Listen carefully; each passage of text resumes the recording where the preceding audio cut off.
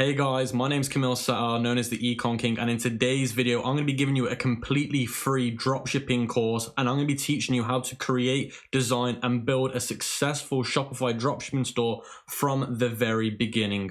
This free dropshipping course is going to be a step-by-step, and it's going to be completely uncensored and unfiltered.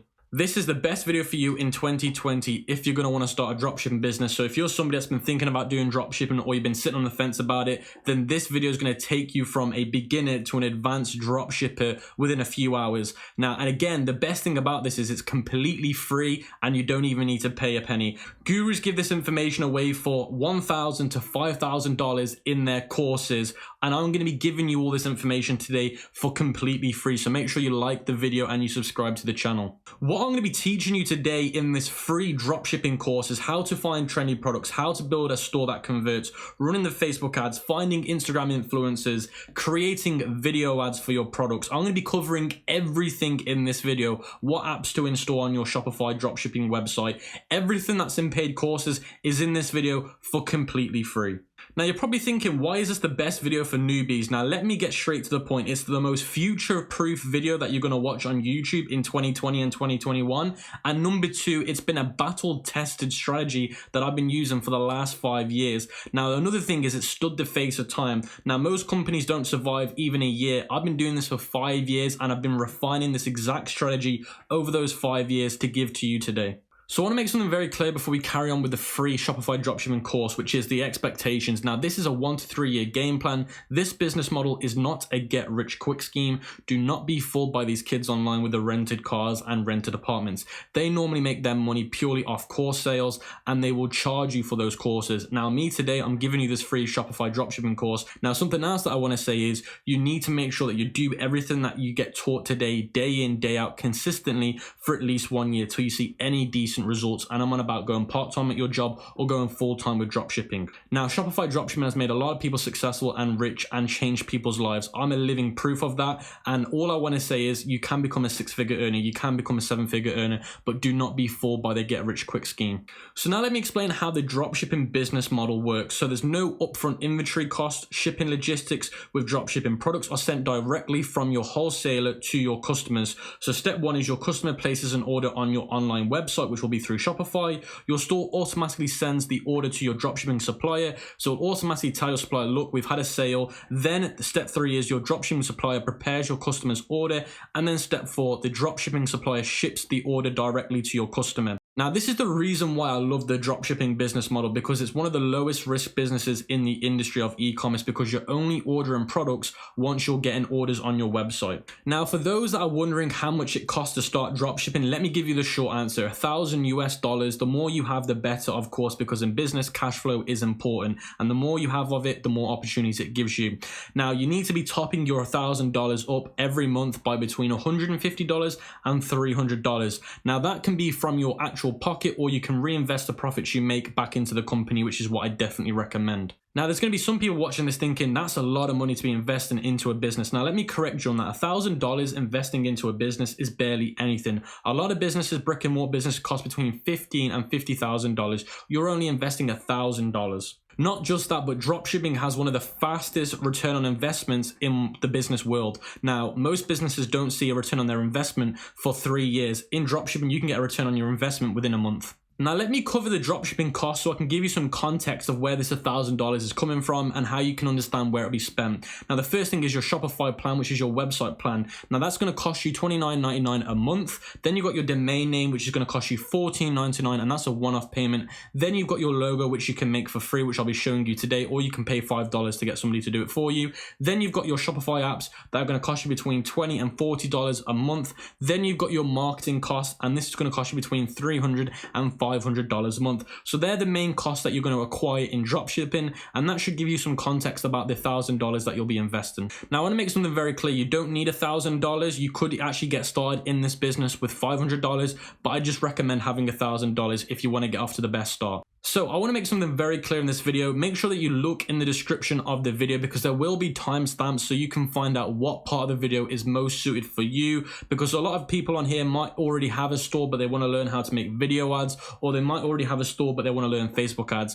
Every timestamp will be in the description, so just go and find which part is best for you. And remember guys, this is a complete free Shopify dropshipping course, so you can just pick and choose what you want to learn from. But if you're a beginner, I recommend you stay from here and watch till the end. So the first part of starting a successful Shopify dropshipping business is finding a winning product. Now, a winning product is a product that will show signs of success early on or are currently doing very well, because you don't want to be picking any random product, because you want to try and find something that's going to make you a return on investment as quick as you can. Now, I've made you guys a criteria list to find a winning product and what actually makes a product a winning product. So the first thing is something very new to the market. You want to try and sell something that's not being seen everywhere. That way it brings a new factor around it and people want the newest and latest things. For example, people always want to try and upgrade their phones to the latest and greatest. So if you bring something new into the market and you find a product that's new to the market, they're going to want to buy it. Now, the next criteria for a winning product is the wow factor. And with wow factor comes a lot of attention. People are going to see it. They're going to think, wow, that's interesting.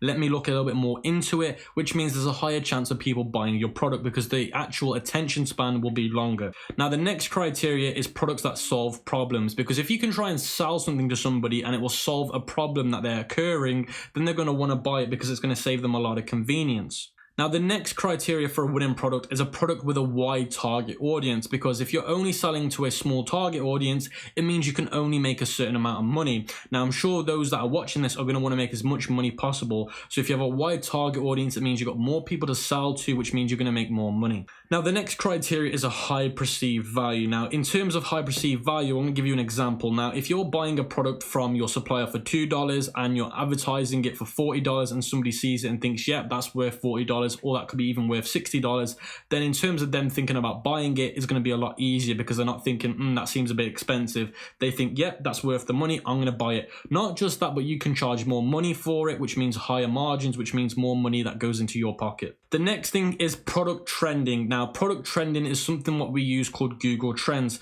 Now, what you can do is you can search names in Google Trends and it will tell you if it's currently got a trend behind it. Now, if a product has a trend, it means it's in demand and it means people are interested in that certain industry or product. Now, the last factor is high quality videos and photos. So when you're finding products online, you're going to want to find products that have high quality photos and high quality videos, because when you're doing your advertising, then if people see poor quality, they're going to assume that your service is poor quality as well. Now, don't worry, I'm actually going to be showing you guys how I find winning products, the tools I use, the free tools and the paid tools. But what I'm going to cover next is what are the best dropshipping niches.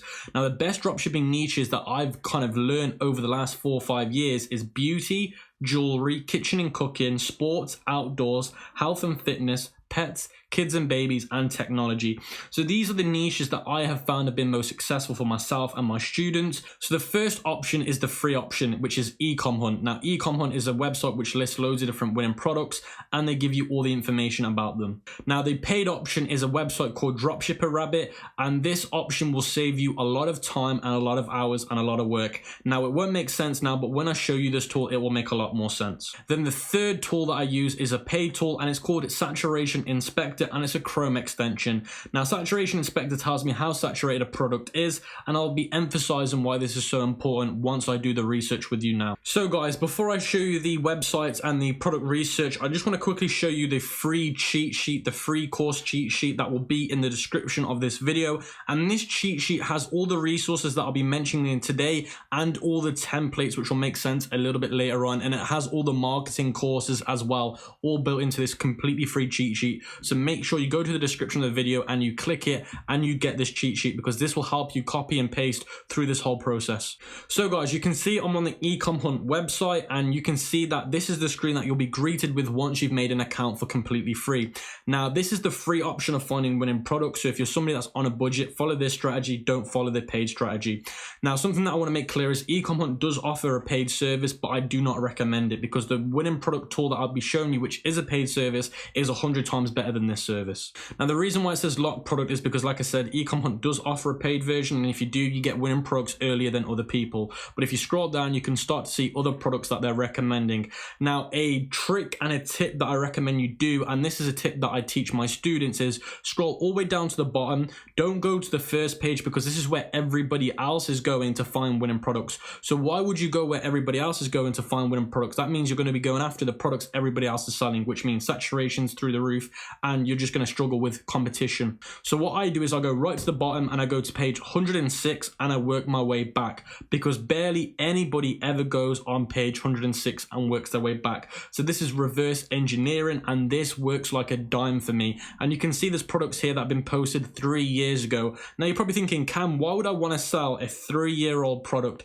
Now I want to show you a trick, and this is the Google Trends trick. So if we go to another page and try and find another tool that I like the look of very quickly. So if we go through here again, like you can see, these have been posted 3 years ago. So for example, if I show you this pet grooming glove, now for those that are new in dropshipping won't understand this, but this pet grooming glove did 7 figures like 8 months ago, but you can see it was posted 3 years ago. So although this did 7 figures 8 months ago, it was posted all the way back 3 years ago. And the reason why that is because a lot of winning products will go viral and go trending again. Now how you work this out is you copy the name of the product, pet grooming glove, you go to Google Trends and you paste in the product name in this box here.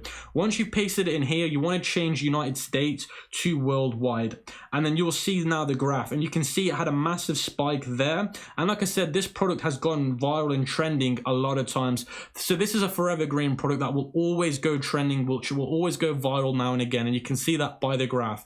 But what you want to look for when you're looking at this is you want to try and find a graph that's a little bit more stable than this, and you want to look for something that's like spiking up but then isn't going down. So as soon as you can try and catch a product that's spiking up, that's when you're going to be selling a trendy in-demand product.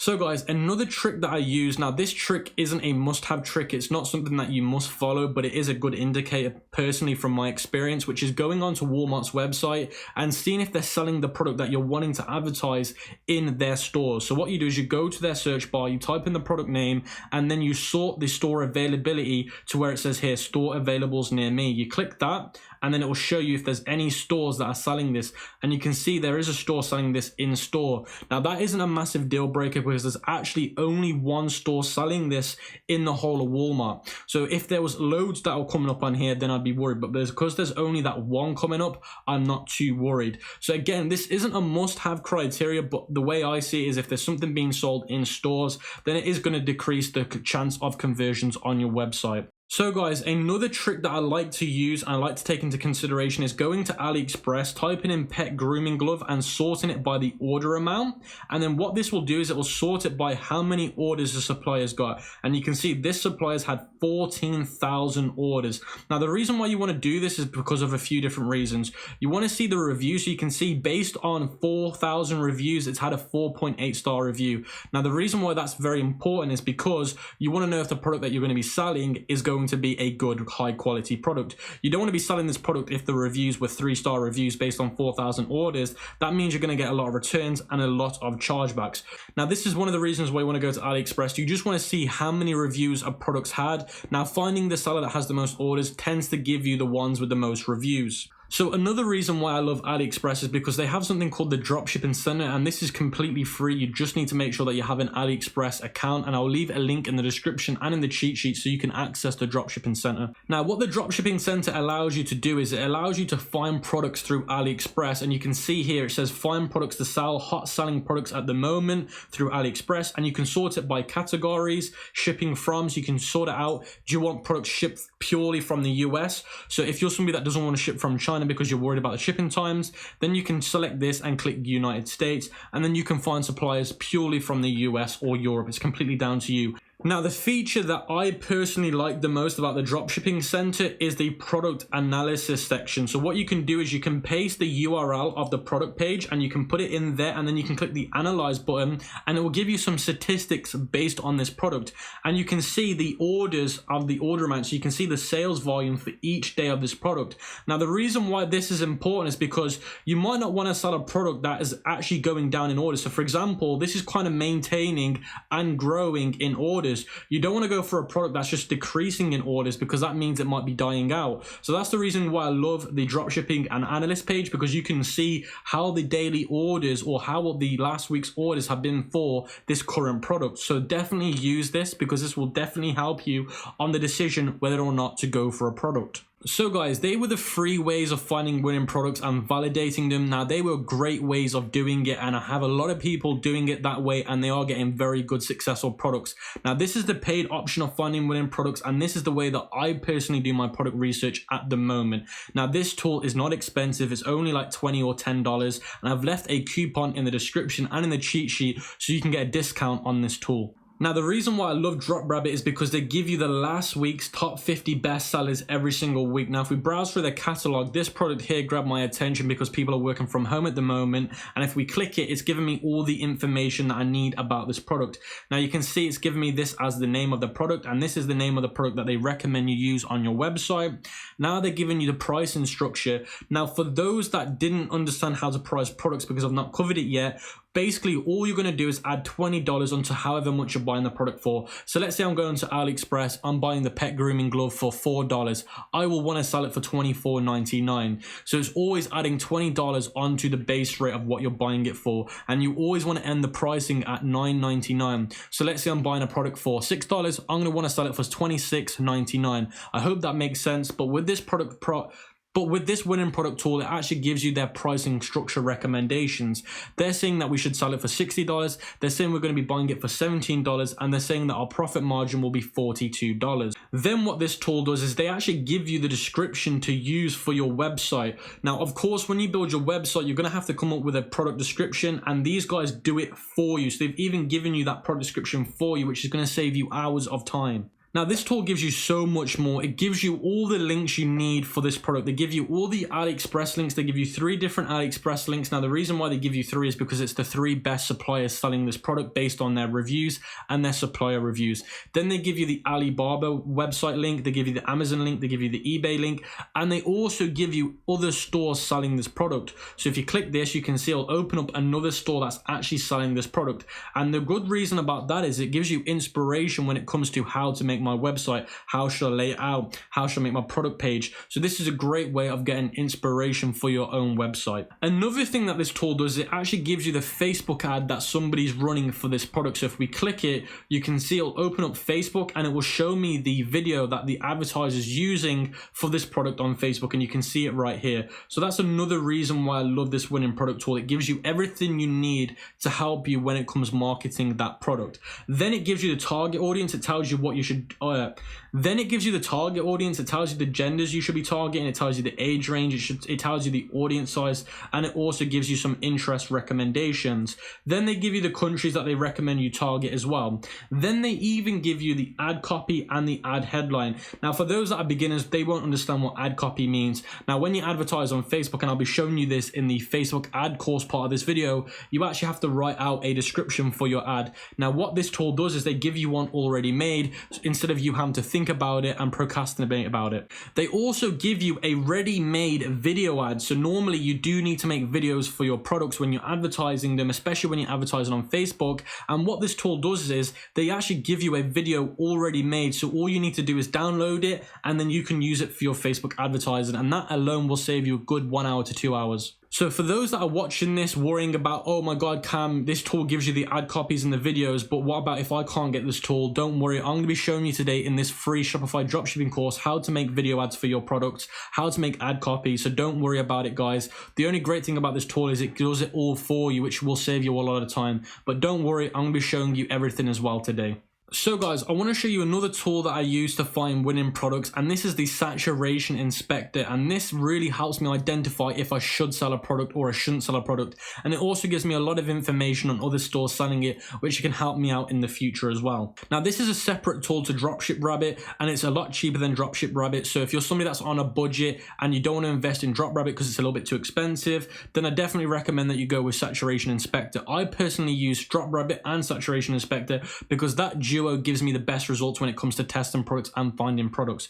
Now, in terms of how you use Saturation Inspector, is you need to go to the Google Chrome extension marketplace, and you need to download it. And I'll leave the link for this in the description and in the cheat sheet. And once you've downloaded it, you'll see this icon here. You want to click it, and then it'll tell you how saturated the product is on the AliExpress website. So once you come to the AliExpress website for that product, then what you want to do is you want to hit the Chrome extension icon, and it will give you the saturation for this product. And you can see it's telling me that 151 stores are selling this product on their website, and you can see that the saturation is fully to the top. Now, the reason why you do not want to go for a saturated product, especially as a beginner, is for these two reasons. Number one, and the most important part, is the expense that it will bring to your marketing cost.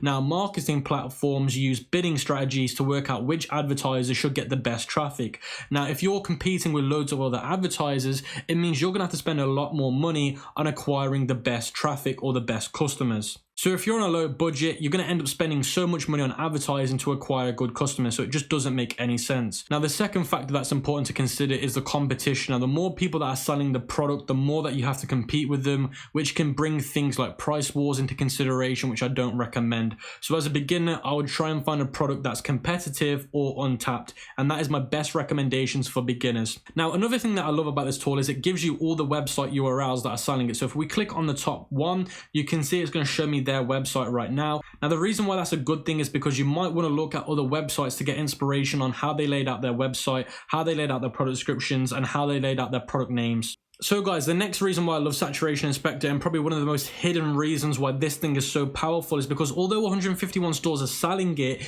it doesn't mean 151 stores are actually advertising it. Now, the great thing you can do is you can actually search for these stores on the Facebook ad library, and I'll leave the link in the description so you can access the Facebook ad library. And what the Facebook ad library enables you to do is it shows you what pages are running advertisements. It shows you what advertisements they're running. That way you can find out what products they're actually spending money on, because if they're spending money on those products, it means that they're obviously doing well. So it could be that you find this product on their website, but this isn't the most successful on their website. You might go to the ad library and find out they're selling something else, and they're spending lots of money on something else. So what you do is you search for their name in this, and it will pull up their page. You sort it by all countries, and then if they are running ads, it will show you their ads. This is honestly where I see the most value with Saturation Inspector. This part right here is where I get all my value from, and this is the reason why I'm able to find very successful products. So guys, the next step of building a successful dropshipping business is finding a high quality dropshipping supplier. Now, it's all good finding the best product in the world, but if there's no good suppliers selling it, then do not sell it, because at the end of the day, if your logistics crash, your business will crash,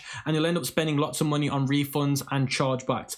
Now, the most important part of dropshipping and the most attractive part of dropshipping is you don't need to handle the logistics. But saying that, it doesn't mean that you shouldn't do your due diligence on finding out who should look after your logistics for you. So that's what I'm going to be covering right now, how to find a good quality supplier. And who we'll be using this for in today's video will be Oberlo, AliExpress, and Udroppy. Now, Oberlo is basically AliExpress merged into one. Now, Udroppy is a paid option that I'm currently using myself, and it is worth every single penny. Now, a lot of people that are watching this are probably thinking dropshipping, and the reason why I don't want to start dropshipping is because shipping times take 20 to 40 days. Now, I'm using a company called Udroppy, which I'll be showing you today, and I'm able to get shipping times between 3 days and 15 days. Now, on average, it's between 3 and 10 days. So that will then get those that are watching this thinking, oh my God, I never knew you could do that with dropshipping. And this is a very cheap way. And with Udroppy, you don't need to do minimum order quantities. It's one product dropshipping. You order a product once at a time. And that's the reason why I love Udroppy. But what I'll be doing is I'll be showing you both AliExpress, Oberlo, and Udroppy, because obviously Oberlo is the free option, Udroppy is the paid option. So guys, you can see I'm on Oberlo, and this is the free option of getting a supplier and a fulfillment company. Now, to get Oberlo, you do need a Shopify website, and then you need to add it as an app on your store, and it's a completely free app. You do not need to pay for it. This is the free option. Now, you're probably thinking, why do I need Oberlo if I can just go to AliExpress? What Oberlo does is Oberlo transfers all that information across. So it pulls the information from AliExpress, puts it onto your website. It doesn't just do that, but once you get an order on your website, Oberlo will tell the AliExpress supplier, look, we've had an order, can you fulfill it for us? That way you don't have to do it manually and you don't have to fill out all those details yourself. So in terms of how to find products on Oberlo is you go to where it says search for products in the top left, and then it gives you this website here. So what it'll do is it'll show you hot products at the moment, and then it'll also show you loads of different categories, and then what you can do is you can search for that product that you want. So I've searched for pet grooming glove. So guys, you can see I've searched for pet grooming glove, and you can see it's coming up with loads of different suppliers selling that product. Now you do want to filter this down by seller rate. That way you're going to be finding the sellers that have the best ratings, because at the end of the day you do not want to find a supplier with bad ratings, because that will then correlate with bad customer service, because that supplier might be bad at shipping times, they might be bad at customer service, they just might be bad supplier in general. So you can see once I've sorted it, this one here is coming up as the #1 seller, and you can see that their shipping times are between 20 and 40 days. If I pay a little bit extra, an extra $1 or an extra 40 cents, I'll get 15 to 60 days. And you can see DHL is way too much. It's $51. When you're doing AliExpress drop shipping, you either go with AliExpress standard shipping, ePacket, or special line YW. They're the options that I recommend you use when doing AliExpress/Oberlo drop shipping. So guys, when you click on the product on Oberlo, it'll pull up all the information about that product, how much it's got in stock. It tells you what sizes it comes in, the supplier's name, how long they've been open for, their positive ratings. It tells you everything about that supplier and that product. Now, what I'm going to do is I'm going to leave a link in the description and in the cheat sheet, the course cheat sheet for this blog that I made about how to find the best suppliers in 2020. It goes over the locations, the accountability, absolutely everything. It also gives you a list of 300 different suppliers as well. So I'll leave that in the description and in the course cheat sheet. So guys, the paid version of the logistics for your dropshipping business and for your suppliers is using a company called Udroppy, and this is the company that I personally use and my students use to get their products from. Now, when you sign up, it should look like this. Now, in terms of the pricing plans, I'd recommend you go for the $49.99 a month, and you can get that in a monthly plan or a yearly plan. I don't recommend going any higher because there's no need unless you're a successful dropshipper getting between 100 and 200 orders a week. So as soon as you've got Udroppy and you've got the $49.99 plan, if you want to go for them, this is what it will look like. And you want to go to where it says product catalog, and then you want to search for the name of your product, which is the pet grooming glove, and you can see it's come up here. As soon as I click it, you're going to see it's going to pull up all the information about the product. Now, the other thing that I love about Udroppy is they have DHL shipping. Now, remember DHL shipping on Oberlo was like $60. Through Udroppy, DHL shipping can range from between $5 and $15. So that's why it's such a powerful fulfillment company, and this is why I deem them as the best suppliers for drop shipping at the moment. Now, the other thing that I love about Udroppy is you can request products. So if the product's not on here, you can request to get it added to Udroppy. Another thing that I love about the Udroppy platform is the product mapping. Now, product mapping basically means if you're selling a personalized jewelry gift, so for example, if you're selling on your website personalized jewelry, and when they check out, they have to enter the name of who they want engraving on their jewelry, you need something called a product mapping, and Udroppy give you that, which makes it easy when it comes to selling customized gifts. Another thing that I love about Udroppy is the virtual warehouse option. Now, the reason why I love this is because once you get 100 orders or 200 orders a week, you want to start ordering your product in bulk because it's going to cost you a lot less, which means you're going to be making a lot more in profit. And what they do is they actually rent out warehouses which you can use and pay for. So instead of you buying a warehouse, you can just rent the ones that they've got, which means you're going to be saving a lot of money. Udroppy also offer white labeling services, which means if you want to put logos on your products, they can offer you that service. So these are the guys that I'm using, and these are the reasons why I think they're the best at this current time, especially if you can afford $49.99 a month. So guys, now I'm going to be showing you how to build a Shopify dropshipping store from scratch in a way that will get you conversions and sales. Not just that, I'm going to be also showing you now how to pick a brand name and also how to make a logo for your website. Now, the thing that I love about Shopify is they always give away a free trial on their platform, which gives you the chance to make a website for completely free. That way you can get a feel for how it feels to actually make a website using Shopify. Now, at this current time of recording, they're giving away a 90-day free trial. Normally they give away a 14-day trial, but at this current time, it's a 90-day free trial, which is absolutely insane.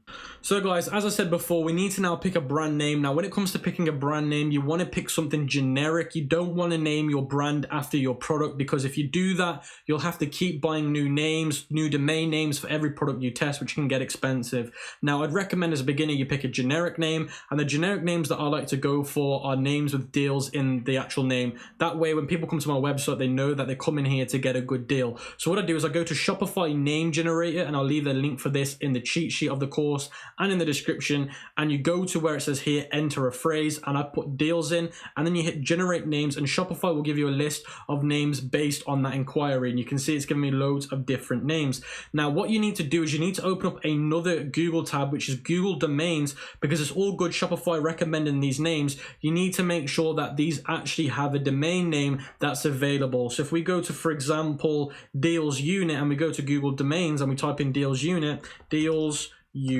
we need to make sure that this is coming up with a domain that we can actually buy. So it's very important that you do this, because you can come up with the best names ever, but they might not actually have the domain name available. So you can see at the moment, deals unit is available for £10 a year. Now it's normally $10 or $15. So guys, I don't recommend that you buy the domains through Google. I'm only showing you this to show you that you should always make sure that the domain name is available before picking a brand name, because I see lots of people, they pick a brand name, they make a logo, then they realize the domain name is not available or it's too expensive to buy. Now, I recommend you buy your domain name through Shopify. It's pretty much the same price, and when you buy it through Shopify, it's so much easier to connect the domain name, and you get a free email that's like support@yourbusinessname.com, which is what you need. So it's definitely the best way of doing things as a beginner. So guys, now we've picked a brand name, we need to make a logo for our brand name, and the best website to use is Canva. It's completely free. They do offer a pro version, and I do recommend the pro version if you can afford it, because it will make your logos look a lot better as well.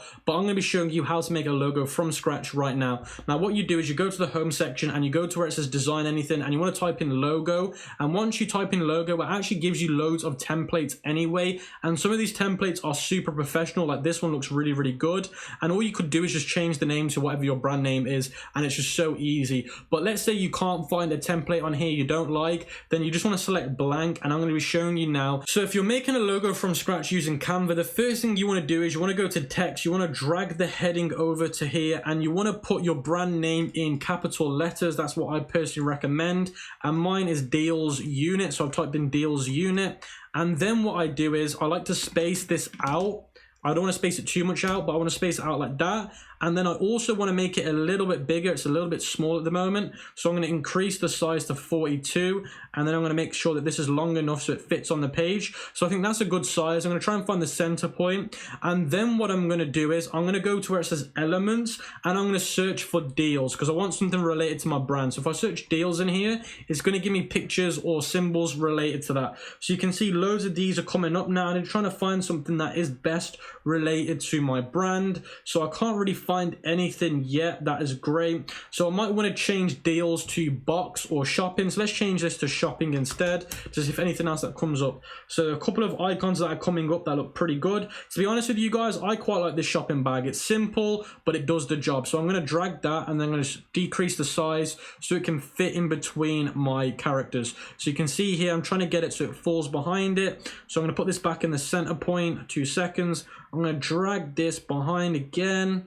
So guys, after messing around with my logo for a few minutes, I was able to get it done, and literally all I did, guys, was I typed in deals unit, and then I just dragged the shopping icon symbol in the middle, and that's how simple I've made it. Now there's going to be a couple of people laughing like, bro, really, is that your logo? Honestly, I know 6-figure, 7-figure dropshipping stores that have a logo worse than that, and they're still able to do those kind of numbers. Now at the starting point, your logo doesn't need to look fantastic. It just needs to show your brand and what it represents. It's as simple as that. Now if I wanted to jazz this up a little bit, I could change the font, I could change the color, I could change the size, I could do a few different things with it, but for now, this is a great way to make your logo for free. Now, what you want to do is you want to hit the download button. You want to download it. Now, because I've used an image that is copyrighted, I will have to pay 99p for it, but that's literally just 99p. There are symbols in here that are free, so if you hover over the ones that are free, it will say free. The ones that are paid will say paid. But all you need to do, guys, is just download it, and then that's your logo ready to be used. So guys, now we've got the logo made, the brand name made, we can now go on Shopify and start our free trial. So you go to the Shopify website, you go to start a free trial, you enter the information here, and then when you hit create store, it's going to ask for some more personal information.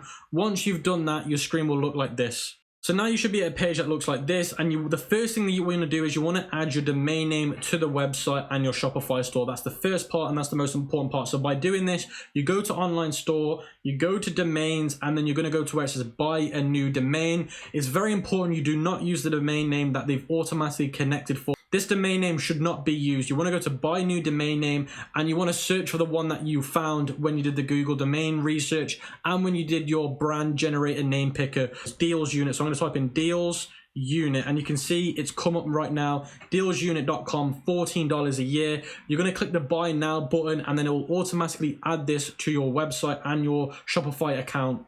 Now the next stage is going to be downloading the theme, and how you do that is you go to themes, and it should take you to a page that looks like this, and Shopify give you their standard theme, which is the debut theme. Now I don't recommend this theme. There's a way better theme completely free that I've been using, and I absolutely love it and the features they give you. Now what you need to do is you need to go to the Debutify website, and I'll leave a link to this in the description and in the course cheat sheet, and then you want to hit free download now. You want to enter your name and then your email address, and then you want to enter your store name. So once you've done that, you want to enter your store name, and they give you the example, which is storename.myshopify.com. Now how you get your store name is you go back to Shopify, you look in the URL, and it will give you your store name there if you don't quite understand where to get it. So I've just entered my store name. I'm going to add free download, and it's going to redirect me back to Shopify, but it's going to import the actual apps. You can see here you are still about to import Debutify. You want to hit install uninstalled app, and then it's going to take you to the next page, which is going to be actually adding it to your theme library. So now your page should look like this, and all you want to do, guys, is hit add to theme library, and that is it.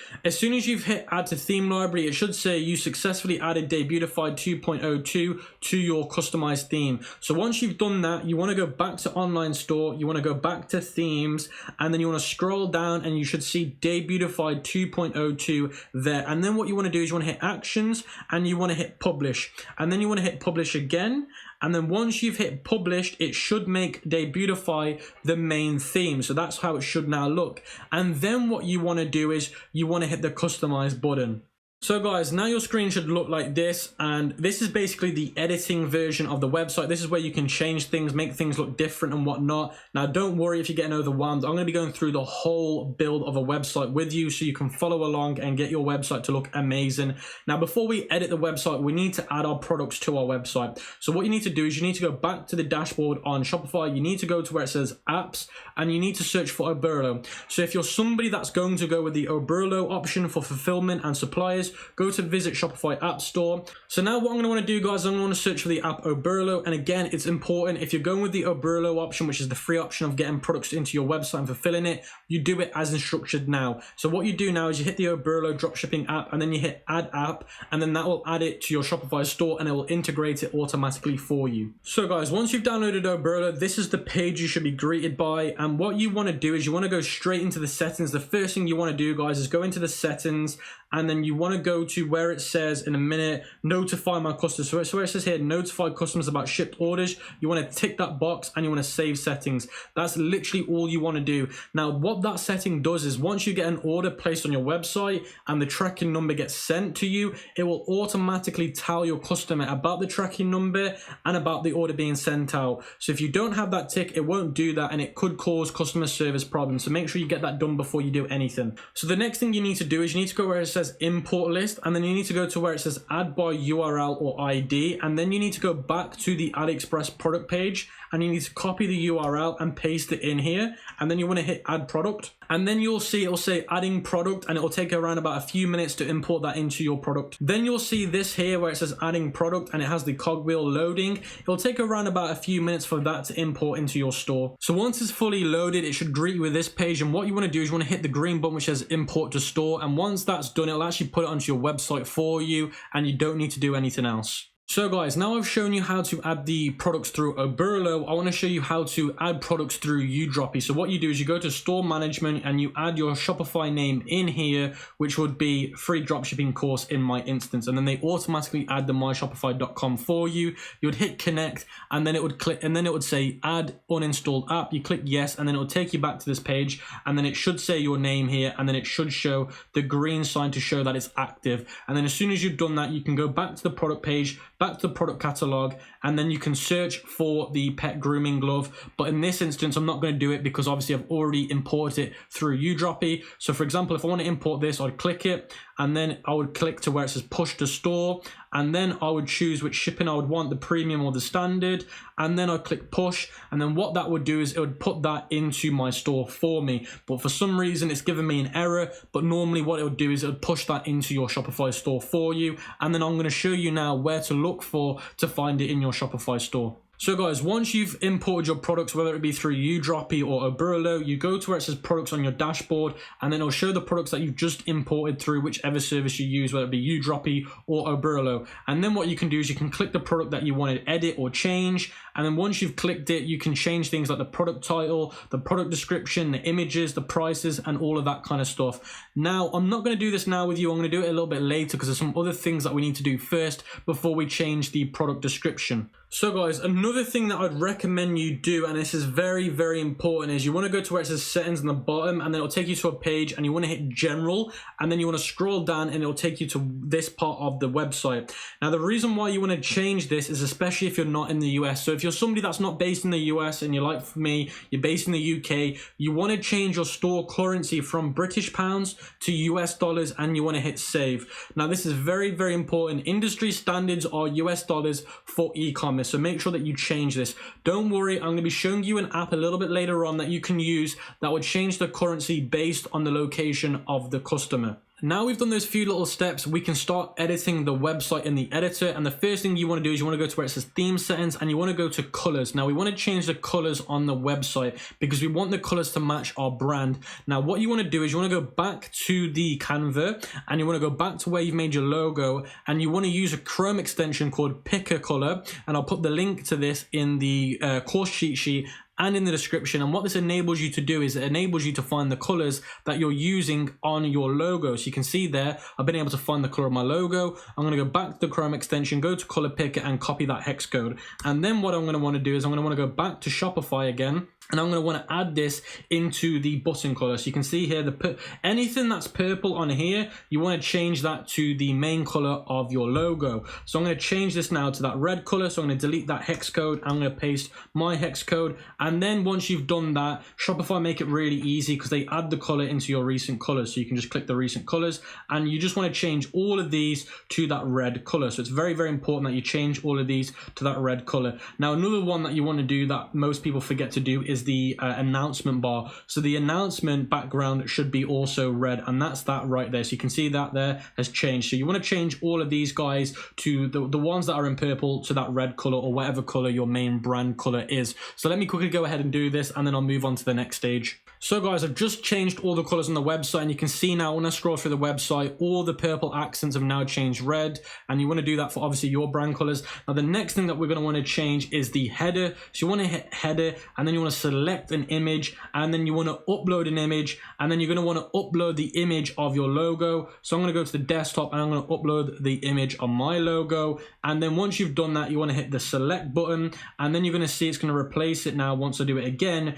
with the logo that I've picked. So you can see there, my logo has now been added to the website. And then once you've done that, you want to go to the welcome section, and then you want to change this as well. Now, if we change the website to the mobile version, now the reason why we're changing this to the mobile version, and the reason why it's important that you do change yours also to the mobile version, is because 70% of your traffic is actually going to come from mobile and not desktop. So the mobile version is more important than the actual desktop version. So I always like editing my website in the mobile version. So the next thing we're going to want to do is we're going to want to change the section height on the mobile version to medium. Now you can see what that's done is it's changed this welcome section box to a lot smaller. So we change that back to what it was before, which was full. You can see it was way too big, and customers ain't going to appreciate it being that big. So changing it to medium is that good middle ground that I recommend. Now what you're going to want to do is you want to go to where it says content, you want to go to where it says welcome, and then you're going to want to scroll down and go to where it says heading, and then it says welcome. You're going to want to delete that, and then you're going to want to put So you're going to want to put here at deals unit or whatever your brand name is, and then you're going to want to leave that. So you're going to want to leave the header as just that. You don't want to add anything else. So guys, now we've changed the heading to say here at deals unit. You want to change the text bit to say this. Now, the kind of vision you want to go down is you want to emphasize what your brand's about. It's just a little bit about a backstory behind your brand. And what I've put in this box is we are one of the world's leading online discount stores. We are one of the fastest growing companies because we always put our customers first. A customer-centered shopping experience has always been our goal. So that's very powerful, and as soon as somebody reads that, they're going to be like, wow, now I understand what these guys are doing and I understand why they're selling their products. Now, another thing that's important is you guys can copy what I've just put in that box if you want, but I don't recommend you do. And the reason why I don't recommend you copy it exact, because if Shopify works out that there's duplicated content on websites, then they can block your website. So it's very important that if you are going to copy it, you make a very small change, or you just change maybe some of the words, but just don't copy like for like, guys. You are going to get yourselves into trouble, but you're more than welcome to use my ideas as your own ideas. So guys, the next stage is going to where it says the button label, and you want to change the button label to say shop the latest deals. Now, the reason why you want to do that is because your company is based on giving people the best deals on the best latest trending products. So as soon as you emphasize that you're doing the deals, it gives people a reason to buy from you instead of somebody else. Now, something else that I like to do is I like to change the button style from default to full. So make sure that you do that. That's my personal opinion. I just think it pops a little bit more when you change it to full. It's down to personal preference, but that's what I prefer the most. So that's the home bit done. All we need to do now, guys, is we need to change the image. So go to where it says select image, and then you want to go to free images, and you want to search shopping. So guys, I was able to find an image that I really like from Shopify, and again, how I did it is I went to free images and I searched shopping, and then I searched for the ones that I like the most, and I thought that sale image goes with my brand and it goes with what I'm trying to get across as a company. So that's the home bit done in terms of the top section. Now the next thing that you're going to want to do is you always want to make sure that you save. So want to hit the save button in the top right in purple. A lot of people don't save, and then what they end up doing is their computer either glitches out and then they lose everything they've done. So always make sure that you save after you've done like 5 minutes on your website, basically, because you don't want to lose anything that you've just done. Now the next section that you guys want to do is you want to go back and you want to go to the theme settings, and you want to go to advanced settings, and then you want to go to announcement, and you want to change where it says text, and you want to get rid of where it says free shipping, 70% on returns. So guys, you can see I've changed the announcement bar to say free track shipping and the best prices, and then I've put the shipping emojis on there. Now how I get the shipping emojis is I'm on a Mac and I click Control Command Spacebar, and then it gives me that menu which I can use, which makes life easy. Now if you're on a PC, then you can just Google Facebook emojis and then get them from there. But that's how I like to do my shipping bar, and I think the website's already looking really nice and really branded and not drop shipping spammy looking. I think it looks really, really good at the moment. Let me know what you guys think in the comment section. Now the next thing that we need to do, guys, is we need to kind of change the way that this is set up on the left, the sections. So in terms of featured content, which is this bit here, I don't want it on there. Now the reason why you don't want featured content on is because you've already told people about your brand here, so there's no need to do it again on there. Now in terms of featured products, you do want this on. Collection list, I personally have that turned off. It's completely down to you. It's just down to your personal preference. I don't have it on. In terms of featured product, yes, I do have this on, and the featured product that I use and connect this to is the product that I end up running advertisements to, which I'll be showing you a little bit later. And then you want to keep your subscribed to our newsletter. You want to keep that as it is. So that's how your homepage should now look. You should have those sections there. And now what we can do, guys, is we can start editing the next thing, which is the featured products. Then what you want to do is you want to go to the heading to where it says featured products, and you want to change that to top deals of the month. So I change this to the month, not the week. So I do that, top deals of the month, and then that's what it should look like. If you really wanted to, you can change it to the day. So you can do top deals of the day. It's down to personal preference. I have it as the month, but you can do top deals of the day. So that's what I change it to. That way it looks like, again, you're pushing that you're the guy that offers the best deals online. And then what you're going to want to do is you're going to want to create a collection. Now I'm going to show you how to do this now. So you need to go back to your dashboard. You need to go back to products, and then you need to go on a product, and then you need to go to the right hand side where it says collections, and then you're going to want to go to where it says homepage, and you want to select homepage. Then you want to hit save, and then you're going to want to go back to your products again, and you're going to want to do the same for all of them. So you want to go back to another product that you've imported to your website, and then you want to do the same again. You want to go to where it says collections, and you want to tick homepage, and you want to hit save. So you want to do that to all the products on your website, or the ones that you want to put on your homepage. It's completely down to you guys. So guys, now you've added a few products to your collection, you can go back to this website editor, and you can go to where it says collection, select collection, and then you can select the home, and then you want to hit select, and then what it will do is you can see now it's imported those products to our collection bit there. Now you're probably thinking, Cam, it's got those horrible titles.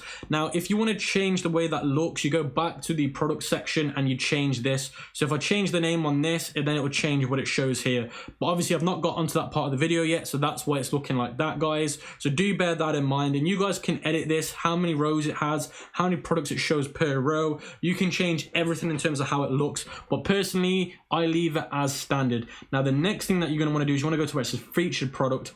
Now where it says featured product, you want to add the product that you're going to be running Facebook ads to. So the product that I'm going to be running Facebook ads to for this is going to be the laptop stand, which is this one here. So I'm going to select it, and then I'm going to make sure that I leave it as it is, and you can see now when you scroll down, the featured product is the laptop stand, because like I said, that's the one that I'm going to be doing Facebook ads for. So guys, you can see on the featured product page it's showing ships from. Now depending on your supplier, if your supplier ships from different locations, when you import the product it will show this, and obviously it's not a good thing to show, especially for the customer, and I'll be showing you how to get rid of this a little bit later on so it doesn't show the ships from. Now in terms of color, you can see it's given loads of different options. Now I personally like to have a drop down menu and not a displayable button. So if you go back to the featured product bit and you scroll down, you can change where it says button to drop down. So if you hit drop down, you can see now somebody can choose from the drop down menu instead of picking those different buttons. Now personally I think it looks a lot more cleaner and professional. So guys, the next stage of editing your website is going to be the subscribe to our newsletter, and you want to change what they give you automatically to. So guys, what you want to change it to is, do you want an extra 10% off? And then you want to put as the subheading, sign up and you'll receive a coupon. So you can see that way you're going to enhance people to sign up to your email list, and the more email lists you have, the more money you can make. So it's very important, if you're spending money on getting traffic to your website, that people are going to sign up to your newsletter, and then that way you can retarget them later, which is very important. As a newbie, it might not make sense to you at the moment, but basically when people come to your website, it's important that you try and get their emails, because if they don't buy from you, then you can market to them later through email marketing to try and get them back to buy from you. So that's basically like a roundup of how it works. But again, like I said, I'll show you guys how to set this up correctly a little bit later when I show you how to do Klaviyo. Now the next thing you're going to want to do is you want to change the trust badges here. So you can see the trust badges, you want to go to down to where it says guarantee, and you want to change the first one, which is the trophy one. So guys, I've changed the trophy logo to say award winning. That way it's going to make people think, wow, we're a big brand. And then so guys, you can see I've changed the truck symbol to say free track shipping. Now the good thing about that is when people hear free shipping, and especially it's tracked, they're going to get really excited about it, and it gives them a higher chance of buying. Now you're going to want to change the rocket symbol to say 30-day money back. So guys, you can see I've changed the rocket symbol to say 30-day money back. Now the reason why you want to offer that is because when people see that, it builds a lot more trust with them. And now people are going to think, if you offer that, will people use it a lot? Now trust me, I do it and I barely get anybody that does the 30-day money back. It's just there to show that you're a legit company and you've got nothing to hide as a brand. So guys, you want to change the thumbs up to say 99.5% positive feedback. Now that's our guarantees and trust badges set up, and you can see straight away they make a massive difference, and it's going to definitely help with our conversion rates. So guys, you're going to want to change the footer next. Now, before we change the footer, something you want to do before we get there to save time is you want to kind of copy a bit of this that you've got. So I'm going to copy the bit where it says we are the only world's leading discount store. So I'm going to copy that bit of the text, because when we go to the footer, there's an about bit, and I just want to paste it in there. That way I don't need to wait around for too long. So you can see when I scroll down, it says text there. I'm going to change that to say that, and you can see that's been put in. Now, in terms of the email address, you want to put the info@yourcompany.com. And like I said, when you buy the domain domain name through Shopify, it will give you one for free. In terms of a phone number, you do want to put a phone number in there. It is better to put a phone number. It does build a lot more trust, and it will increase your conversions.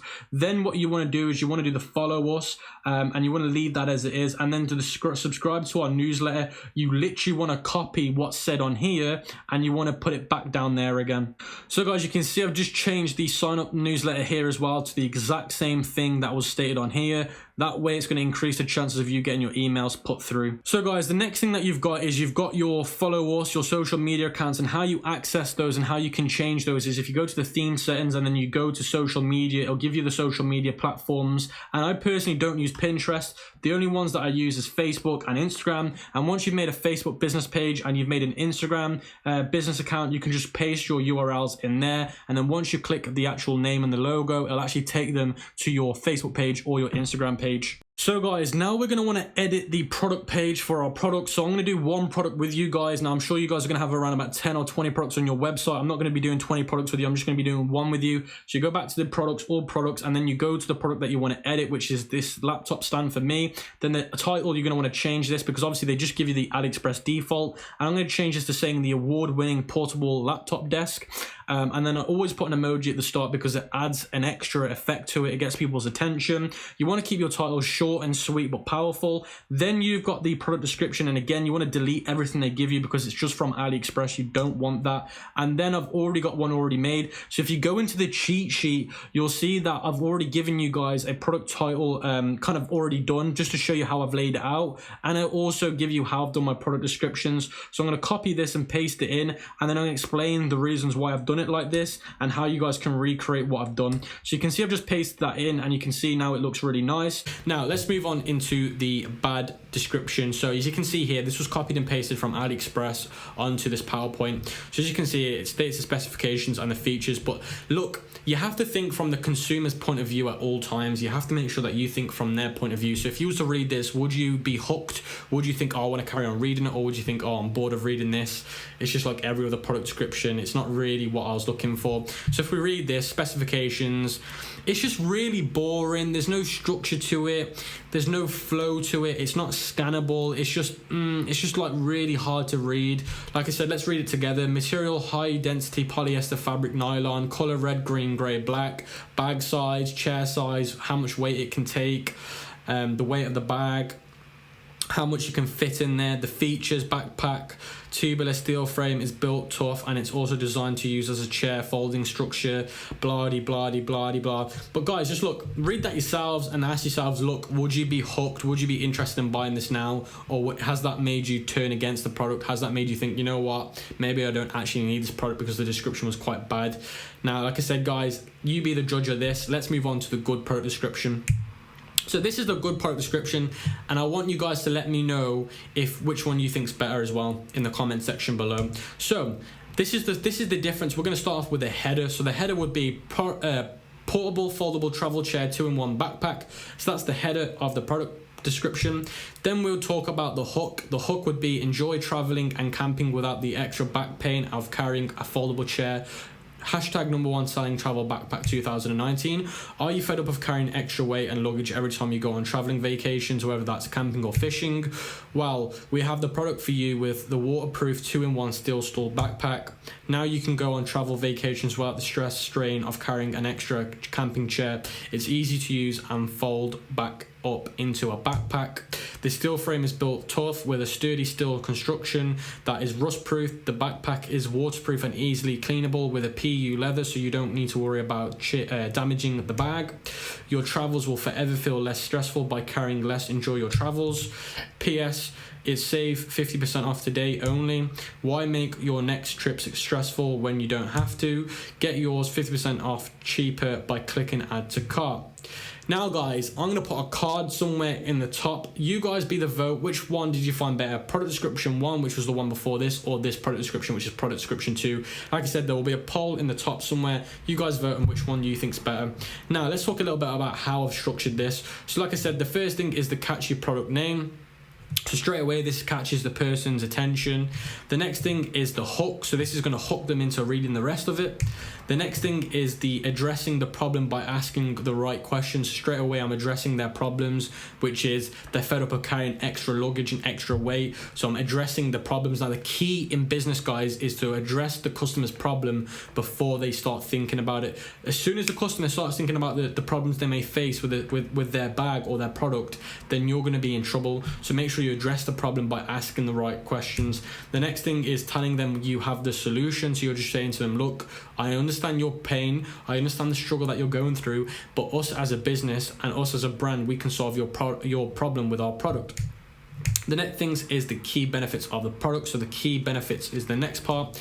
Then you're going to give them more benefits of owning the product. So this part is you telling them the benefits of owning this product and keeping the product. Then the next thing is asking a question to justify buying it. So now you're asking them a question so they can justify to buy it. The next thing you're going to want to do is you want to have a call to action. So after they've read all that, they're already hooked, they're already interested. Now all you need to do is get a call to action so they take the next step, which is to add to cart. The next thing that you're going to want to do is offer the specifications and the features. So right at the bottom, that's when you add the specifications, the features like size, color, weight, and the FAQ. FAQ stands for frequently asked questions. So that is how I lay my product descriptions out. So use Amazon to make the FAQ page. Now this is so important, and I'll show you what I mean in a minute. Now what I mean by using Amazon to make your FAQ page is you go onto Amazon, and I'll be showing you in a minute. You'll search for the same product, you'll find the product on Amazon, and you'll go to frequently asked questions, and you'll just use those for your product page. Let me show you how to do this. So you guys can see I'm in Amazon right now, and I've picked up a similar product to mine. So as you guys saw in the real life examples I was giving you, I was using a 2-in-1 rucksack stall backpack as my example for the product descriptions. Now I couldn't find the exact same one on Amazon, so what I've done is I found something very similar to it, because again it has the same concept. It's a 2-in-1 backpack, it has a stall, so it's going to have the same Q&As as my backpack. So we're going to scroll down, I'm going to go to the customer questions and answers. Now, what I'm going to want to do is I'm going to want to go through all of these answers and questions and find the ones that are most that correlate the most with my product as well. And like I said, because this product's very similar, I can use the FAQs in here for my product. Not all of them, but most of them. So, for example, the first one is I'm 16 stone. Will this product take my weight? So that's a very good one that could be put on my product page. How much weight can my product take in terms of the backpack and the stall?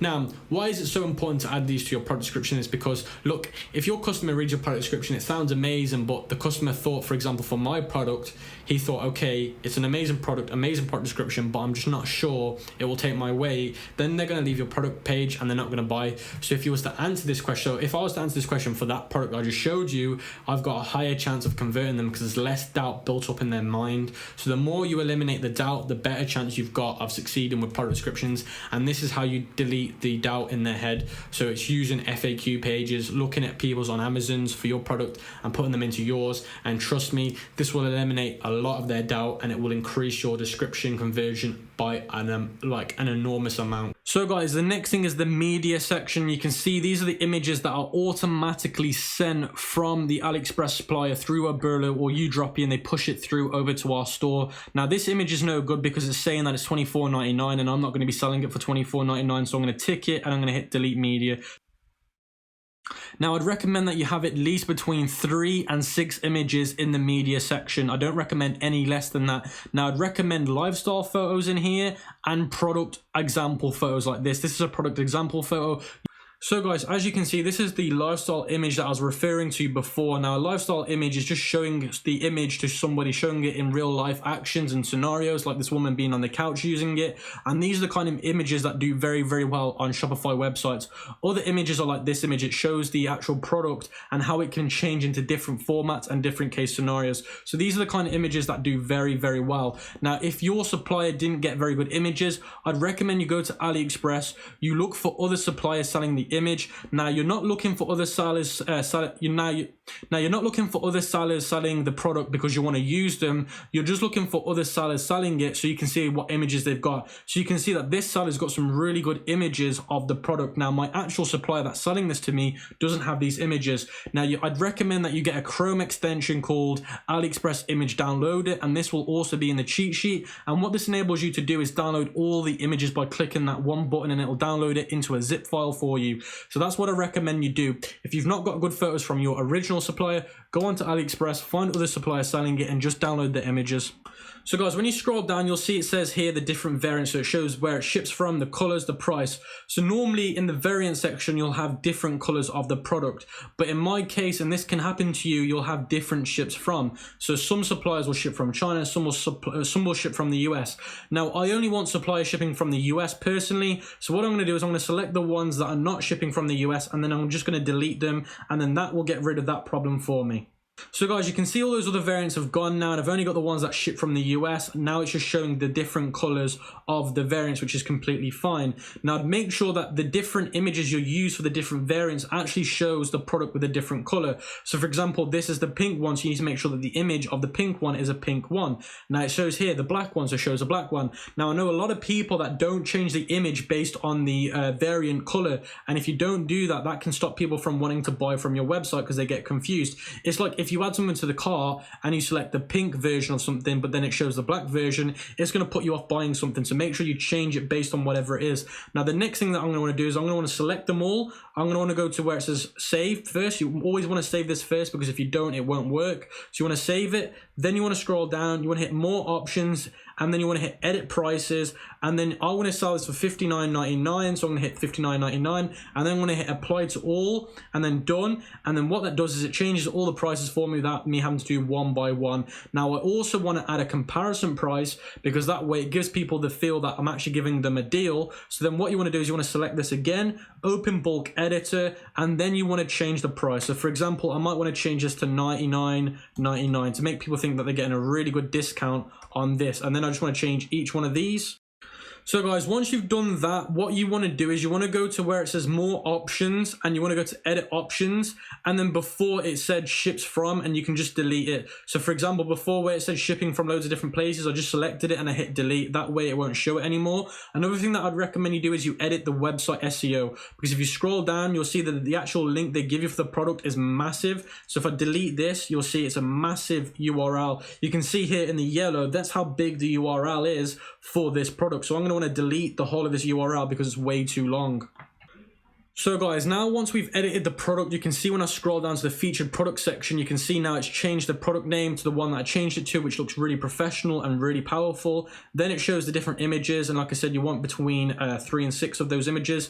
Then it shows the old price, then the new price, and you can see the ships from option's been deleted now. It's just got the color option, and then you can see here the product description, and then that's pretty much it. So you can see that's been nicely done, and you want to do that for every product that you add to your website. And again, if you don't know how to do product descriptions, I'll leave that in the product course cheat sheet. Now what we need to do, guys, we need to add the legal pages to our website, because by law you have to have them, and we need to add a few other pages to our website. So guys, what you want to do is go back to the Shopify dashboard, and then you want to go to pages under online store. Then you want to hit add a page, and then it'll come here and it'll say what page you want to add. And the first page you want to add is the About Us page. You want to call this About Us.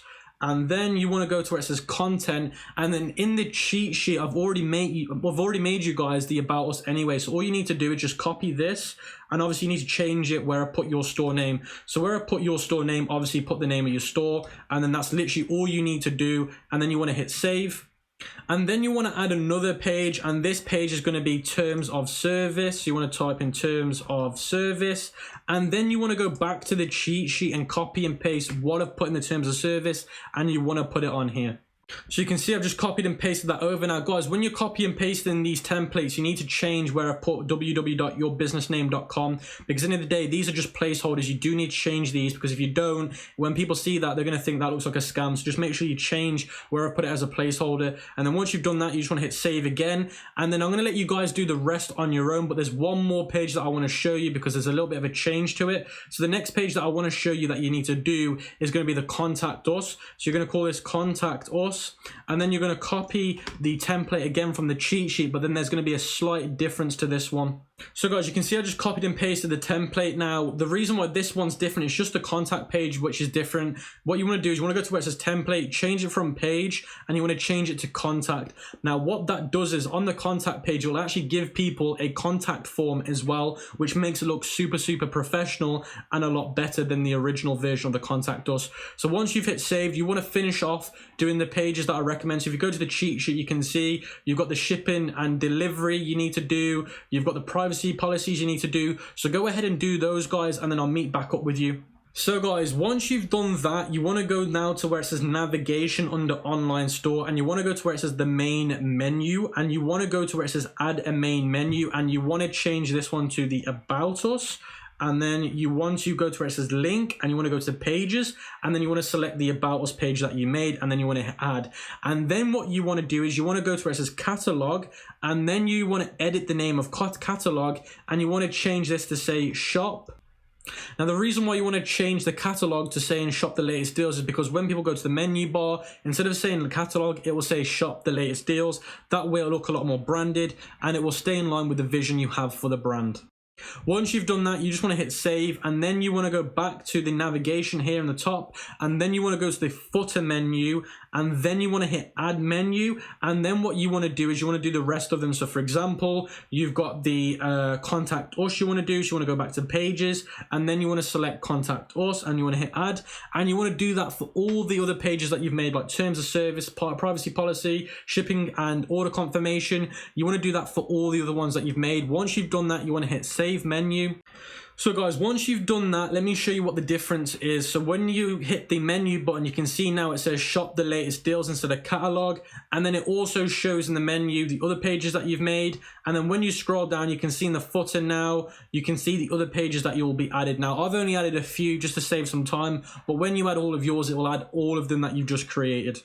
So guys, the next thing we want to do is we want to change the checkout page so it fits our brand and our identity. So what you want to do is you want to go to theme settings, then you want to go to checkout, and then you want to select non-background. You don't want to select a background, you just want to select a logo, and then you want to add the logo that you've picked, and then you want to scroll down and you want to change the colors, these accents, to the colors that you've picked. So guys, once you've done that, you can see now when you go to your checkout page, it shows your logo and it shows the brand colors. So if you don't do that, it will give you the original version and it'll be the purple colors and it won't have a logo. That way, when people check out, it won't match your brand and it can put people off. So make sure you don't skip out on this part and you fill it out. So guys, the next stage is going back to the Shopify App Store so we can download some more apps which will enhance our website and get us the best results. So if you use the links in my cheat sheet for the dropshipping course, which is this one right now, and in the description, you will get extended trials on these apps that I'm recommending you. So for example, the first app we need is Luke's Reviews. Now Luke's Reviews is an actual product review app and it gives you a 14-day trial at standard, but if you use the link that I give you, you'll get a 30-day free trial. So as soon as you get the app, you want to click it and then you just want to hit add to Shopify store and then it will add it to your Shopify store. So guys, once you've downloaded Luke's Reviews, you want to go to the dashboard, then you want to go to settings, then you want to go to where it says display reviews, then you want to scroll down and you want to copy this code here. You want to hit copy, then you want to duplicate your Shopify tab because you want to keep another one open, and then you want to go to online store, and then you want to go to actions on the theme, and then you want to hit edit code, and then you want to go here and you want to search for product, and then you want to go to where it says product liquid, and then you want to paste this right here, and then as soon as you've pasted that, you want to hit save. So guys, once you've added that code, you want to go to the left hand side and you want to go to where it says appearance, and then you want to go to where it says star color, and you want to change here to what this says here, FFC83D, and it will give you a gold star review instead of a black review. Obviously gold looks more positive than black. So guys, the next thing we need to do is import some reviews to Luke so we can add it to our product page to build a lot more trust with our customers. So how you do that is you go to import reviews and then you grab this little red icon and you drag it into your bookmarks. So this is my bookmark here and I'm going to place it there and it should show that right there now. So as soon as you drag it up, it should show that. Then you want to go to your AliExpress product page. So this is my AliExpress product page. Then you want to hit import to Luke's. And then what you want to do is you want to import it to the product page which is relevant, which is this one here. And then what you want to do is you want to do 4 stars and up. And then you want to do only images. So you want to go to where it says only reviews with images.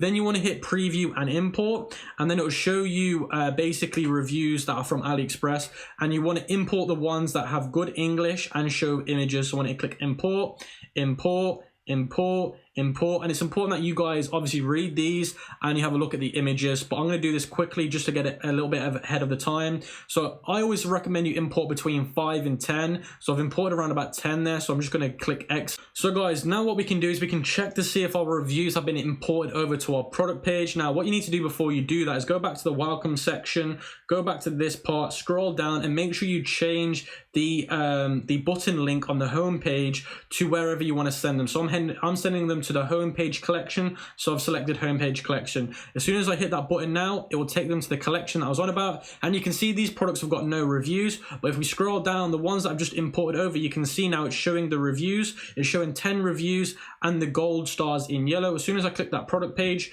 you're going to see now when I scroll down at the bottom, it's showing the reviews. So you can see here now it's showing all those reviews for that product. So that's literally all you need to do. It's very easy and very simple, and it looks very, very good. Now, something else that Debutify do is they add their own testimonials. So you can see at the bottom, it's saying testimonials. Now, I don't recommend keeping these. I'd recommend deleting these. So what you want to do is you want to go to testimonials and you want to click them, and then you want to hit remove content. What we can do is we can check to see if our reviews have been imported over to our product page. Now what you need to do before you do that is go back to the welcome section, go back to this part, scroll down, and make sure you change the button link on the home page to wherever you want to send them. So I'm sending them to the homepage collection, so I've selected homepage collection. As soon as I hit that button now, it will take them to the collection that I was on about, and you can see these products have got no reviews. But if we scroll down, the ones that I've just imported over, you can see now it's showing the reviews. It's showing 10 reviews and the gold stars in yellow. As soon as I click that product page, you're going to see now when I scroll down at the bottom, it's showing the reviews. So you can see here now it's showing all those reviews for that product. So that's literally all you need to do. It's very easy and very simple, and it looks very, very good. Now, something else that Debutify do is they add their own testimonials. So you can see at the bottom, it's saying testimonials. Now, I don't recommend keeping these. I'd recommend deleting these. So what you want to do is you want to go to testimonials and you want to click them, and then you want to hit remove content. So after you delete all the testimonials and you remove the content, it won't show it on the product page anymore, and you can see it's only showing the Luke's reviews. Now, if you've got Luke's reviews, you don't need to have testimonials too. Now, also Debutify give you products that you may also like and similar products. Now, I don't recommend having both on there. So what I'm going to do is I'm going to go to where it says related products, and I'm going to delete this. I'm going to go to where it says show related products. I'm going to untick that, and you can see now it's got rid of that. You may also like, you want to keep this, but you don't want to keep both. You don't want to keep related and suggestions. You want to have one or the other. So that way it's going to increase your average order value, and you're going to get better orders with better order rates. So that's pretty much what you want to do, and that's pretty much done for the Luke's Reviews app. So guys, the next app you're going to need is the Best Currency Converter Pro, and this app would change the currency based on the customer's location. So this is the app name, and then it offers a 30-day free trial, which is really good. It's this one here with the blue guy. You want to click it, and then you want to install the app, and then I'll show you how to set it up. So then what you want to do, guys, is you want to add the elite version, the 995 one, click choose as plan, and then click OK. So guys, what you want to do is you want to select the elite plan. So you want to scroll to the bottom, click the I read and understand the terms and conditions, choose the plan, and then I'm going to show you now what I do when I set it up, because there's a few things you need to change in the settings to make sure that this app works correctly. So guys, once you download the app, this is what the page will look like, and you want to go to where it says here, click to see how, and then it's going to take you to this page, which is the setup page, and then you want to scroll down to where it shows you this right here, which is the money format, which is this bit here, step 5 and step 6, and then you want to go to the settings, and then you want to go to general, and then you want to scroll down to the bottom where it says store currency, then you want to go to where it says change formatting, and then you're going to be changing these two right here. So guys, this is how they should look now after you've changed them. So what I've done is I've got step 5, copied that, put that at the start of each one of these top 2 ones, and then I've gone to step 6 and I've copied that bit at the end and I've put it on the end of these. Then you want to hit save, and then you want to go back to the online store and you want to view the eye icon. So you see this eye icon here, you want to click it, and then you want to see if it has changed the currency on your website, because obviously I'm from the UK. I had my store in dollars, so it should now be in UK pounds. So when I scroll down, you can see now it's converted it into UK pounds. So you can see now it's changed it automatically for me to UK pounds. So that's the Best Currency Converter Pro app set up. So guys, the next app that you're going to need is the Klaviyo Marketing Automations app. It's this one right here. Now this app is your email marketing. Now email marketing is when somebody tries to add to cart but then they leave. You can email them saying, look, you've left something in your cart, why not come back and get a coupon code, which means you're going to convert them into customers. So guys, the first step is to go to Klaviyo. There is a link in the description below that will take you to a website like this so you can sign up.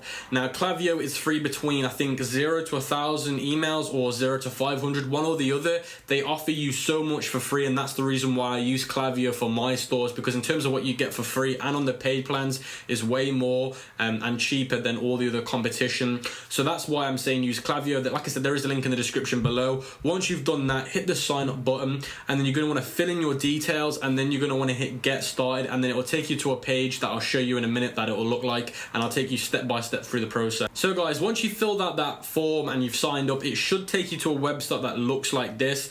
Then what you're going to want to do is you're going to want to hit the e-commerce symbol, then you're going to want to hit the Shopify symbol, then you're also going to want to add your website URL. So I'm going to put mine in right now, which is email marketing.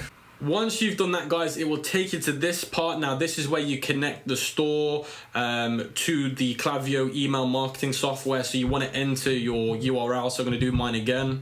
So guys, once you've done that, it should take you to a page like this where they're going to integrate, and you just want to hit the update app symbol, and then that should integrate it so you have no further problem. So guys, after a few minutes, it then connected and it's come up with this page. So if you're following along, guys, you should now be here where it says Shopify successfully connected with a green tick, which means your store and the software are now integrated.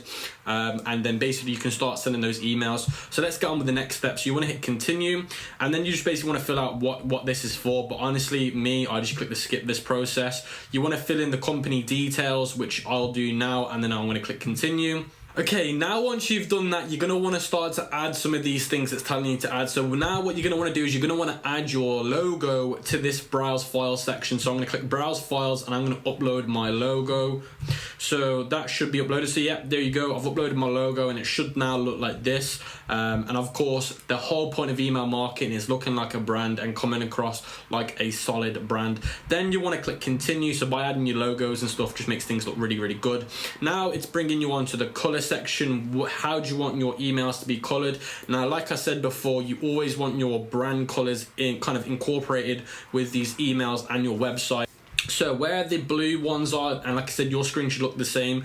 These little blue squares, you want to change those to your logo color. Once you've done that, it should bring you to this page where it says you're all set. Then click let's go, and it should take you into the dashboard, which you can see right now. I'm in the dashboard, and then you can click performance. Now in the performance section, it's going to show you loads of different things like how your flow sequences are performing, how many open rates you're getting, how many people are taking action and stuff like that. Now obviously it's going to show you loads of different things based on how many email campaigns you've got going at the current time. You don't need to really worry about that yet till you start sending these campaigns and these automations and flows, because if you're not doing anything, there's nothing to look for. But before I carry on in terms of building the email marketing campaigns and the series and the automations, I'm just going to explain what each part means. So your flows are basically creating different flows like automation. So flow for an abandoned cart, one for customer thank you, one for customer win back, one for product review, one for welcome series. So there's different flows that you can make, and obviously I'm going to go through each one with you step by step and build them with you as well. I just want to kind of go over what everything means in Klaviyo first so you don't get overwhelmed by the software. Then you've got email templates. Now we're going to be using one of these later, and I'm going to be showing you how to do that too. But basically you can build like loads of different templates for your email marketing campaigns and for anything else really. Then you've got list and segments. Now in here you can build different lists of people. So you can build a list for people that have bought from you. You can build a list from people that have added to cart but not checked out. You can build loads of different lists of people that buy from you every 3 months. You can build loads of different lists and segments, but you don't need to really worry about this for now. I'll show you all this in a minute. Then you've got profiles. Now profiles is everybody that is basically signed up to your email list or your abandoned cart sequence. So anybody that you've captured emails from will be found in here, and you can set like different tasks on them, and you can do loads of different things in there. Then you've got integrations. Now this is the reason why I love Klaviyo. There's loads of different integrations in Klaviyo. It's really, really good. Now you go to all integrations, it will show you them all here. Now the one that I like the most is Aftership. Now Aftership's what I use for all my parcel tracking from customers, and you can basically sync those together and integrate them, which is really cool and really amazing. I'm not going to go over Aftership integrations today because that's not what this video is about, but definitely would recommend, if you are using Aftership, go watch the video about how to integrate these two together, because it's very important that you do that. Now the next thing you've got is data feeds. Now all of this stuff you don't need to worry about for now. Then you've got coupons, which I will be showing you how to do in a minute anyway, because you are going to want to create a coupon, but I'll get back to this one a little bit later. Then you've got a sign up form. Now I'm not going to cover this today because you don't need to worry about it, so I'm going to skip it. Then you've got preference pages, and again, you don't need to worry about the preference pages today. That's something you can do in your spare time. This is like changing certain things on different, like if you're doing it on a mobile, if you're doing it on a desktop, you can basically change how certain things look in more great depth. But in terms of the main layout, we've covered all that in terms of the colors and the logo. For now, don't worry about this. This is more if you're going to really scale with email marketing. That's when you should really take this into consideration. But for now, I would recommend skipping it. Then you've got the image library. Now you can upload in bulk loads of images that you might want to use for your email marketing campaign. And I'm going to be getting onto this a little bit later, because there are going to be some images that you're going to want to use for your email marketing campaigns that you're going to be putting into the emails.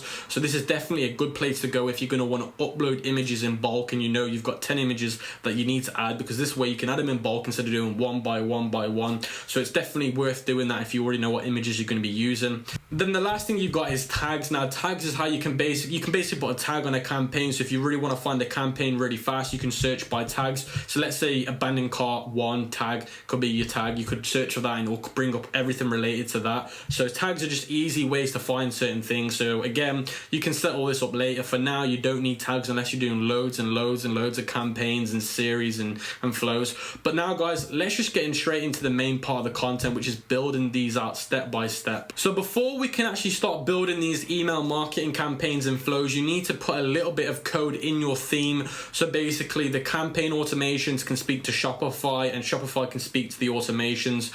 There is just this one little quick bit of code you need to put into your store, and I'll be showing you how to do this right now, so don't worry. So what you need to do is you need to go here where your account information is, and you need to go up to where it says set up web tracking, and then as soon as you've gone in here, you basically want to copy and paste this code. So let me just quickly copy and paste this code. I'm going to click copy, and then what you're going to want to do is you're going to want to go back to your Shopify dashboard, and then you're going to want to go to online store, and I'll show you what to do from there. So guys, you can see I'm in the online store part of my Shopify dashboard. Then you're going to want to go to where it says actions on your theme, and you're going to want to go to where it says edit code, and then from here you need to search for a little bit of code, and I'll tell you exactly what to search for and where to paste this code. So guys, what you need to do is you need to search for product liquid. So it should come up when I do this. You can see product liquids coming up, and then what you want to do is you want to scroll all the way down to the bottom, and you basically just want to paste it there, and you're going to want to hit save, and that's everything pretty much done. Now you can go back to Klaviyo to that code page I just showed. So you're back on this page, guys. As long as you're following along, you should be okay.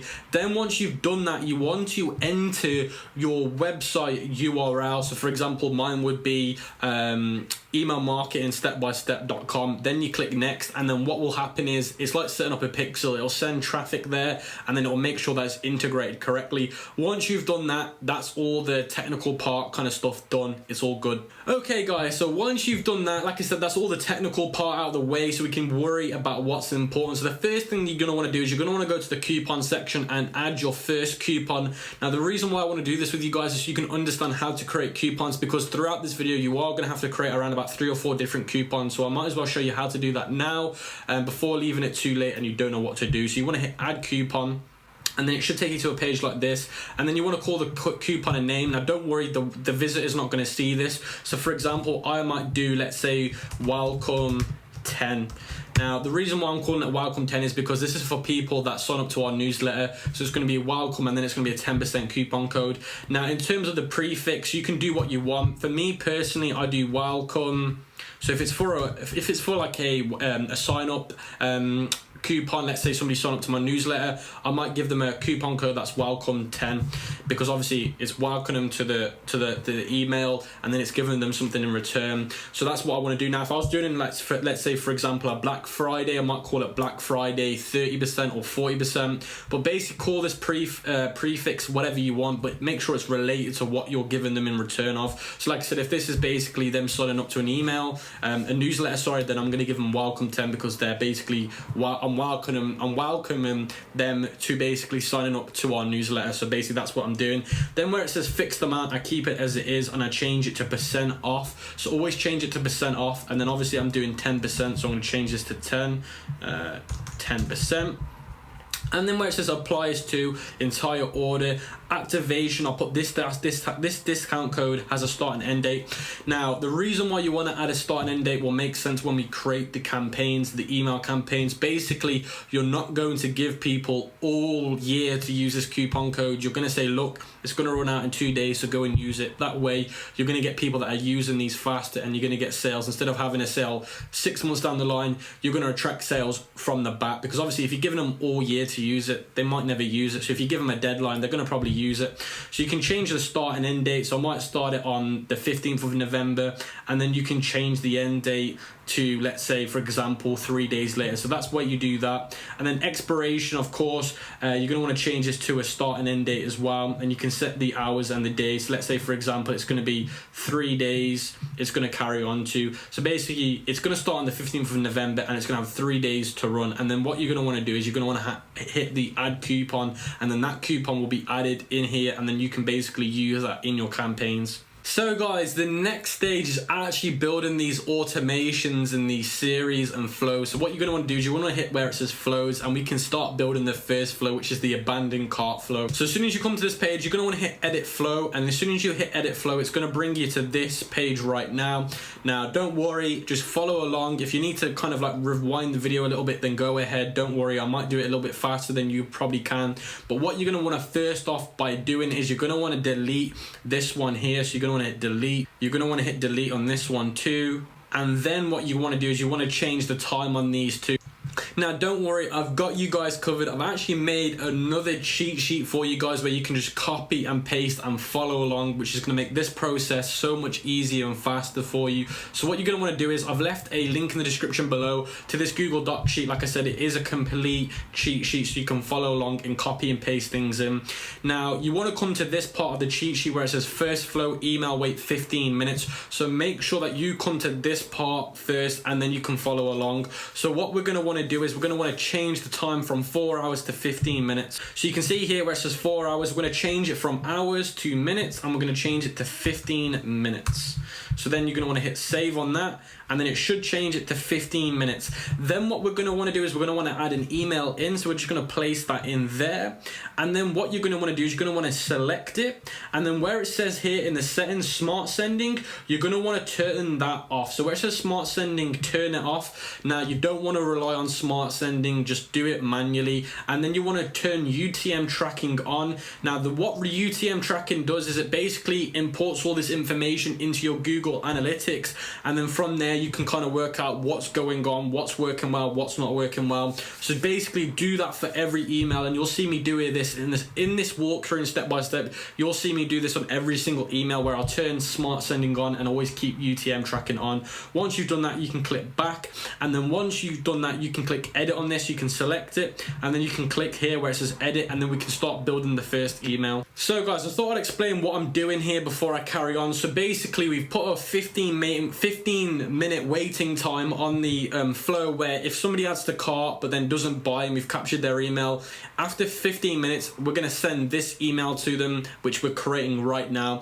Now from name is in the Google Doc sheet as well, the cheat sheet. So it says from name, you want to put a random name, then your company name. So for example, I'm going to put Claire at Confident Wigs. Now on the last video I made on my YouTube channel is building a whole one product store, and the one product store was about the wig. So that's why I'm using Confident Wigs as an example. It's just a follow along from the last video.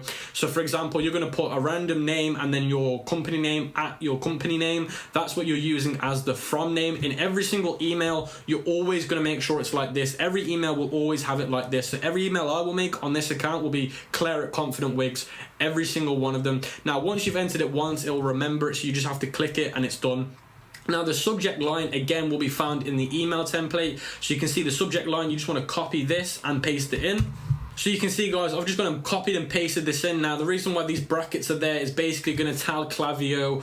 It's a smart way of telling Klaviyo whatever the name of that person was, put it in there, and then it will say the customer's name that abandoned the cart, then it'll say what went wrong. So the reason why these crazy brackets are there is because it will work out who left the cart, and then it'll put their name there. Don't worry, it won't look like this on the subject line. It will actually say their name and then what went wrong. And then once you've done that, you're then going to want to go to where it says text base and click create content. And as soon as you've got to this page, you're going to want to delete what they've given you as a preset, and then you're going to want to go back to the cheat sheet and copy and paste what I've put in. So guys, what I've done is I've gone back to the cheat sheet and I've copied and pasted everything off there. So let me read this out. Hey there, and again, these weird brackets because that'll work out whose the name it is that abandoned the cart. We noticed that you were halfway through ordering but didn't end up buying your item. I thought I'd let you know that we have a limited amount of stock remaining due to the flash sale. So we reserved your cart for the next 12 hours. You can use this link to finish when you've left your cart, and then basically there will be their where they've left their cart, and then that'll work it out for them. Let me know if you need any assistance with your order. We are here to help. And then I put again Claire Jackson. So obviously at the start the sender's name was Claire, but then I've made a random name as Jackson. Customer service, then you're going to want to put your company name in here. So for example, I would put Confident Wigs, and then that's that one done, and then you just want to hit done, and then you want to click OK. And as soon as you've done that, that one's done, guys. That's as simple as the first flow done in terms of the first flow after 15 minutes. Then we're going to change the time on this one again, and we're going to want to change it based on what I've put in the cheat sheet. So guys, in the cheat sheet you can see it says after 4 hours, so we're going to go back and change it to 4 hours. Before we do that, we might as well change the subject line as well in terms of copying and pasting that over too. So guys, we're going to change this to 4 hours, so we're going to click it, change it to 20 hours to 4 hours. So we're going to do that to 4 hours, and then we're going to click save, and then we're going to basically put another email under this one here. And then what you're going to want to do is you're going to want to turn off the smart sending again. So where it says smart sending, turn it off and enable custom tracking, UTM tracking. And then you can click back, and then you can edit this one again. And again, you will see once I've deleted this out of the way, you'll see that it saved the from name as a preset. So you're just going to click that, and then you're going to copy and paste the subject line over and paste it there. So guys, you can see I've copied and pasted that subject line over. Now before I carry on, I just want to say the reason why I showed you how to make coupon codes at the start and not now is because what you're going to want to do is you're going to want to create a coupon code that's for example, I've called it Lucky Day because I'm saying it's their lucky day. They're going to get a 20% coupon code. So I might call the coupon code Lucky Day and then 20. So you're going to want to make a coupon code that says Lucky Day 20, and then you can come back to this and carry on. So what I'm going to do is I'm going to basically click save changes, and then I'm going to go to back where it says text base and click create content, and I'm going to copy and paste the next part into here. So guys, you can see it says here I've copied and pasted it in. Hey there, first name. So their first name. The items in your cart are about to sell out. To help you with your decision, here's a 20% off coupon code. Then you're going to want to put your 20% off coupon code in there, which is Lucky Day 20. Use this coupon code at the checkout by the next 24 hours. Click this link to continue to your checkout. Then that link will take them back to their checkout. It will expire in 24 hours, so don't regret missing out on this one-off coupon. If you have any questions, please ask. And again, Claire Jackson, customer service, then your company name, which will be Confident Wigs. So guys, what I'm trying to do here is I'm trying to say to the customer, look, you're lucky, we're giving you a 20% coupon code, so go and use it. You've got 24 hours. If you don't use it in 24 hours, it's not going to work. So then you're going to make the coupon code last for 24 hours, and then it's going to stop working. So that's why I'm saying to you guys, go back and make a coupon code, call it Lucky Day 20, and then you can paste that in there where it says coupon code, and then that's that one done. You can click save content and move on to the next one. So guys, if we go back to the cheat sheet, you can see the next email flow is going to be after 22 hours, and then the subject line is this one here, so you might as well copy this and then get it pasted in. So let's go back to here. Let's get another one of these made, so let's click done there. Let's get a time delay put in, so let's put it under here. Let's change this to 22 hours. And then we're going to copy another email in here. So let's put another email in. And then we're going to turn off smart sending, and we're going to turn UTM on, click back, and then we're going to edit this, and we're going to change everything again. So the form name is going to go back from here to what it is always, which is going to be Claire at Confident Wigs. And the subject line, you just want to copy and paste that in. So you can see here, 2 hours left, last chance for 20% off. So what they're going to do is they're going to see this and think, okay, they've got 2 hours left. They need to use this 20% off. If they don't, then they're going to lose it, and then they're going to have to pay full price. So that's where you're going to put it in there. Then you're going to want to hit save changes, and then you're going to want to go to where it says create content again. And then you're basically just going to copy and paste the next part in and then adjust it. So guys, you can see I've just copied and pasted that in, and this one is hey, and then their first name. Just a heads up for your last chance to redeem your 20% off coupon code on your items in your cart. Use this coupon code. I've put last chance 20% off, so you can even call it last chance for 20% off, or you can create another coupon code that's the exact same as lucky day, but then call it lucky last chance 20% off. This way you're going to really drill it into their head that they've really got a one last chance to use this coupon code.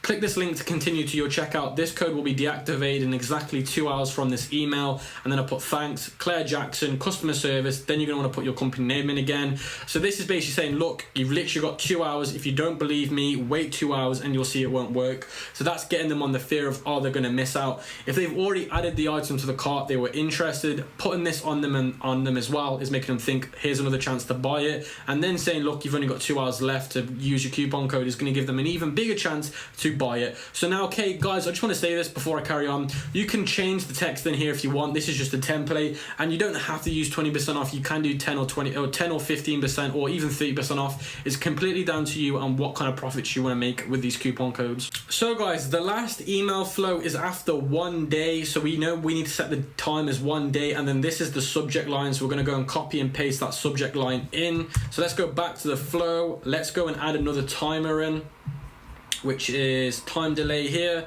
Let's put a time delay there. Let's change this to 1 day. Days, change it to 1, click save. Let's put an email in there as well. And also let's get rid of the smart sending, and let's enable UTM tracking again, and let's click back, and then let's edit this last email. Let's change the form name again. It should already be as a preset. Let's change the subject line to this. First name, can I assist you?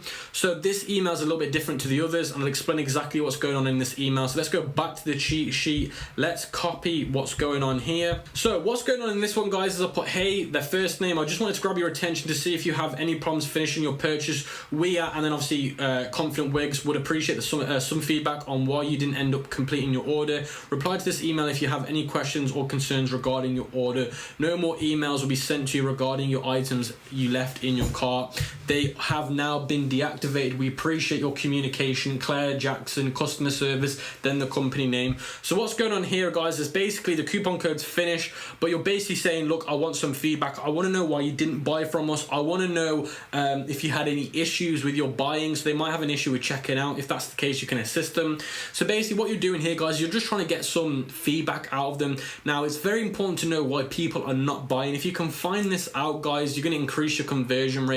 So that's why feedback is so important, and you do not want to miss out. And that's what this email is made to do. It's there to create, it's there to gather feedback based on customers not buying, and it's also to find out if they've had a problem trying to buy the item. They might not be able to use their payment provider. They might say, can you do this for me so I can buy it? You just don't know. So that's what this email is there to do, guys. It's not there to sell to them, but it's there to get feedback and also find out if they had any problems when buying the product. So guys, once you've done that, it should then look like this. This is how your flow should look like. And before you carry on, you're going to want to change where it says draft to live. So make sure you change all of these from draft to live. If you don't do that, then it's not going to get sent once somebody abandons their cart after 15 minutes. When you finish everything, that's how everything should look like, guys. If yours looks like this, then you're on the right track. Now we can carry on with the next step, which is making a welcome newsletter and whatnot. There's so much more to do, guys, not just abandon carts. There's other things that you should be doing in email marketing to increase your sales, your average order value, and your brand awareness. So guys, you should come back to this part of the dashboard. Your abandoned cart should be with a green live button now, and then the next one we're going to be doing, guys, is the welcome series. That's the next thing that we're going to be doing. So you're going to want to hit welcome series, then you're going to want to choose from the list, which is going to be the newsletter, then you're going to hit continue, and then it should take you back to something that looks like this, which is you're familiar with. And again, go back to the cheat sheet and go along with it, and I'm going to go through it with you guys, don't worry. So guys, the first thing that we need to do is we need to get rid of some of the ones that are irrelevant. So you can delete this because we don't need this, so let's click delete email. We can also delete this part here as well because we only need these 2 steps. Now you do want to change where it says wait 3 days to wait 2 days, so we're going to change that from 3 days to 2 days, and then we're going to click save, and then we're going to change this from manual to live. And we're also going to change these from smart sending to UTM tracking on all of these, guys. Remember, don't ever forget to do that. So that should all be set up there. Then what we can do, guys, is we can start editing these welcome series and follow the cheat sheet, which I'll be showing you now where to go from in the cheat sheet. So guys, this is where you should be inside the cheat sheet, where it says welcome flow template. And again, it'll tell you the form name and it'll also tell you the subject line as well. So just make sure that you guys basically get that sorted. So let's get on straight into basically filling out these flows as well. So guys, the first thing that you're going to want to do is you're going to want to hit edit. You should be quite used to this now and how Klaviyo works.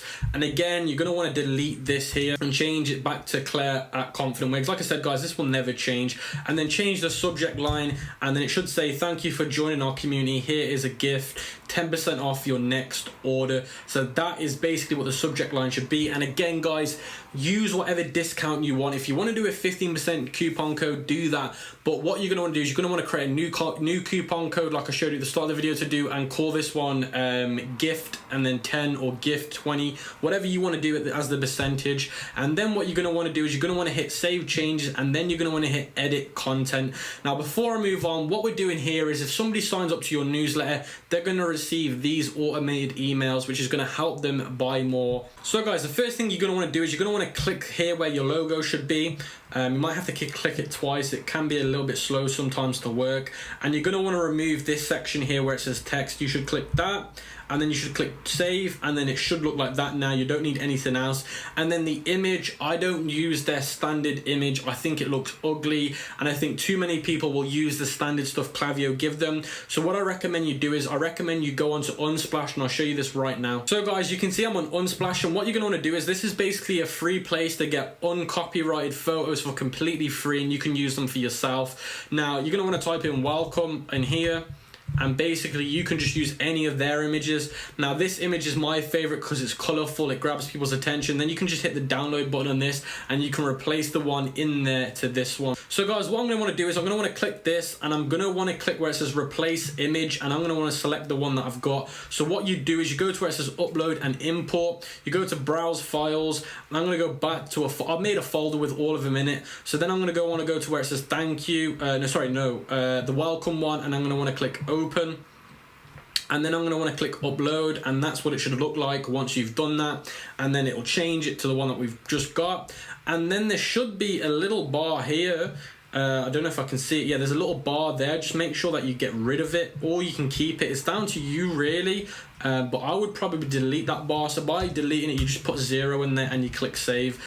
So guys, now that little brown bar should have been gone. Now what you need to do is basically go back to the cheat sheet and copy and paste exactly what I put in there, and you can adjust it slightly if you need to. So guys, you can see where it says thank you for signing up. We're going to change this now. So you want to go here, I'm going to want to delete this and paste in what I put in the cheat sheet. You can see I put welcome to the family. Here is your 10% gift, use family 10. So you can see basically I'm saying to them, look, welcome to the family, because at the end of the day, people like to be a part of some form of family. So by using these kind of psychology words that work on consumers, you're basically going to lure them into them buying, because again, like I said, people like to become a part of a family, and email marketing is all about building a family and having a communication and a relationship with the customer. Now this is something that people really overlook with email marketing. It can be time consuming, don't get me wrong, but if you do it correctly, I'm not joking to you, you can make so much money, and the net profit of that money is going to be in your 80s to 100%, because at the end of the day, it's free contacts you can basically market to, so you need to put them in an environment where they feel connected and they can trust you. So that's why I'm using these kind of words, because I know it works and it really gets to people. You're going to want to change this to the middle, so you go where it says middle, and then it's middle, it's kind of laid out in the middle. You're going to want to put it in bold writing as well. And you can also change the size of the font and everything as well. It's down to you how you want to do it. I'm also going to show you some tactics that I use to kind of get people's attention on certain things.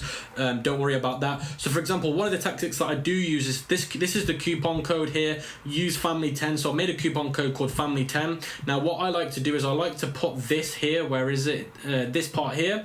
And I like to change it to that like light green. So there you can see it really stands out. And when people read this email, that's going to be the first thing that they look at, and then when they read to see what it's about, they know exactly what it is. So use certain things like this to make things stand out. So that's what I've done there. And again, where this like little description area is, you're going to want to go back to the cheat sheet, and where it says text box, you're just going to want to copy and paste this in there. So let's go and put that in there.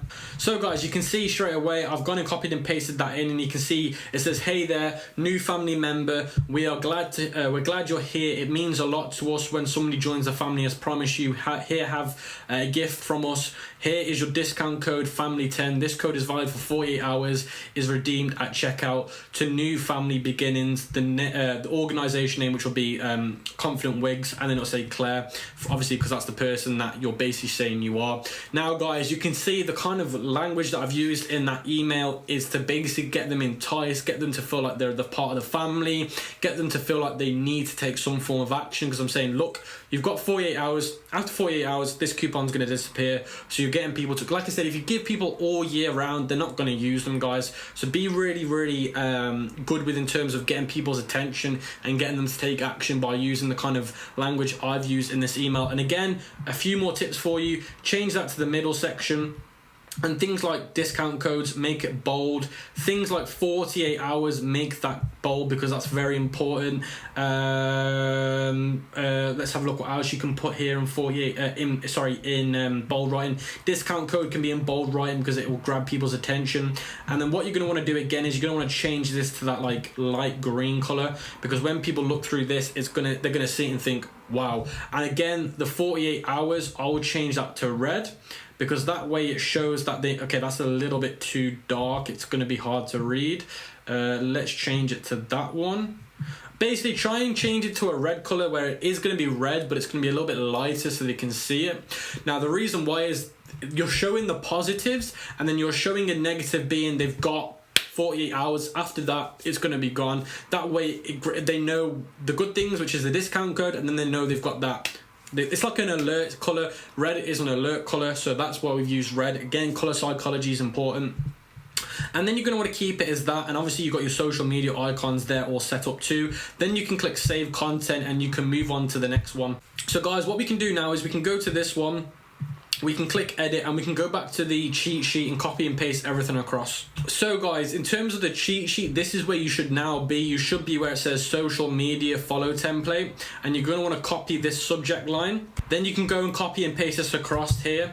Now this email is about them supporting you on social media, whether that be liking their Facebook page, whether that be following you on Instagram, because at the end of the day, it's very important that you build your social media platforms, especially if you're building a brand, guys.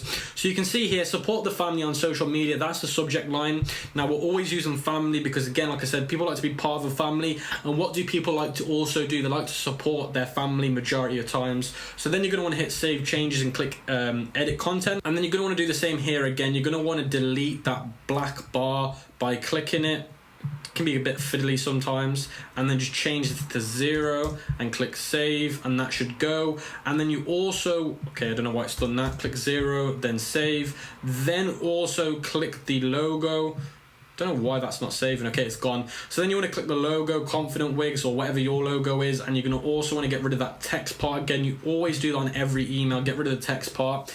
And then again, you're going to want to change the title to the one in the cheat sheet. So you guys can see I've copied and pasted the title from the cheat sheet, and basically I want to put that in the center again, and I'm going to want to put that in bold writing.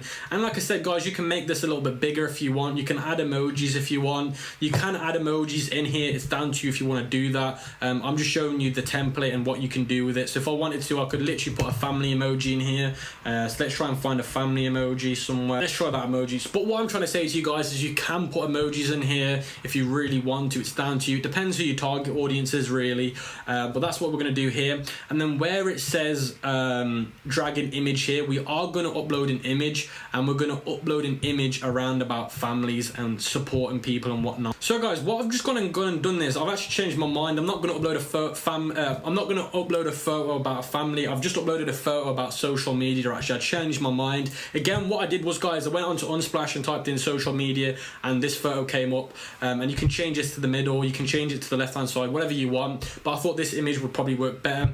And then in terms of the text part, you want to go back to the cheat sheet and upload the text from the cheat sheet. So guys, I've gone and copied and pasted that in, and you can see it says, if you want to keep up to date with our journey or just socialize with your new family, follow us on the social media platforms to really to really experience the community and how you can get involved. Luckily at then the organization name, which would be Confident Wigs. We won't make you choose. Check us out across our different social media channels.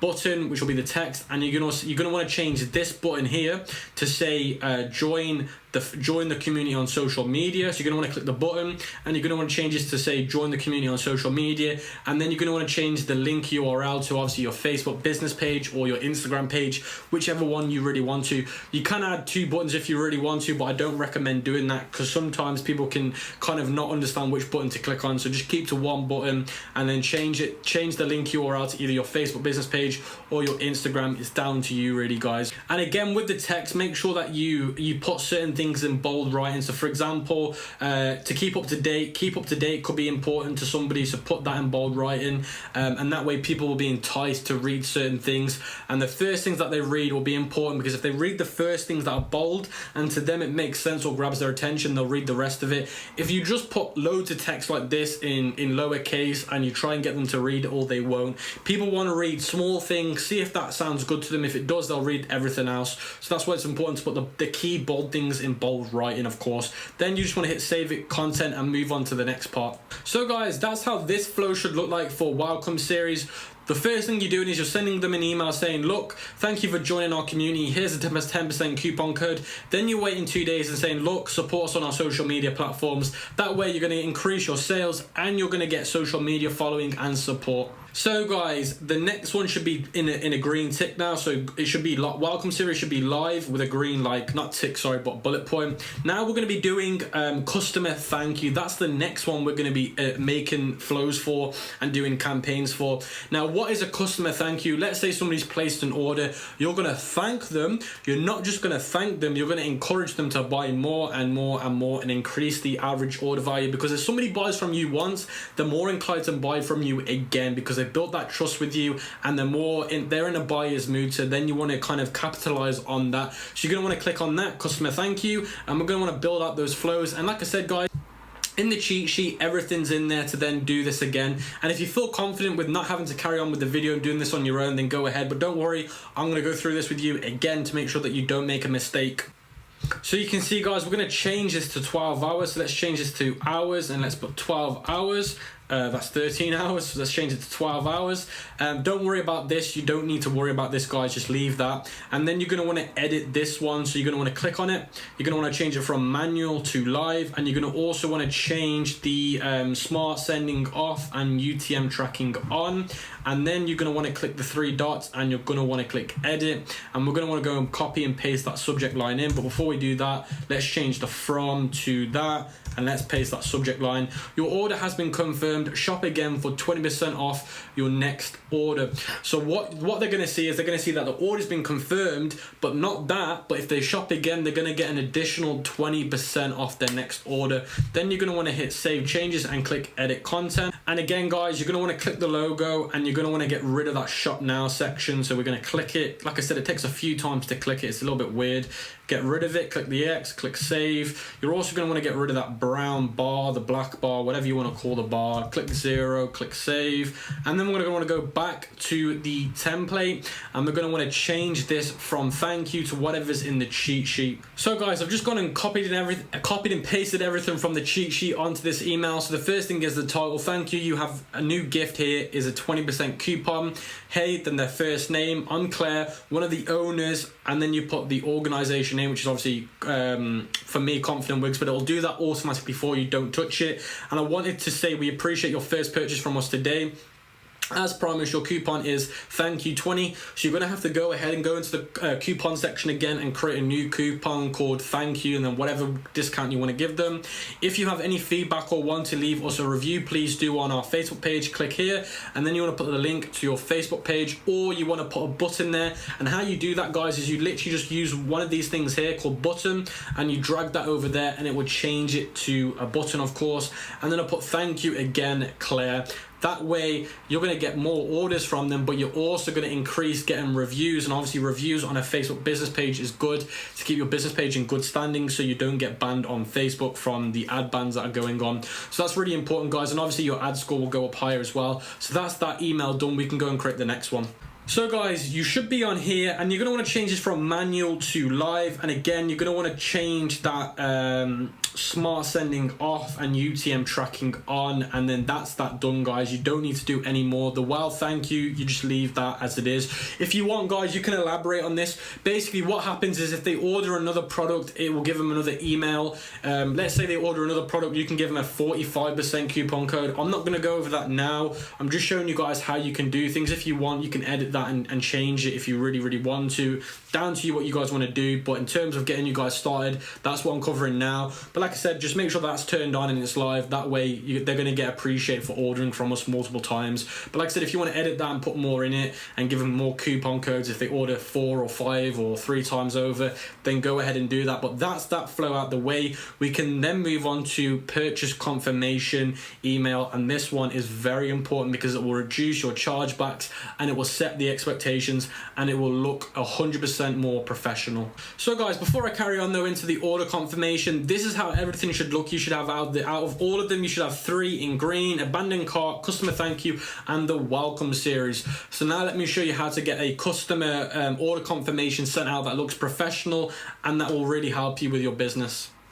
So guys, to create this order confirmation custom email, you need to go to where it says email templates, and it'll take you to a page like this. But before I carry on, the reason why you're going to want to do this is because the one that Shopify will automatically send to the customer looks really amateur, doesn't really tell the customer about much apart from the order's been made and confirmed. But what you want to do with this email is you're going to want to set the expectations. This way it will stop customers from saying, look, where's my order? How many days is it going to take? All that stuff. And this will also look really professional. So once you come to this page, you're going to want to go to where it says create template. You're going to want to go to where it says Shopify notification templates. And it should be this one right here where it says order confirmation. You're going to want to click it. And then you're going to want to call the template a name. So you're going to want to call it order confirmation, and then you're going to want to hit create template. Then what you're going to want to do is you're going to want to click here where it says drag image, and you're going to obviously want to put your logo there so it looks really professional. You don't want to just do that though. You're going to want to go to where it says here, where it says this email is to confirm your order, and you're going to want to replace this with the text that I give you in the cheat sheet. So let me go back to the cheat sheet quickly. So guys, you want to go to this part of the cheat sheet where it says order confirmation email. You want to copy from here where it says hey. You want to copy all the way down, and you just want to click copy, and you want to go back to the template and paste this in. You can see I'm back here, and I'm just going to go and paste that in, and you can see that's all that pasted in, guys. And you don't really need to do anything else but leave that. Make sure there's no spelling mistakes, which I don't think there is, and then that's that one done, guys. You can see this looks really professional. So obviously all their information, like their billing address, their image of what they've ordered, will all be in here. Don't worry, that'll all already been filled out by Klaviyo. It'll work out what they've ordered. But look how professional this looks, guys. You can see on this one it tells them their shipping times, how many days it's going to take roughly to each country, the max delivery time, and it says also here this email's here to confirm their order, that you look forward to working with with them again and fulfilling their needs. So you can see this looks really professional. And what I'm also going to do is I'm also going to show you the Shopify one just to compare which one looks better, and the reason why I'm getting you guys to do this. How you basically go into the order confirmation template is you go to here where it says notifications, and then you want to go to where it says order confirmation, and then you're going to want to hit preview, and it'll show you what the Shopify one looks like. So let me hit preview again, and this is what the Shopify one looks like. It looks okay, but it looks nowhere near as good as the one we've just made, guys. So how you basically change this one to the one we've just made is you want to go here where it says email body HTML, and what you basically want to do is you want to go back to Klaviyo, and in Klaviyo, once you've saved that template, it should come up here. You want to click those three dots there, and you want to go to where it says edit. You want to go to where it says export.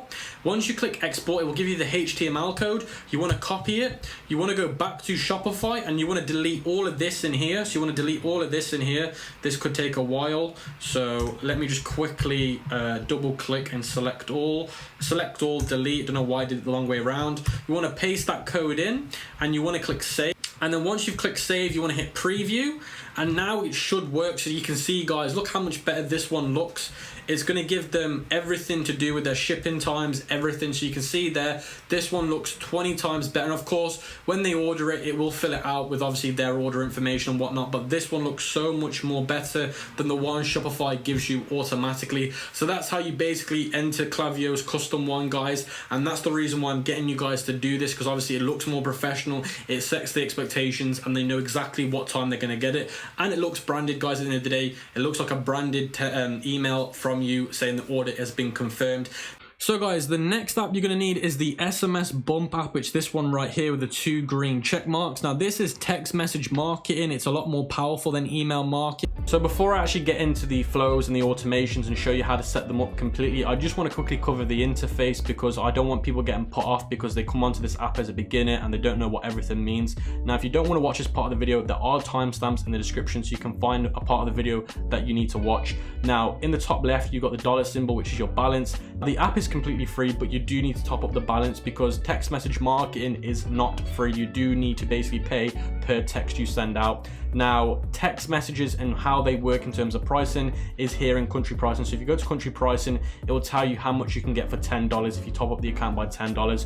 So the next thing you've got is dashboard, and this is the dashboard that we're currently on, and this gives you suggestions. It gives you an overview of your stats as well. Then the next thing you've got here on the left is your automations. Once you click automations, it'll take you to a screen that looks like this, and this is where we're going to focus a lot of our time on today's video. And basically, SMS Bump make you pre-made automations, which is great, and we're going to be using a lot of them on the screen today. And this is basically how I was able to generate $40 into $8,000, which was amazing. Next feature they've got is flow, and once you hit flow, you will be taken to this page right here. Now, a flow is very advanced. It's what I would say is the advanced feature of the app.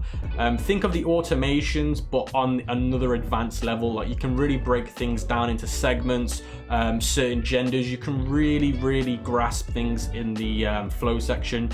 You can also set things like if somebody takes this action, then they go onto this stage. So I know it might sound quite advanced now, but it's just an advanced way to send text messages out, and how to cut certain people out of different text messages. I'm not going to focus too much on this today. I'm only going to cover one of the ones in flow today. If you want me to make a full in-depth video about the advanced flows for SMS Bump, let me know in the description. But in today's video, I'm just going to cover the basics and what was able to get us to hit 8K with just a $40 investment. Then the next thing you've got is text message marketing here on the left. You can schedule campaigns, you can look at drafts, you can change who you want to send your text to, you can change what the sender is.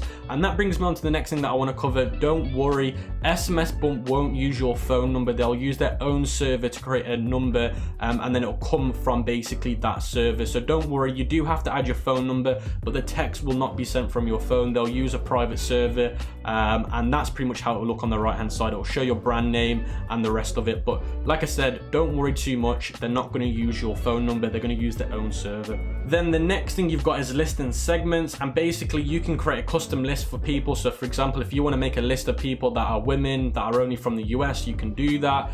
So this can come handy when it comes to certain retargeting campaigns. And like I said, you want to check that out. And like I said, for now, it's not going to really apply to you till you start getting a lot of customers on the database. That's when this will become probably a more important tool for you. And you've got the growth tools. Now, what are a growth tool? A growth tool is you can actually turn email customers or email subscribers into SMS subscribers. So if you've got a Klaviyo list of, let's say, 5,000 people, you can actually convert them into SMS subscribers by sending them an email. And actually SMS Bump actually does that for you. Just click this button and it will take you to the stage where you can do that. And that's a great way because, like I said, text message marketing is a lot more powerful than email marketing. So if you can convert some of those email customers that you've currently got, that would be amazing. So these are just some growth strategies they recommend to you. The next one you've got is ROI and analytics, and this basically shows you total orders, how much money you've made from using the app, and all of that other good stuff that you need to find out. So the next thing you've got is settings, and you can change things like the global sender, and I've got it on SMS Bump because if I keep it on SMS Bump, I'll use their server. You can actually change it to use your phone number, but I don't recommend that.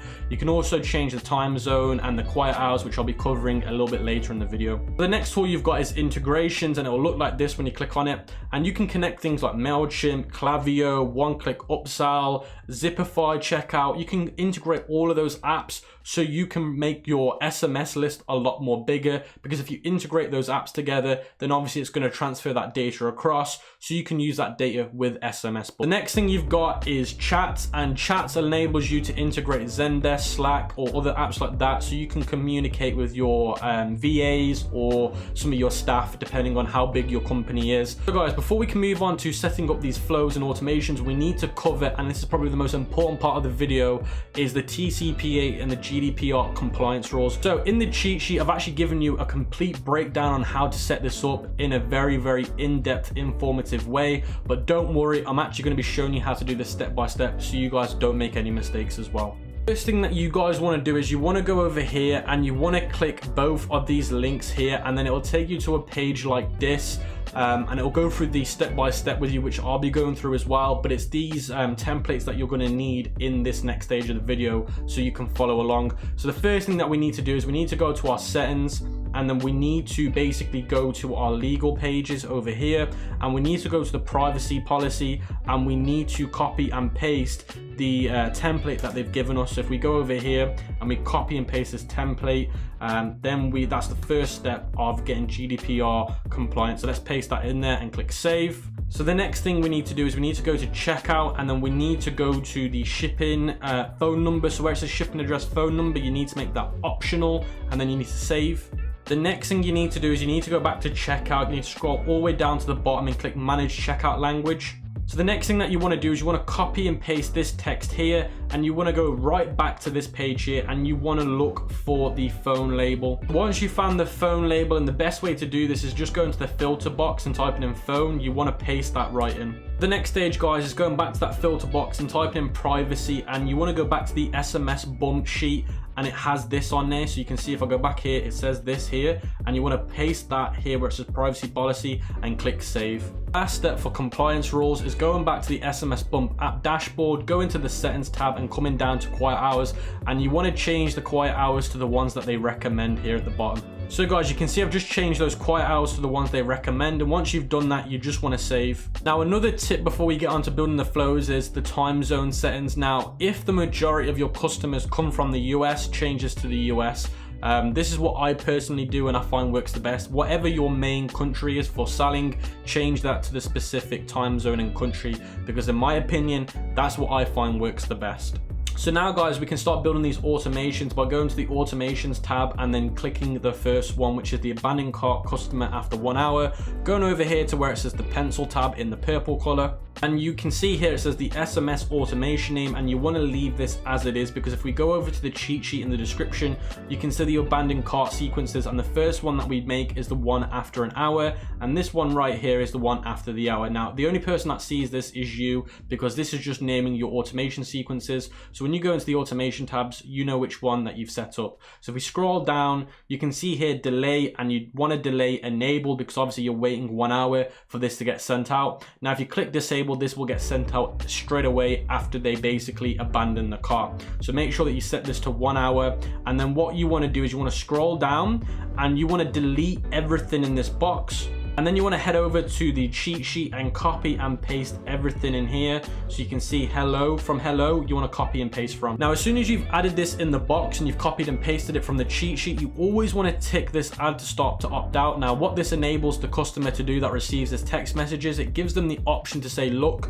I don't want to receive these anymore, and they can click and they can text stop opt out, and then they'll never receive another text message again. You have to add this to be compliant with every text that you send out. So always make sure that you've ticked this box on every single one that you set up. Now you can see the first text message says, hello, we noticed you forgot some items in your shopping cart. Complete your order here before we run out of stock. So that's pretty much the first one done. And all you need to do, guys, is hit the save button, and that is the first automation made. So guys, once you've done that, what you can do is you can go to where it says the status symbol, you can drop down the menu and turn active on. So you can see now I've activated that. So guys, we can move on to the second abandoned cart after 1 day automation by hitting the pencil icon next to it, and you don't want to change the name of it because it's correct as seen. You don't want to change the delay because it is 1 day, and you want to replace the text in here to the one in the cheat sheet. So go back to the cheat sheet and make sure you add that. And then what you want to do is add the stop to opt out as always, and then you want to go to where it says site name. You can see here it says message strength, add your brand name. So you want to click that and it'll add it in for you. And then the last thing that you want to do is you want to go to where it says add a discount, and then you want to change it by going to unique per client, and you want to change fixed amount to percent, and then you want to add 10%, and then you want to click add discount, and it will automatically add the discount through the text message. So when they go to your website, it will automatically apply it for them. And then you want to hit the save button, and then you want to click good, make the change, and then you want to turn this on. So guys, the next abandoned cart sequence is the 3-day sequence. Now SMS don't give you this template. I've actually made this myself because I find this works very, very well. So how you do this is by going over to create new automation, and then it will give you a blank name. So you're gonna obviously want to change this to basically saying abandoned cart 3 days, so you understand which one this is, which is the 3-day abandoned cart sequence. And then where it says automation type, you always want to put where it says abandoned cart reminder, because what this does is it makes SMS Bump specialize that text in an abandoned cart sequence way. So if we go back to that drop down, you can see they've got loads of different options. Make sure you pick the one that's most applicable to what you're trying to do. Obviously I'm doing abandoned cart, so I've selected abandoned cart. Then you want to go to where it says delay, you want to enable it, and you want to change it from minutes to days, and you want to change 7 days to 3 days. And then you want to change this text with what is in the cheat sheet. So if we go back over to the cheat sheet, we can see we can copy this here and we can paste it in. You guys can see I've just added that in from the cheat sheet. You want to add the stop to opt out, and then you want to add your brand name by hitting site name, and then you want to add discount because we're offering a 15% discount this time. So you want to hit add discount code, and then you want to go to fixed amount to percent, and then you want to hit 15, and then that will automatically apply it to this text message. Then we want to hit save, and we want to hit good, make the changes, and then we want to turn this automation on by hitting the drop down menu, and you can see it's already active.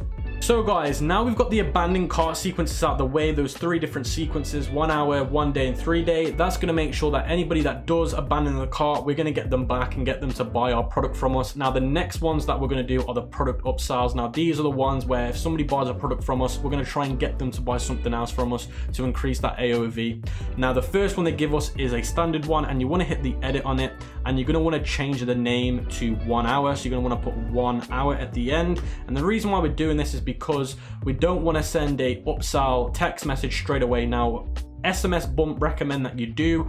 I personally find it doesn't work as well. So it's down to A and B testing, down to your personal experience. But me personally, and with me doing it for the last few months using this app, I've personally found the 1 hour works the best. So what we're going to want to do is scroll down, and before we scroll down any further, you want to select the product. So when the customer buys one of these products, so I'm doing a 1 product store. So let's say when the customer buys this product right here, I'm going to click it. So as soon as the customer buys this home fitness board, so if anybody buys that board, it's very important that you follow along this. So if anybody buys that board from my website, they will get recommended this product in the text message, which is the weightlifting dumbbell.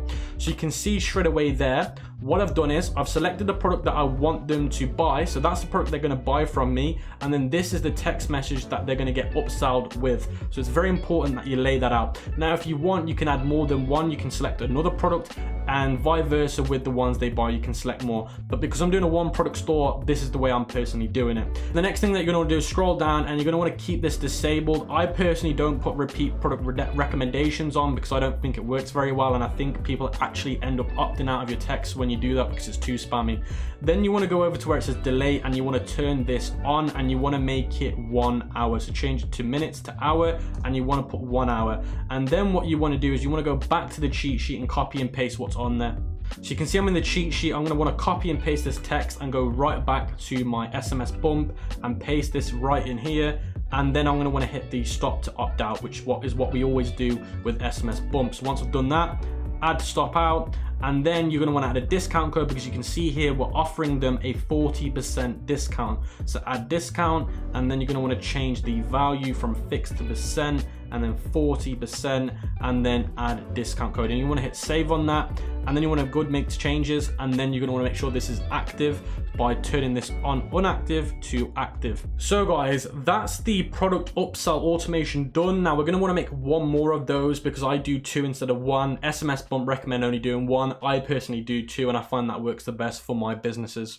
How we add another one is exactly the same as how we added the abandoned cart one. We go to create new automation, and we're going to want to rename this one to 1 day instead of 1 hour. So we're going to put day instead of hour. And then we're going to scroll down, and we're going to want to change the automation type to product upsell. So you can see here, product upsell.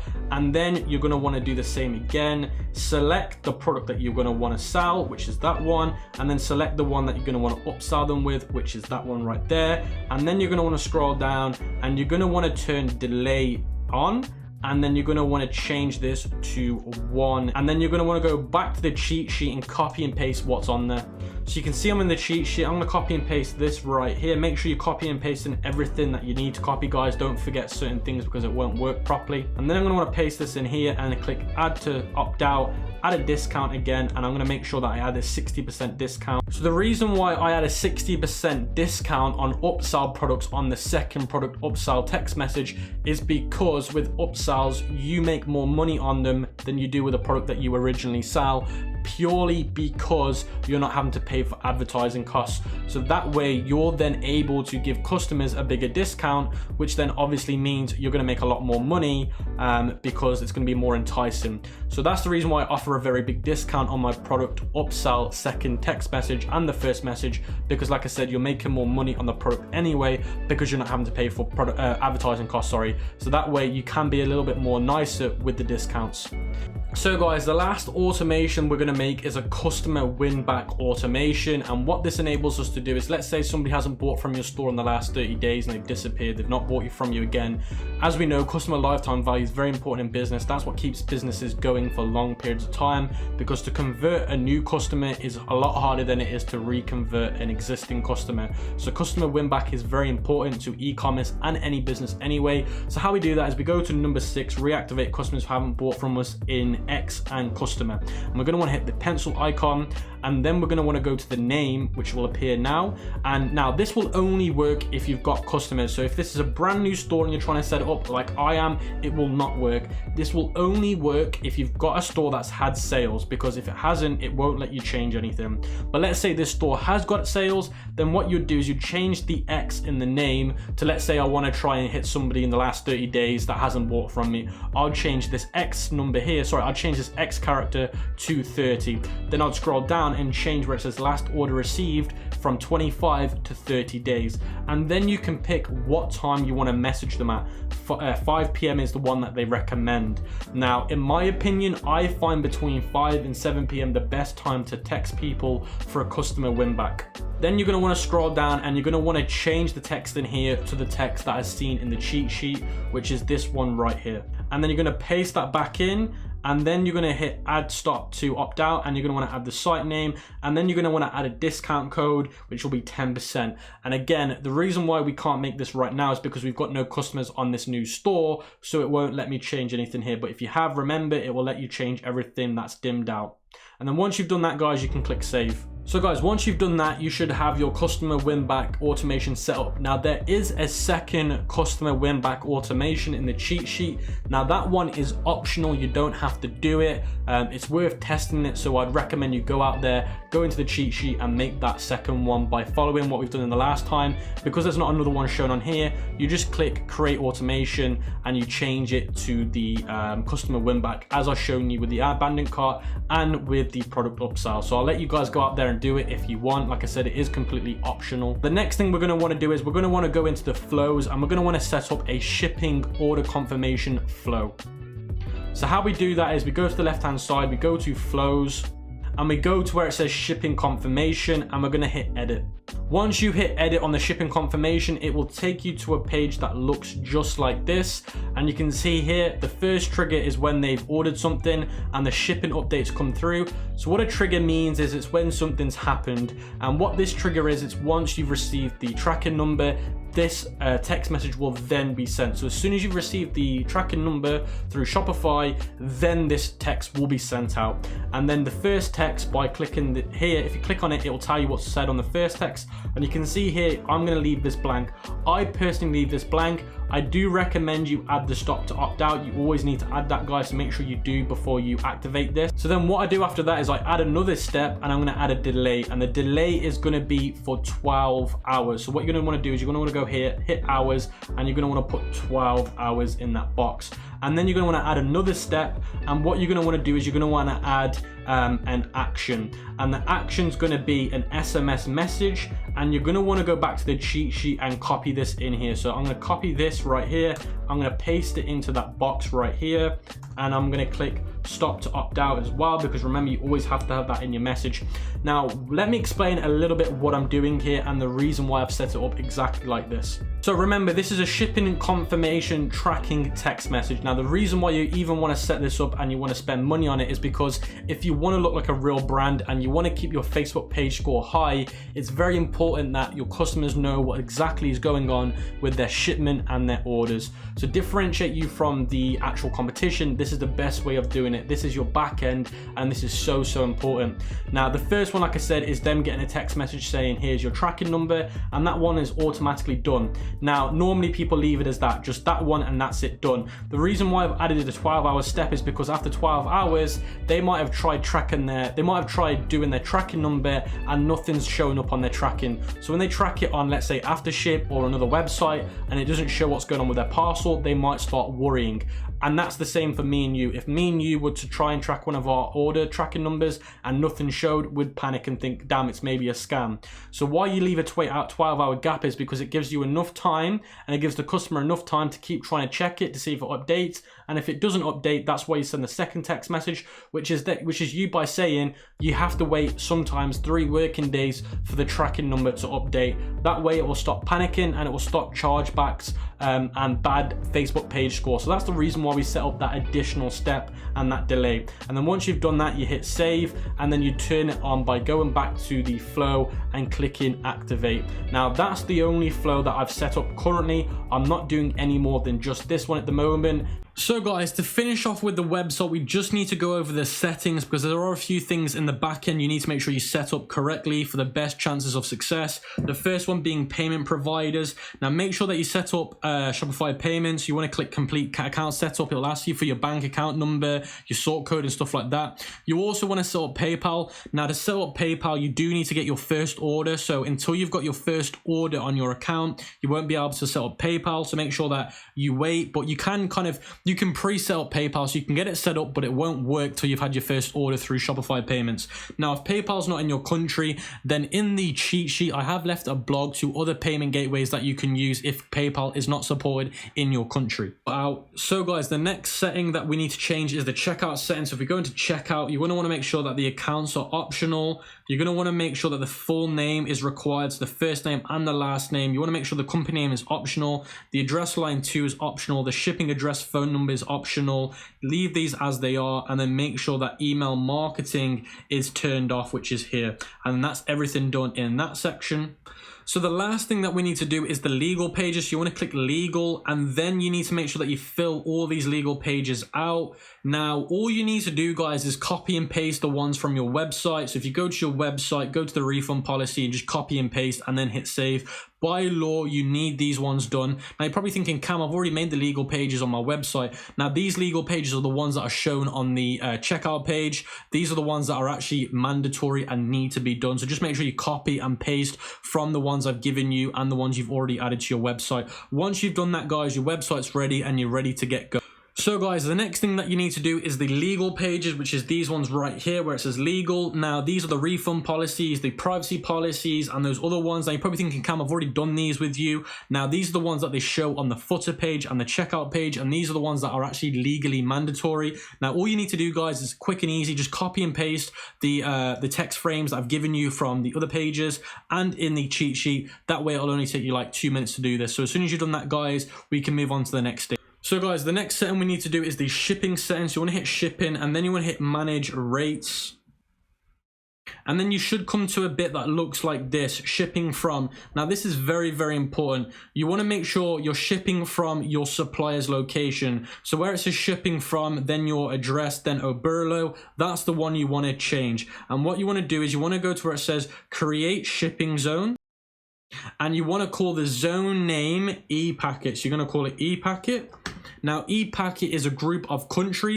So all you want to do is you want to Google ePacket countries, and then you want to hit the top blog by Shopify, and you want to scroll down, and it will give you the list of those ePacket countries, and you'll see them in a minute come up. You can see here all the ePacket countries. Now, what you want to do is you want to go back to your Shopify, and you want to select all the countries that are showing on this ePacket section. So what you'll do is you go back to Shopify, and you tick the countries that meet in the ePacket. And then once you've done that, you're going to click done.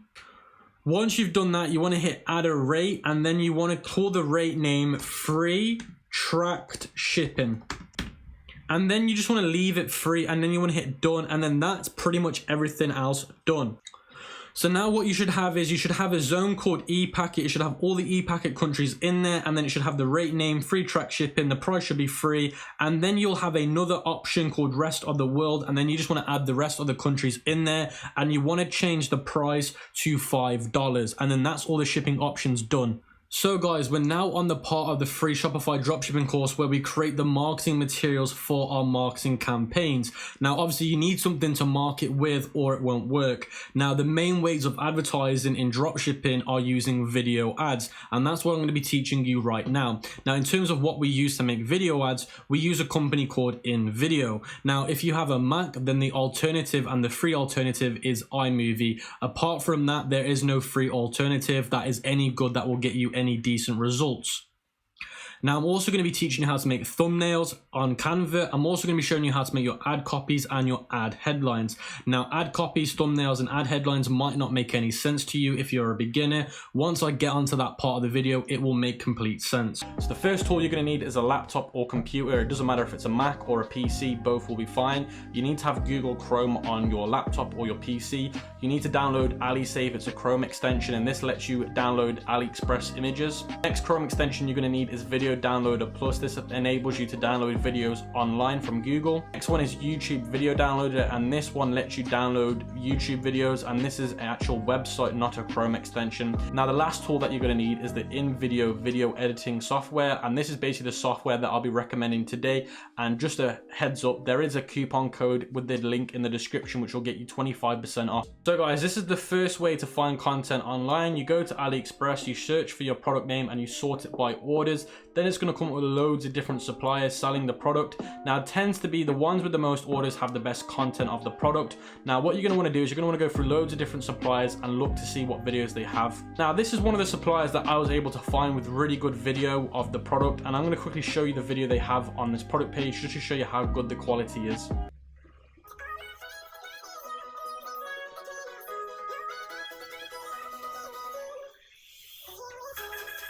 So you can see straight away from me just showing you that video quickly, you can see it's very high quality, it's 1080p, and it shows the guy in a real life scenario at the gym. It was well recorded, and it shows him working out, and then after his workout reaching out to the massaging gun. Then it shows him using the massaging gun on a seat at the gym, and it shows you how real this could be for somebody to buy and how it could enter their life and how it could be useful for them. Now, the reason why I class this as cinematic quality is because it's very high quality, it's in 1080p, it's been filmed very, very well, and it's very pleasing to the eye.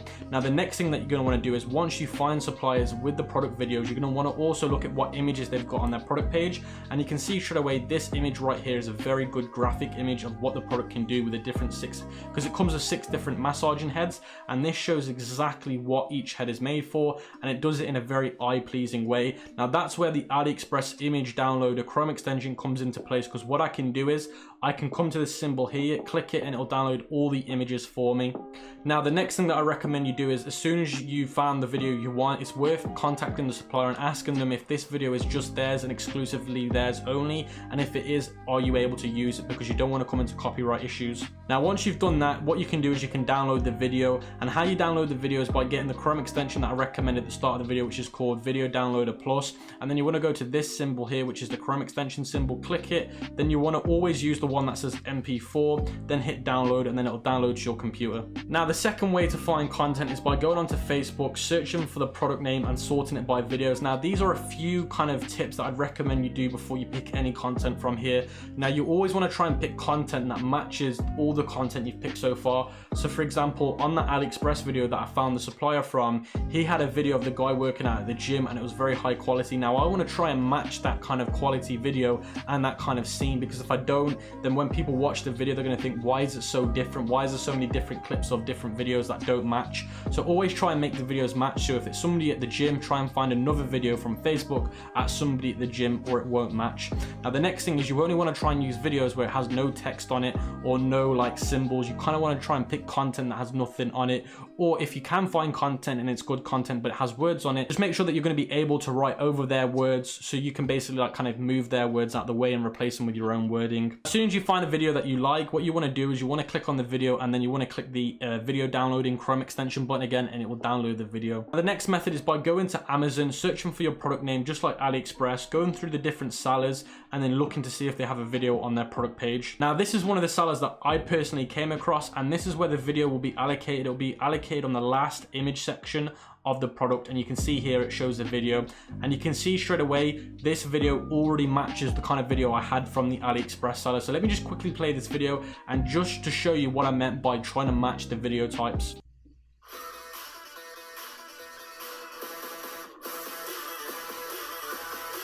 Now, how to download this video, you'd go back to that Chrome extension again, and you'd hit the download next to the one that says MP4. Now, the next way to find product videos is by going onto YouTube, searching for the product name, and then going through loads of different YouTube videos and try and find the videos where it's showing the product in action, or it's showing close-up of the products, and trying to avoid getting people's faces in there, especially when you're getting the content from YouTube, because you can get done for copyright. So the biggest tip I've got for YouTube is try and find videos where it's only showing the picture of the product on a close-up and not people's faces.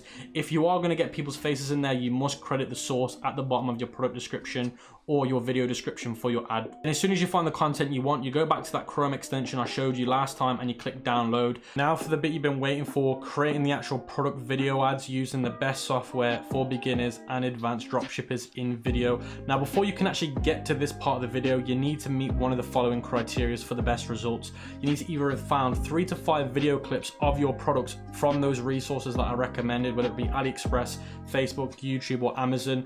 Now, if your product does not come with any videos, you're not able to find any videos online or any good videos, then you can use just pictures, and I'm going to be showing you how you can create just using pictures and make it look into an amazing video. Now, let's say you've got a few videos but you're not confident with having enough content. Don't worry, because InVideo does come with Shutterstock videos completely free with their plans, which enables you to use very high quality cinematic content using their platform too, so don't worry. Now let me quickly go over their pricing structure and which plan to go for. I definitely recommend everybody goes for the business plan, which is $10 a month, which is $120 a year.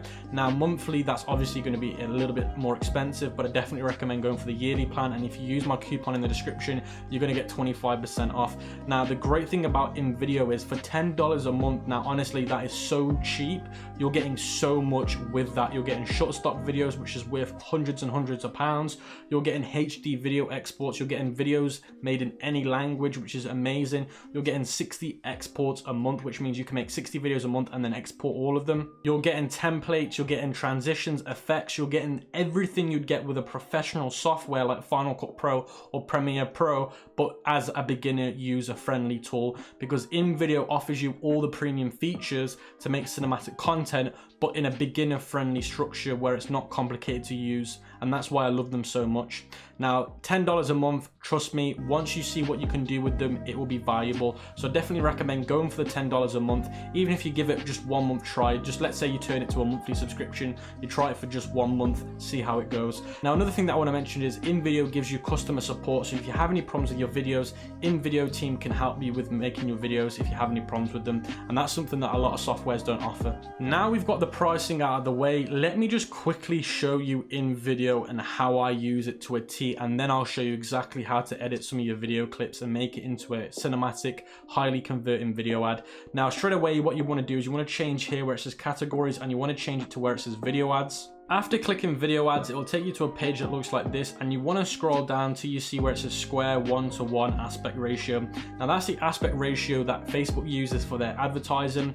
Now if you're using YouTube ads, then InVideo supports every single aspect ratio, so just double check on Google what aspect ratio your advertising platform's using, but I'm going to be going off Facebook advertising in this video. So once you've got that, what you can do is you can click view all here, and it will give you all the templates. Once you hit view all, it's going to show you loads of different templates you can use, because InVideo actually gives you templates to go off to give you some ideas and to brainstorm.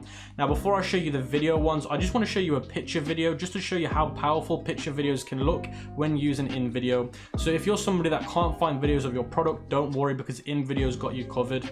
Now if you hover over the one you want to see, it actually plays it, and you can see this was purely made just off images, and you can see how high quality this video looks with all the animations and all the text. So you can see there, don't be worried if you've only got pictures to use, because InVideo can make it look very powerful. Now what you want to do is you want to try and find a template that you like the look of. Now something that I like to do is I like to go to where the search bar is, and what I like to do is I like to type in, for example, gym workout, because that's something that my product is related to. My product is obviously a workout product, so what I want to do is I want to search for gym workout, because it's going to come up with all the templates related to my product. And I want to go over some of these and let them play automatically and see which one I like the most. Now this one is the one that I like the most. It looks very professional. I love the way the template looks, and I definitely think it would fit my product very well. Now after you find the one that you want, you just click the little arrow, and then it'll take you to a page that looks like this, and then you want to click 1:1 aspect ratio, and then you want to hit use template. So as soon as you hit the use template button, it'll take you to a page that looks like this, and now you've entered the video editing part of the website.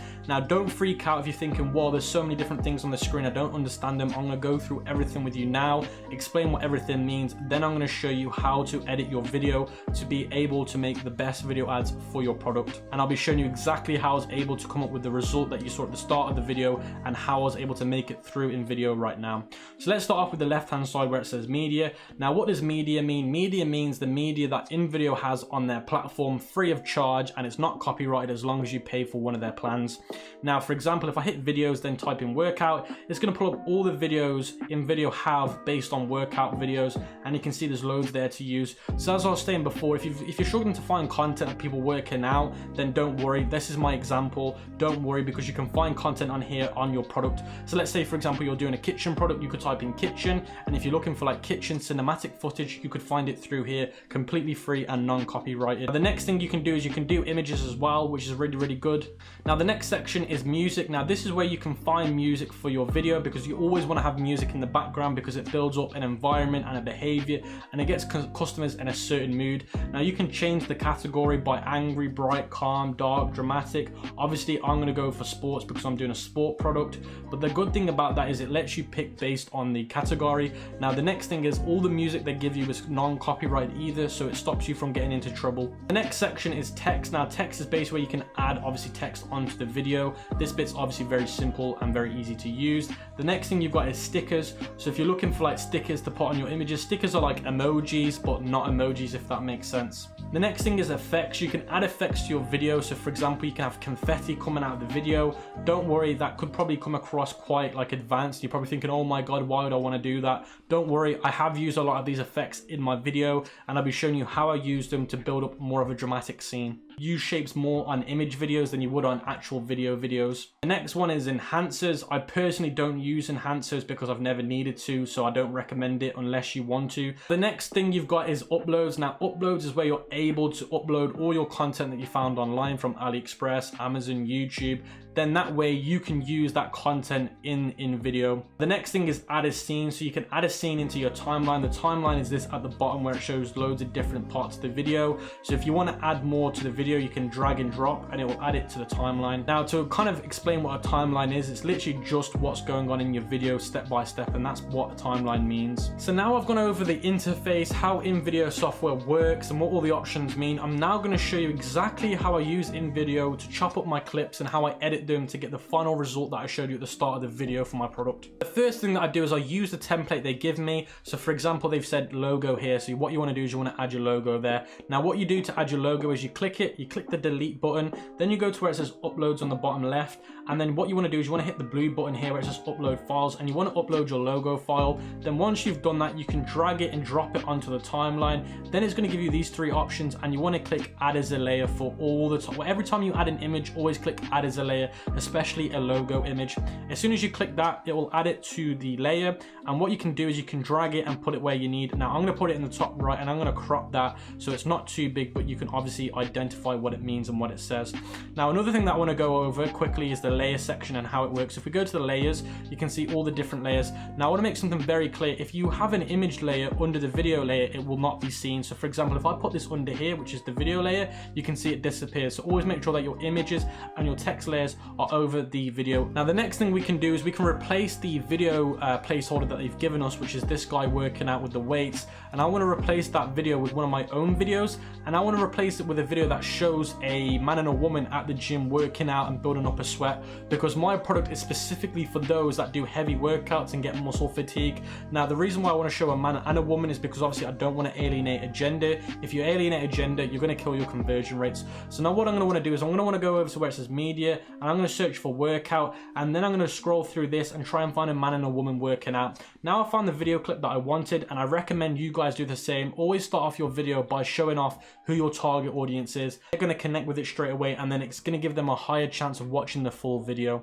Now, as soon as you find your video clip, click it and then drag it on top. And then what you're going to want to do is you're going to want to hit the replace button. All the time when you do this, hit replace.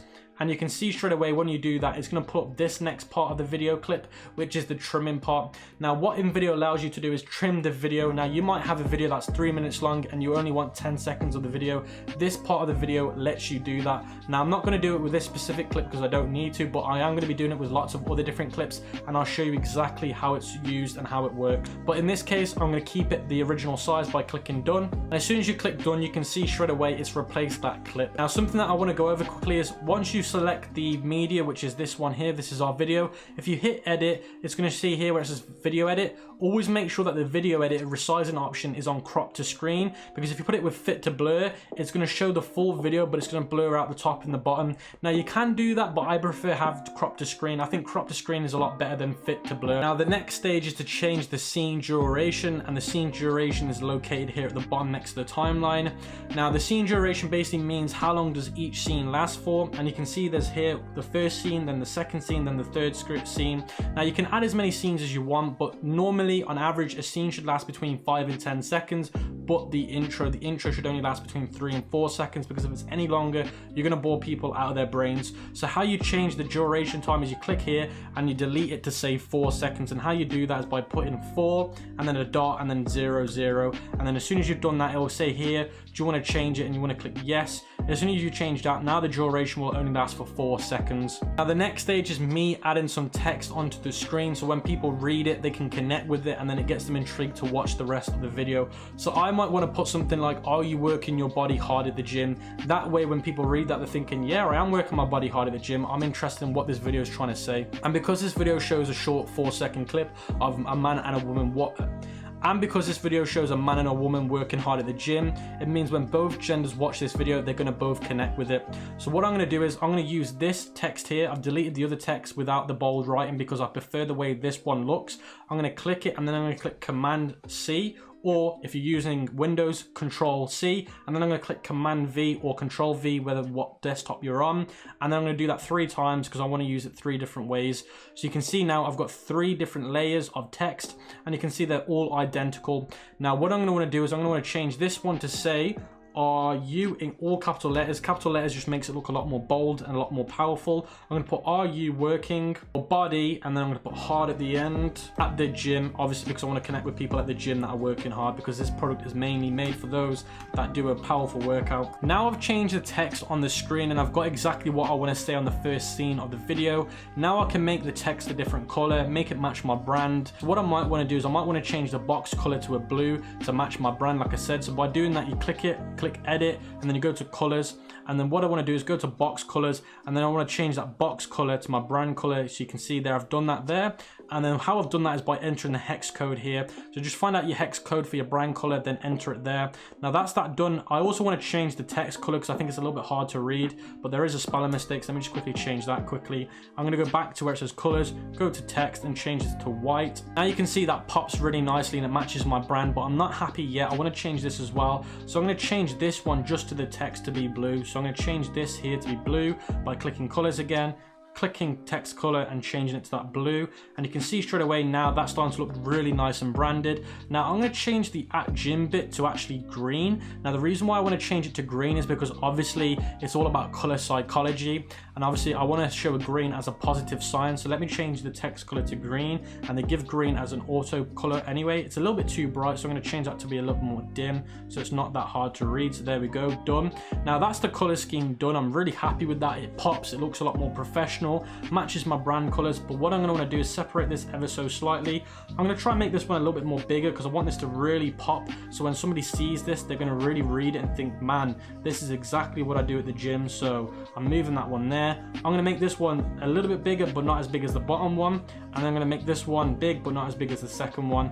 That way it's in kind of most important kind of like frames, so the smaller one being less important, the second one being more important, then the third one being the most important. So I'm really happy with what the text says on my first scene, my opening scene of the video, but I want to try and move the focus onto the text and not onto the video. And how I'm going to do that is by blurring out the background. Now how you blur the background out is you click the video in the back and you click edit, and then you go to where it says video edit and it will say blur here. I'm going to want to blur that by around about 3. So you can see I've blurred that by 3, and you can see straight away the text pops a lot more now because it's blurred the background out. So now what I'm going to want to do is I'm going to want to add some smoke to the background of this video because people are working out hard in the background. So if I show smoke, that means they're working out really, really hard, and it goes with what I'm saying in the opening scene. I'll put here, are you working your body hard at the gym? So if I show a smoke effect, it shows that these guys are working hard.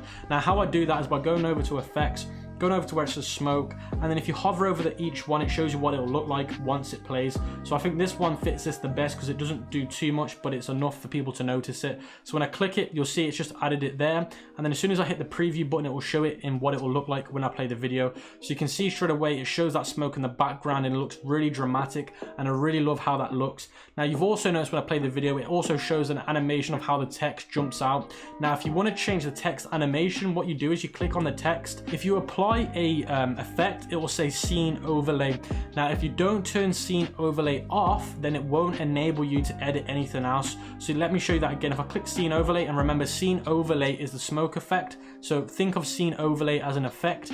If you have that enabled, you can't edit anything now, so you have to turn that off to enable you to edit again. So now I've turned that off, I'm able to edit the text. So what you want to do to edit the text animation is you click on it, you click edit, and then you go to where it says here animations, and you can change the animations from whole to just the word. So if you just want the word to be animated, you just click word. So I'm going to do that on every single one of them. I'm going to click on it, and then I'm going to click animation, and I'm going to click on the animation and change it from whole to word. So instead of the whole box and the word being animated, it's going to change just the text to be animated. So I'm going to do that on all of them and show you exactly what it looks like once you've done that. So I'm going to quickly go on to animation again, change it to whole to word, and again this is the animation going in, and then you've got an animation going out. I don't recommend having any animation animations on the way out of the clip. Now the reason being is because between clips you can put animations anyway. Between the scenes there's this little square here that's half colored and half not colored. This is the animation between scenes. Now if you click on it, it's going to pull up loads of different animations. So that's why I recommend not having animations on the text on the way out, because if you have that on there and then you have one of the animations on here, it's just not going to work. So have them off on the text or have them on, but just make sure you don't have any on here, because if you do, it's not going to work properly. So what I'm going to want to do is I'm going to want to add a cross zoom to mine, and as soon as you've done that, it's going to click work in transition, then it's going to apply it. So make sure my texts are off, and I'm going to change all these different cross dissolves in between the video clips to cross zoom. That way it's the same animation. Now I want to make something very clear as well. Try not to go over the top with the animations. The more over the top you go with the animations, the worse it's going to look and the tackier it's going to look. Try and stick to one way of animating things. So if you're doing cross zoom, just do cross zoom. If you're doing fly in, just do fly in. Don't do too many animations. I know people can get carried away with it, but it will look very tacky. Let me just quickly show you what the first opening scene looks like after adding a few of those quick adjustments. So you can see when I play it, you got the smoke in the background, you got the text overlays. So that's the first clip done. That's the first one out the way. I'm happy with that. Now I can move on to clip 2. Now I personally want to try and emphasize, now after they've done a really good workout at the gym, now I want to show somebody with a muscle ache or a muscle pain. So I'm going from saying, are you working really hard at the gym, now to saying, do you have muscle pains after working hard at the gym? Now what I'm doing now is I'm talking about the problem that they're having when going to the gym. So I'll start off by connecting with the audience in scene 1, and then in scene 2 I address the problem they're facing on their daily basis and what our product can do to solve that. So what I'm going to want to do is I'm going to want to go back to where it says media. So what I did is I searched for muscle pain, and all these videos are coming up now based on muscle pain, and I found this video here that I really like. So what I'm going to do is I'm going to drag it and drop it onto the clip. So you can see again, I'm going to click replace, and you can see now it's going to ask me to trim it. I do not want to trim it because there's no need to. And then I'm going to change this scene duration to 4 seconds like just on the other clip as well. So I'm going to click on here and I'm going to delete this to 4 seconds by clicking 4 seconds and click yes, and then that will change that to the 4 seconds that I wanted it to. So you can see this guy working his arm, and you can see he's in a lot of pain and distress. So that's the first clip, that's the next clip that I wanted, and that's the clip that shows that pain.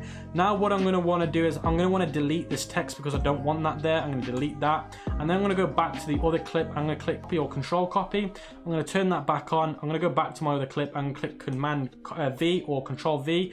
That way now it's copied that over, so now I can just basically change this to how I want it. So now what I want to put in this text box, I'm going to add another text box in here because I need 2 text boxes for what I'm going to write. So now you can see I've just put does your muscles hurt after with 2 different text boxes. Now what I'm going to do is I'm going to make this one big again. Not as big as the bottom one, but pretty big. That's probably a bit too big.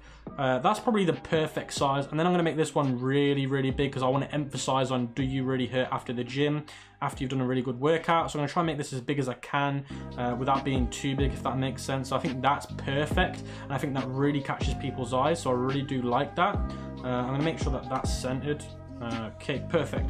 So what I want to do now is change the colors based on my brand again. So I'm going to change the color of this, the text of this one to blue. So I'm going to go to colors, change the text color to blue, which is this one here. Then I'm going to change the color of this text to red. Now the reason I'm going to change the color of this text to red because I want to show pain, or I want to show kind of emergency, and red's like an emergency color.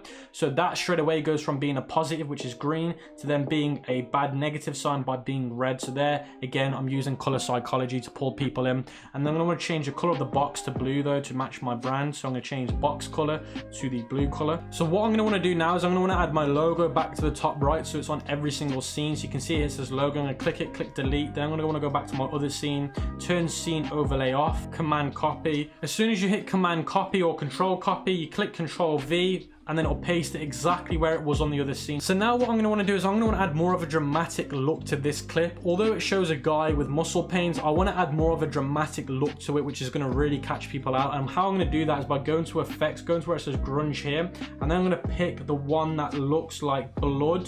So I'm going to click it and it says adding, and you can see it's added it, and it's quite harsh on the clip, and I think it's too much for the clip. So what I'm going to want to do is I'm going to want to go to edit, go to colors. I'm going to turn the opacity down, and I think I'm going to turn the opacity down to around about 30 or 40%, because it's not too much, but it's enough for people to tell it's there. And if I click the preview button, you'll see now it's going to add a lot more of a dramatic look to it. So you can see straight away it's added like a really dramatic look to that clip, and I really like that because it shows people straight away that are going to be able to correlate with this and be able to connect with the pain they get after the gym. So now we can move on to scene 3, and in scene 3 this is where I start to show our product in action and how we can solve the customer's problem, because in scene 1 we've explained who our target audience is. In scene 2 we've gone over the problem they face, which is muscle pain. Now in scene 3 we can go over our product solution. So what I'm going to want to do is I'm going to want to go back to the upload section, and you're going to want to watch this carefully because now I'm actually going to show you me trimming a clip with InVideo. So what I'm going to want to do is drag that on top of the clip, and I'm going to hit replace. Now I want to go to here where it says edit, and I'm going to go to video edit, and I'm going to go to where it says trim video, and I'm going to want to try and find the part of the video where it starts to show our product in action. So you can see at around about 9 seconds it starts to show our product in action, so I'm going to change it to 9.9. So how you do that is by deleting everything, and what you're going to want to do is I'm going to want to put 0, 0, and then I want to put another 0, then I'm going to put 9, and then I'm going to put another 9 because that's the exact time it starts to show the product in action. And then I only want to show roughly between 5 and 10 seconds now. So I'm going to want to change this part now to 16 because that will give us enough time to show the product off in action. So you're going to want to delete the whole of this again. You want to put 0, 0, 16, and then put another 0 at the end. And then I'm going to want to hit done. And what I'm going to want to do is I'm going to want to change the scene duration to 3 seconds because I only want to show a snippet of the product in action, and this will make sense in scene 4. Now the next thing that I want to do is I want to get rid of the text they put on the clip here. So I'm going to delete logo and delete this text they've given me as a template, and I'm going to put my logo back on this clip. And how I'm going to do that is by clicking Command and V again, and it's going to paste that logo back there. But as I've seen in the clip, the guy's head's going to appear here, so I don't want to put the logo there, so I'm going to drop it back down to the bottom. Now you will have to move your logo based on where the person will face or wherever your clip is. You don't want to put the logo straight where the product is because you'll obviously block the product out of the way. So just move the logo to where it's out of the way. In this clip I need to put it in the bottom right here. Now I'm going to put now with the massage gun. Now the reason why is, remember, the first 2 clips were going over who the target audience is, what problem they're facing. Now we're introducing the solution to their problem. So by me putting now with the massaging gun, they're going to think, oh my god, product now, what is it they're going to show us that's going to solve this problem? Now I've added the text, which is now with the massaging gun. I want to change the color of this text to make it look a little bit more positive. So I'm going to change the box color to white and then make the text color our brand color to make it a little bit more compelling and less negative. I think that's a little bit too bright. Let's change it to that darker blue. And then I'm going to keep this as a blue box, but I'm going to change the text color to green because we're going from negative to positive, and it's very important that you show that in the color of your text. Now that's that part of the scene done. It's going to show a positive message, us showing the product in action and how it can fix their problem. You can see straight away it shows the gun massaging the back of the guy's leg. Now that's that scene out of the way. Now what I'm going to want to do now is I'm going to want to duplicate this scene by hitting the duplicate button here inside of the scene. Now the reason why I want to duplicate this scene is because I want to use the exact same footage, but I just want to change the text on that scene. So you can see that this scene is only for 3 seconds, but I'm going to make the next scene a lot longer. So now I've duplicated the scene and I've duplicated the video. Now what I'm going to want to do is I'm going to want to change the scene duration to 4 seconds. So I'm going to change that to 4, and I'm also going to change the trim size and the trim timeline different to 3 seconds after, because this scene here went for 3 seconds, remember. So this scene is 3 seconds long and it started at 0.9. I'm using the exact clip, but I want it to follow along from the last clip, so it'd be 3 seconds after the first clip initially started. So how I'm going to do that is by going into video editing, trim video. I'm going to change it to 12.9 instead. So I'm going to go here, I'm going to change this to 0, 0, 0, 12, and then I'm going to put 9 at the end, and then I'm going to click done. And then this video is going to play this video is going to play 3 seconds after the first video. So now look, if we play this video again, you can see that it's massaging his leg, and then the next scene will show him massaging his neck. So it's the exact same clip, but I'm going to be using a different text as well. So you can see it plays after that as well. So that's exactly what I wanted, but now I just want to change the text on this clip here. And what I'm going to do is I'm going to change the text to this clip saying say goodbye to muscle pain. So what I want to do is I want to drag this down because it gets in the way of the guy's face and it gets in the way of the guy's product as well. And then I want to move the logo into the top right because it's not going to get in the way up there. So now I'm going to change this to say goodbye. So that's the text done, guys. I'm really happy with that. I'm just going to make that a little bit lower because it gets in the way of his face. I'm going to change the color as well. So I'm going to change this to the opposite colors, make the box blue, make the text white, because I want to try and change it up as much as I can.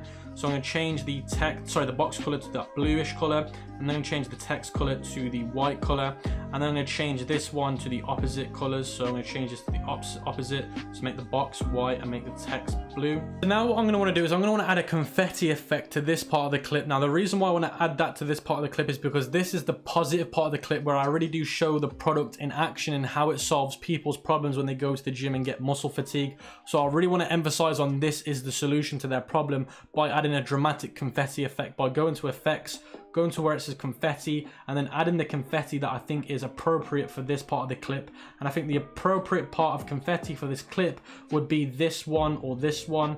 I'm just going to quickly try and find a confetti that I like. I like this confetti actually. I think this one's a little bit more appropriate. Maybe not too much. I think, yeah, that one's my favorite one, or this one up here, I think. So I think, yeah, this one's probably the better one. So I'm going to add this one to my clip by dragging it onto the clip, and you can see it's added that confetti on there now. And you're going to see when I click the preview button, it's going to show the guy getting confetti on his head. You can see him now. I'm previewing it. It's showing the guy using the product with confetti coming down, and then that shows the viewer that this is a positive part of the video, and this is where everything changes for them. Now that's scene 4 out of the way, I'm really happy with that one. Now I'm going to try and add some images into the timeline, because even when you make a video ad and it's just video, you still want to add a few images in between certain scenes, because images can pull across a lot of information faster than a video can. So that's why I like to add images. So the next image that I'm going to add is probably a little bit about how the gun works, what features it comes with, because now I've shown the solution, I want to emphasize on how the gun works, and I think I'm going to be able to do that better with using an image. So what I'm going to simply do is I'm going to duplicate this scene right here by hitting the duplicate button. So you guys can see I've duplicated the scene, and now all I'm going to do is delete all of these layers. So you can see I'm deleting the muscle layer, I'm deleting the image layer, I'm deleting the more text, I'm deleting everything, I'm deleting the video out of the way, and all I'm going to do is go back to uploads and go to the bit where I've uploaded the picture of the gun. You can see here I've uploaded, and this is where AliExpress image downloader comes in. You're going to want to download the images off the AliExpress product page, and now what I'm going to do is drag and drop this on top. So I'm going to click this, drag it on top, and you can see done. So that's pretty much that part out of the way. Now when you do image scenes, you only want the image scene to last between 3 and 4 seconds. It's very important that you don't overdo that. Now with this scene, I only want to make it 3 seconds because this isn't as important. So I'm going to click 3 seconds, and then I'm going to click done. That's literally that scene out of the way. So this is how I implement images into my videos as well. Now the next part I'm going to add to the video, and the next scene I'm going to be adding is a video of a guy going into the gym and pulling this out and actually using it with those different settings the product comes with, because as you can see the product comes with loads of different settings and loads of different heads. So I want to show that now in a video format. So what I'm going to do is I'm going to duplicate the video file. The reason why I'm duplicating this one and not the picture one is because it already comes with text. That way I don't need to copy the text over, and you'll see the duplicated version will appear. Then I just want to drag that across to the next part here, because that's the next part I want to add. And now I want to get rid of some of these layers. So I want to get rid of the confetti layer. I don't need the confetti in there, so that's that gone. And I want to keep the rest. So now what I can do is I can change the video by going to where it says uploads, which is here, and then I'm going to upload the video that I want, which is this one here, by dragging it and dragging it on top of that video. Then I'm going to hit replace again. So you guys can see I'm in the trimming section of the video now. I'm going to try and trim this down to the bit where he enters the gym and then uses the product. So you can see at 6.4 seconds he starts entering the gym, and then he whips it out in the box. You can see he's carrying it in this black box, and then I'm going to want to do 10 seconds long, because within 10 seconds, funny enough, he's actually able to use the product in action, which is very good, and he shows the different levels of power the product comes with. So I'm going to change the in time, because the in time is when the video starts, to 0006, and then I'm going to change it to 4 at the end, and then I'm going to change the end time to 16.4. So let's delete all of that and change it to 0016 and then 4. So that's 10 seconds long, and then I'm going to click done. So that's the trimming done. I've trimmed that part of the video to exactly where I wanted it. Now I want to change the scene durations to 10 seconds, because if I don't change it to 10 seconds, then the video will not play for 10 seconds because the scene duration is only 4.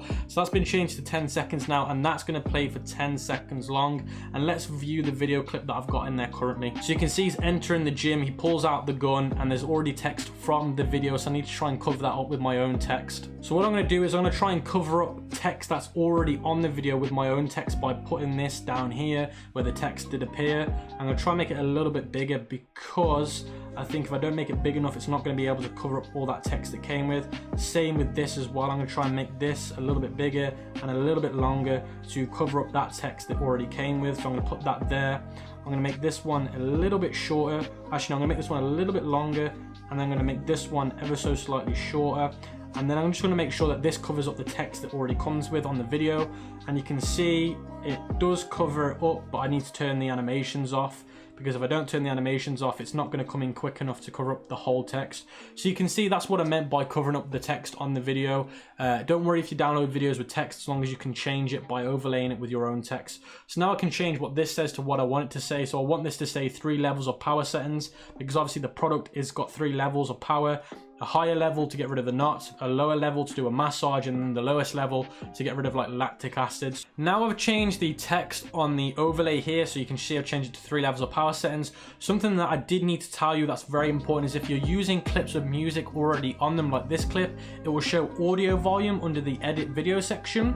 You want to turn the audio volume all the way down, and you want to put the background music all the way up. Now audio volume is the volume that's come from the original video, so make sure you turn that all the way down. Background music is the music that comes from you adding music onto the video through the in-video software, like here, right here, you can see here. That's what I'm doing right now. So that's exactly how to do that part of the video. Make sure you do that to every single clip that comes with music. So if I change to this clip now, you're gonna see it says audio volume. I'm gonna change that back down to 0 and then put the background music all the way up to 100%. And you wanna do that onto every single clip that comes with its own audio volume. Now that's that part out of the way. Now I'm going to add another image after the video, the 10-second long video, which is this video, and I'm going to add an image showing off the 3 different levels of power and exactly what they do, because when people see the video, it might not give them enough information on what that actually does. So I'm going to duplicate the image, and then I'm going to move it across to the first part of the scene. So that's going to take a few seconds to update. Now I'm going to drag that over here, and you can see I've replaced it here. And then what I'm simply going to do is delete the image, and then I'm going to upload the image where it shows the 3 levels of power, which is this image right here, and then drag it on, and that's that done again. And you can see this image shows another picture of the high quality product in action. First gear is for muscle ache, second gear is for lactic acid, and the third gear is for a deep massage. So that's me emphasizing exactly what those 3 levels do from the video section, which is here, because in this part of the video it talks a little bit about the 3 levels of power, and then in this image it emphasizes exactly what that does very quickly. Now what I'm going to do is I'm going to change this scene duration to 4 seconds, purely because this is important, and I want people to read this because it's very important for them to know this, so they know that it's coming with a complete package for their muscle fatigue problems. Now the next part of the video is going to be another image, but this image is going to explain the different heads that the product comes with, because this product comes with 6 different heads, and the 6 different heads is made for the different parts of your muscles and different parts of your body. So I'm going to duplicate this clip again, and I'm just going to change the image. 3 seconds long because it's not as important, so I'm gonna make this one 3 seconds long. And then the next part of the video is gonna be me talking a little bit about how there's no more excuses. So I've shown the product in action, I've shown what the product comes with, what exactly it should be used for in certain scenarios. Now I'm gonna kind of go on about there should be no more excuses now for those people that go to the gym and complain about muscle fatigue, because this is gonna be the cure to that problem. So now what I'm gonna do is I'm gonna duplicate another video clip, because this has already got the text on there. That way I don't need to copy and paste the text over, so just duplicating it and then moving it across to the end. So you can see it's duplicated. Now I'm going to push that right to the end, and I'm going to change the video to the video of the other guy in the videos, which is this one right here. So I'm going to drag and drop that on there. I'm going to click replace. Now what I'm going to do is I'm going to trim this video to the part of the video where it shows the guy using the muscle gun on his muscles again, and then I'm going to put on the text no more excuses, because it shows the product getting rid of the muscle knots and aches and fatigue. So I'm going to go back to video edit, I'm going to go back to trim video, and I believe the bit where it shows him doing it to his muscles is at 36 seconds, I believe. So let's move this to 36 seconds, which is just here. So yeah, you can see here on his arm where he's starting to use it. So let's put this at 36 and 5 seconds, because I think that's where it's the best. So there we go. Let's move it just there, and then we want to put it to where it stops showing him using it. So let's move this to 36 seconds by putting 0, 0, 36 and then 5, and then we just want to try and find out when he stops using it on his muscles, which is around about the 40-second period. So you can see at this period here, it shows the company name, which we don't want in the video, of course. So the out time is 46.6 because that shows him on the bench and it shows him using it on his leg. Anything after that shows the company name that makes the product, which we don't want in the video, of course. So that's perfect. We can trim that down now. So now what I've done is I've changed the scene duration to 4 seconds because I don't want to make it too long, because the longer I leave, the more it's going to go on and on and on, and people are going to get bored. They already know what this product does. We just want to emphasize that there's no more excuse that the consumer can make about muscle pain. Now you can see I've added the text and I put no more excuses. Now just a bit of a tip for you, always make sure that your text is either in the mid section of the video or at the top. If you put text too low down, it's going to be hard for people to read and it's going to stop them from watching the video. I've also moved the logo across to the left hand side because on the right hand side it gets in the way of the video. Now what I'm going to want to do is change the colors again. So I'm going to change the box color to white and make the text color blue, and then I'm going to do the opposite on the other part of the text. So you can see here where it says no more excuses, I'm going to change the box color to blue and make the text red, because again we're using that color psychology to make a bold statement. And you can see I've just done that there and it pops nicely. And then in scene 10 we're going to talk a little bit about people achieving their best workout with this product, and we're going to show a video clip of somebody really pumping out a good workout. So what I've done is I've typed in muscle pain again, but this time I'm trying to pick a part of the video where it shows somebody getting muscle pain but in more of a positive way instead of a negative way. So I found this video clip here. I'm going to drag it onto the storyboard. I'm going to click replace, and this clip really does show a guy having a successful workout, and yes, he's in pain, but it's not a negative pain, it's more of a successful pain. So what I'm going to do is I'm going to change the section of this video scene duration to 5 seconds to really emphasize the power achieving and achieving your best results. And you can see when I preview the video, it shows him working out, but not in a negative way, but in a positive way. You can see he's really going for it, and it shows that he's really happy with his workout. And now what I'm going to do is I'm going to change this text. I'm going to move this out of the way because it gets in the way of his face. I'm going to put it down to the bottom right. I'm going to put this at the top here. I'm going to make sure that fits the full bar as well. And then I'm going to delete the other one here. I'm going to delete this out of the way. So let's get rid of excuses. I'm going to put in this text box here, and then I'm going to make this a little bit more skinny because I think it's too big. So I think that's the perfect size right there. I put achieve your best workout, and then you can see when I play the video now, it shows his face in full action and it doesn't get in the way. It really just shows the guy achieving a real good workout, and it shows positivity. And then what I'm going to do is I'm going to put another picture of the gun, of the massaging gun, with all the features again, just to emphasize on the product a little bit more. Now what we're going to do is we're going to add another scene, but we're going to use a picture scene instead of a video scene. And this time the picture is going to be of the gun again, the massaging gun, and it's going to show all the different features and all the different positivities. And we're going to try and make people think that it's all because of the gun that this guy was able to get a real good workout. And now I'm going to go back to the upload section and upload the picture of the gun with all the different features, which is this here, and then I'm just going to drag it on top, and you can see replace, and you can see it's replaced that right there. Now scene 12 is going to be a video of a woman doing a workout, because like I said before, I don't want to alienate a gender, and I want to show women can do the same as well. But this time it's going off the base of this. So remember, scene 10 says achieve your best workout, then it shows the gun showing that this is the reason why, and then scene 12 is going to be a video of a woman doing a workout, but this time it's going to say with the muscle therapy gun. That way they know exactly the reason why they're achieving their good workout. So again, go onto this clip, duplicate the clip, add it to the end of the clip, and then we can change the video and the text. So I'm going to drag that to the end, make it scene 12. So now we can change the media clip by going to media. So by typing out workout into the search bar, I was able to find this clip of this woman doing a good workout at the gym. It looked really professional and cinematic. So what I did is I dragged this back onto the clip, and I'm going to click replace. And I'm going to change the duration to 5 seconds. I'm not going to change the actual trimming. I just want to keep it as it is. It's completely fine.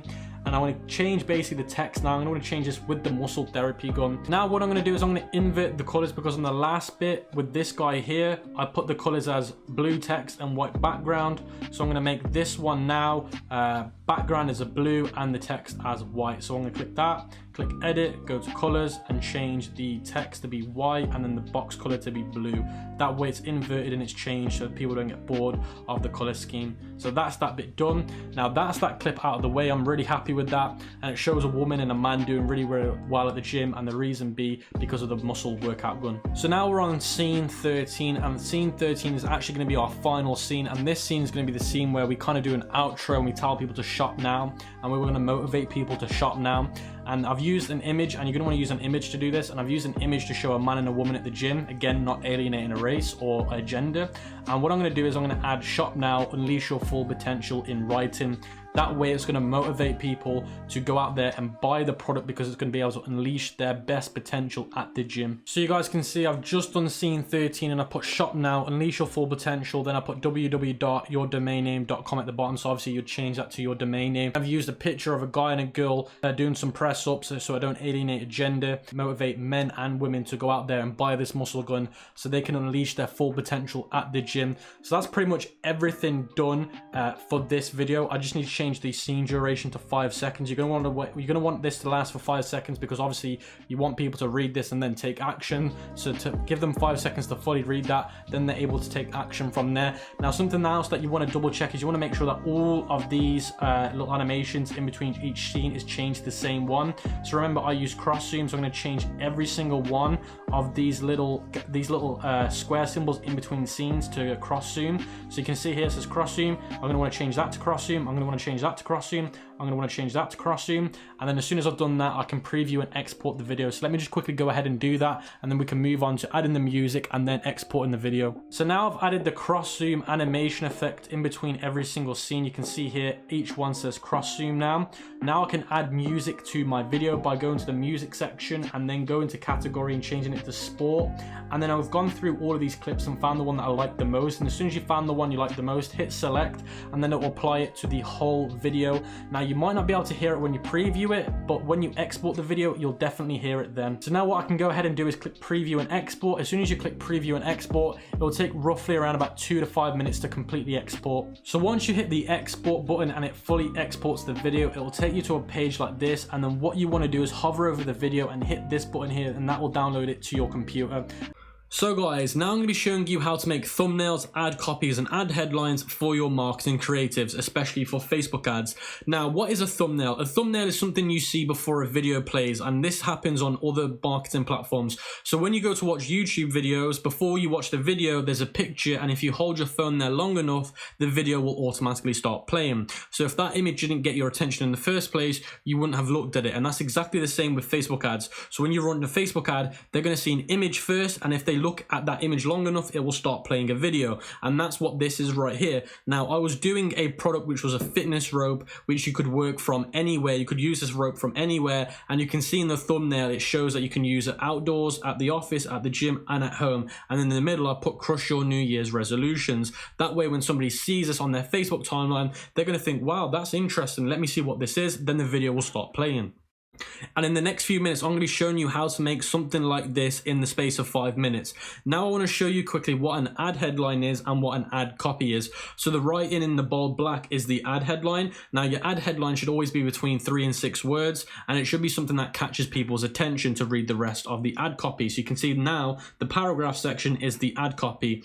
Now ad copies, there's no real how long should it be, how short it should be. It's down to you. Now I'd recommend you make short ones and long ones to see which works best, and I'll be covering all of this when I show you the Facebook marketing strategy that I'd recommend you do at the end of this video. So guys, let's get back into how to make in the thumbnail, and then after that I'll show you how to do the ad copies and ad headlines. So what you want to do is you want to go onto your AliExpress supplier, and you want to try and find an image like this where it shows the product in different scenarios. So if I show you that other thumbnail I made, which is this one right here, you can see it shows a product in different scenarios. Again, if I look at this image, it shows the product in different scenarios, and these are the kind of images that get people in the clickbait mood to go and watch your video. Now other images that do really well are lifestyle images, and that's the one that I'll be using today as the example. So if I go back to Canva, and Canva is where we make all of these thumbnails, you want to go to home, and then you want to search Facebook, and then you want to go to Facebook post, and then you want to click blank. So guys, once you've done that, it should bring you to a page that looks like this, and then you want to go to where it says uploads, and you want to upload your image of your lifestyle photo. So if I go to my desktop and upload that image I had of the woman with using it on the sofa, this is what we call a lifestyle photo. And these kind of photos do very, very well on Facebook advertising and other marketing platforms. So once it's uploaded, I'm going to click it, and then I'm going to stretch the image to fit the canvas, and then I'm going to write some words on top to grab people's attention. So you can see I'm just stretching this out so I can get it to fit the full canvas, and you can see right now I've fit the full canvas. Now I want to try and get the picture of her and the laptop in it, and that's just perfect right there. I think I've got it right bang in the middle. Then you want to go over to where it says text, and you want to drag the text on top, and then you want to put something like this, something catchy again, and you want to put something like working from home has never been fun. So guys, once you've clicked the blank template, it should bring you to a page that looks like this. Now, when you made the logo, it'll look familiar to this. Now, what you want to do is you want to go to the upload section. You want to upload the photo that you're going to use for your thumbnail. Once you've done that, you want to drag it over, and then you want it to stretch to fit the canvas. So you can see I'm just stretching this now so I can get it to fit the canvas. So I want to bring this down so I can get the laptop and her in it. And then what I'm going to want to do is I'm going to want to stretch it again because it doesn't quite fit.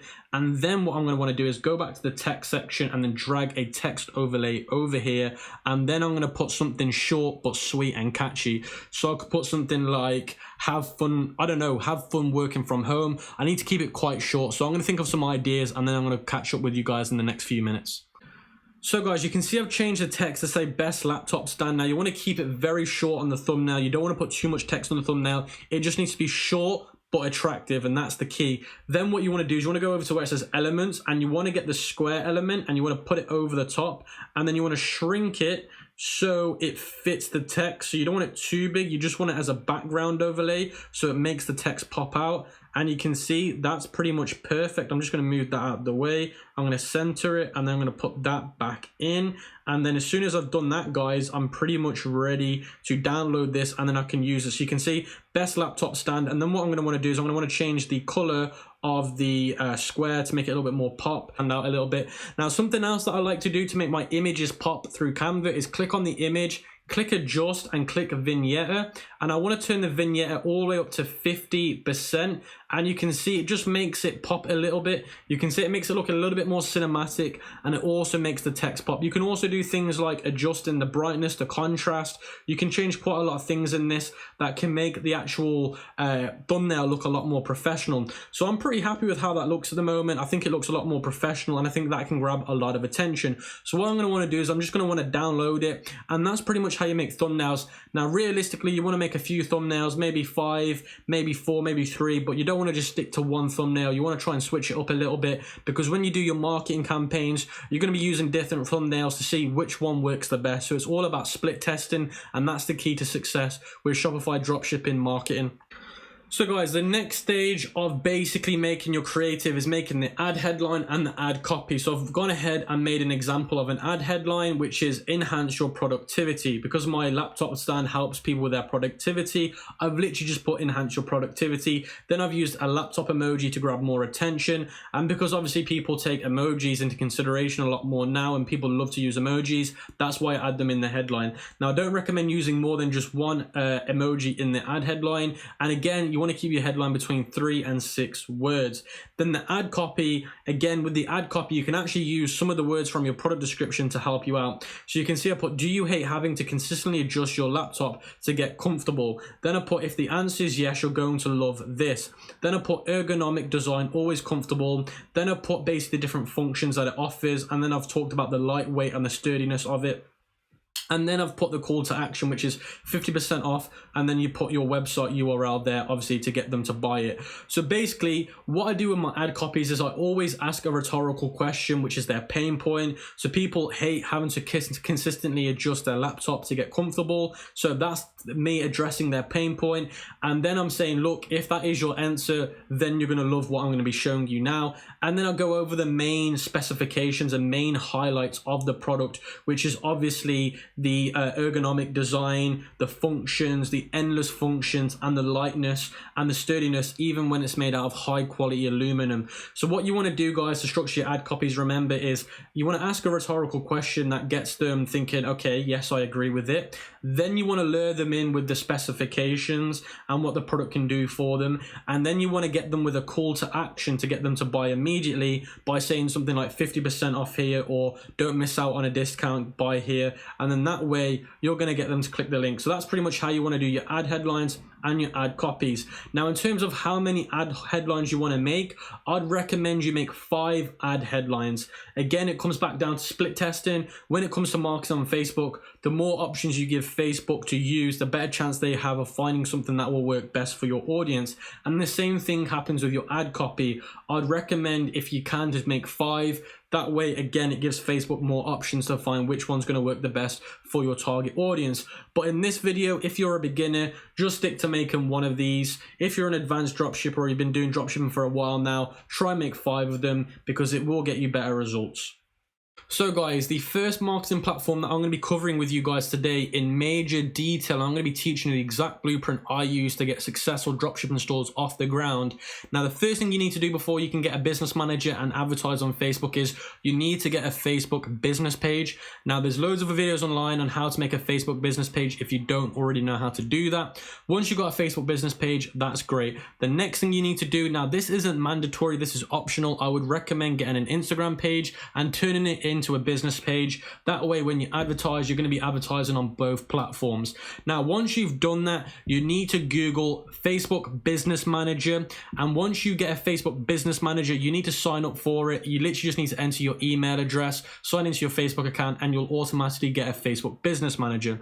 Now, once you've got a Facebook Business Manager, your screen will look like mine. Now, this is what it looks like inside of the Business Manager. Now, before I show you the Facebook ads and the ad strategies, I want to go over the Business Manager to make sure that you guys have got it set up correctly so you're not going to fail with Facebook ads. So the first thing is the people. Now, you're going to have people added to this. Now, of course, you should have yourself added to it. But when you add people to the Business Manager, I'd recommend adding at least 2 people, whether it be yourself and your girlfriend, yourself and your mom, yourself and your brother, whatever. You need to add at least 2 people. Now, the reason why you want to do that is because if one person gets banned, the other person can still access it, which is very, very important. Then what you want to do is you want to go over to where it says pages and you want to click add a page, and then obviously you want to add the page that you've basically just made on Facebook. For example, I'm adding my e-commerce mentoring page. You can see it there. Then you can add people to the page, and then you want to go over to ad accounts and you want to make sure that you add an ad account. So you always want to make sure you've got an ad account. Now, you can make all the way up to 5 ad accounts. I'd recommend you start with 1 ad account, and if Facebook allows you to make a couple more, make a couple more. Now, an ad account is what you use to advertise on Facebook. It is a little bit complicated. You've got a business manager, then you've got an ad account, which is the account inside of the business manager that is used to basically do ads on the business manager. I know it gets a little bit confusing, but it will make sense once I do it with you guys live. Then what you want to do is you want to go to Instagram accounts and you want to add your Instagram account, which you can see right here. Then you want to go down to payments and you want to add a payment. You want to add a card on here. It's very, very important that you add a card. Then you want to go over to where it says business info. I'm not going to click it because it will give away a lot of my details on my home address and stuff. And then you want to fill out your business info. Once you've done that, you can go to the menu bar here and then you can click Ads Manager. So once you've hit Ads Manager, your screen should now look like this. Now, the Ads Manager is the section inside of the Business Manager that allows you to create marketing campaigns, and it allows you to change them, edit them, scale them, whatever you want. But this is what it will look like once you're inside the Ads Manager. Now, the most important part of the Business Manager, honestly, is the Ads Manager. This is where you're going to be spending 99% of your time. Now, you can see here, you've got the green create button, which is creating your campaigns. You've got something called a campaign. You've got something called an ad set, and you've got something called an ad. Now, don't worry if it doesn't make sense. I'm going to make sure that I explain everything in detail with you today so everything makes sense and you feel somewhat comfortable with the platform. Now, before we make the campaigns, let's sort out our columns. Now, you're probably thinking, what is a column? A column is basically there to tell you what basically is going on with your campaign. So let's say you've launched a new campaign. You'll have columns like link clicks, impressions. They're going to tell you how well that campaign's doing. Now, Facebook gives you a default one, which I don't recommend you use because it's crap. So what you want to do is you want to scroll down to where it says customize columns, and then what you're going to want to do is you're going to want to wait for it to load, and then you're going to want to make sure that frequency's ticked, and then you're going to want to make sure that CPC's clicked, and then you're going to want to make sure that CTR's clicked. Now, don't worry if you don't know what these mean. I'm going to explain exactly what everything means in the next few minutes. Then you want to scroll down and you want to make sure that CPM is ticked, and then you want to carry on scrolling down, and then you want to make sure that 95% video view and 75% video view is clicked, and then you want to carry on scrolling down and you want to make sure that add to cart total is clicked, initiate checkout total is clicked, purchase ROAS and purchase is clicked, which is down here somewhere. So purchase ROAS and purchase, and then you want to hit save as a preset, and then you're going to want to call this drop shipping, and then that way you know which one to identify it by, and then you want to hit apply, and now you can see that the columns have changed. If I scroll now, you can see everything that I've just added is there, and you can see the column is called drop shipping. Now let me explain to you guys exactly what these columns mean. So guys, you can see the first column is delivery. Now delivery basically means, is your campaign alive? Is it deactivated? Is it active? Then you've got bid strategy, which I wouldn't worry about. Then you've got budget. How much are you spending on that campaign? How much are you spending on that ad set? Then you've got reach. How many people are you reaching? Then you've got impressions. I wouldn't worry about these two. They don't really mean much. Cost per result. How much does it cost you to acquire a customer? Does it cost you £10 to acquire a customer? That's what that basically means.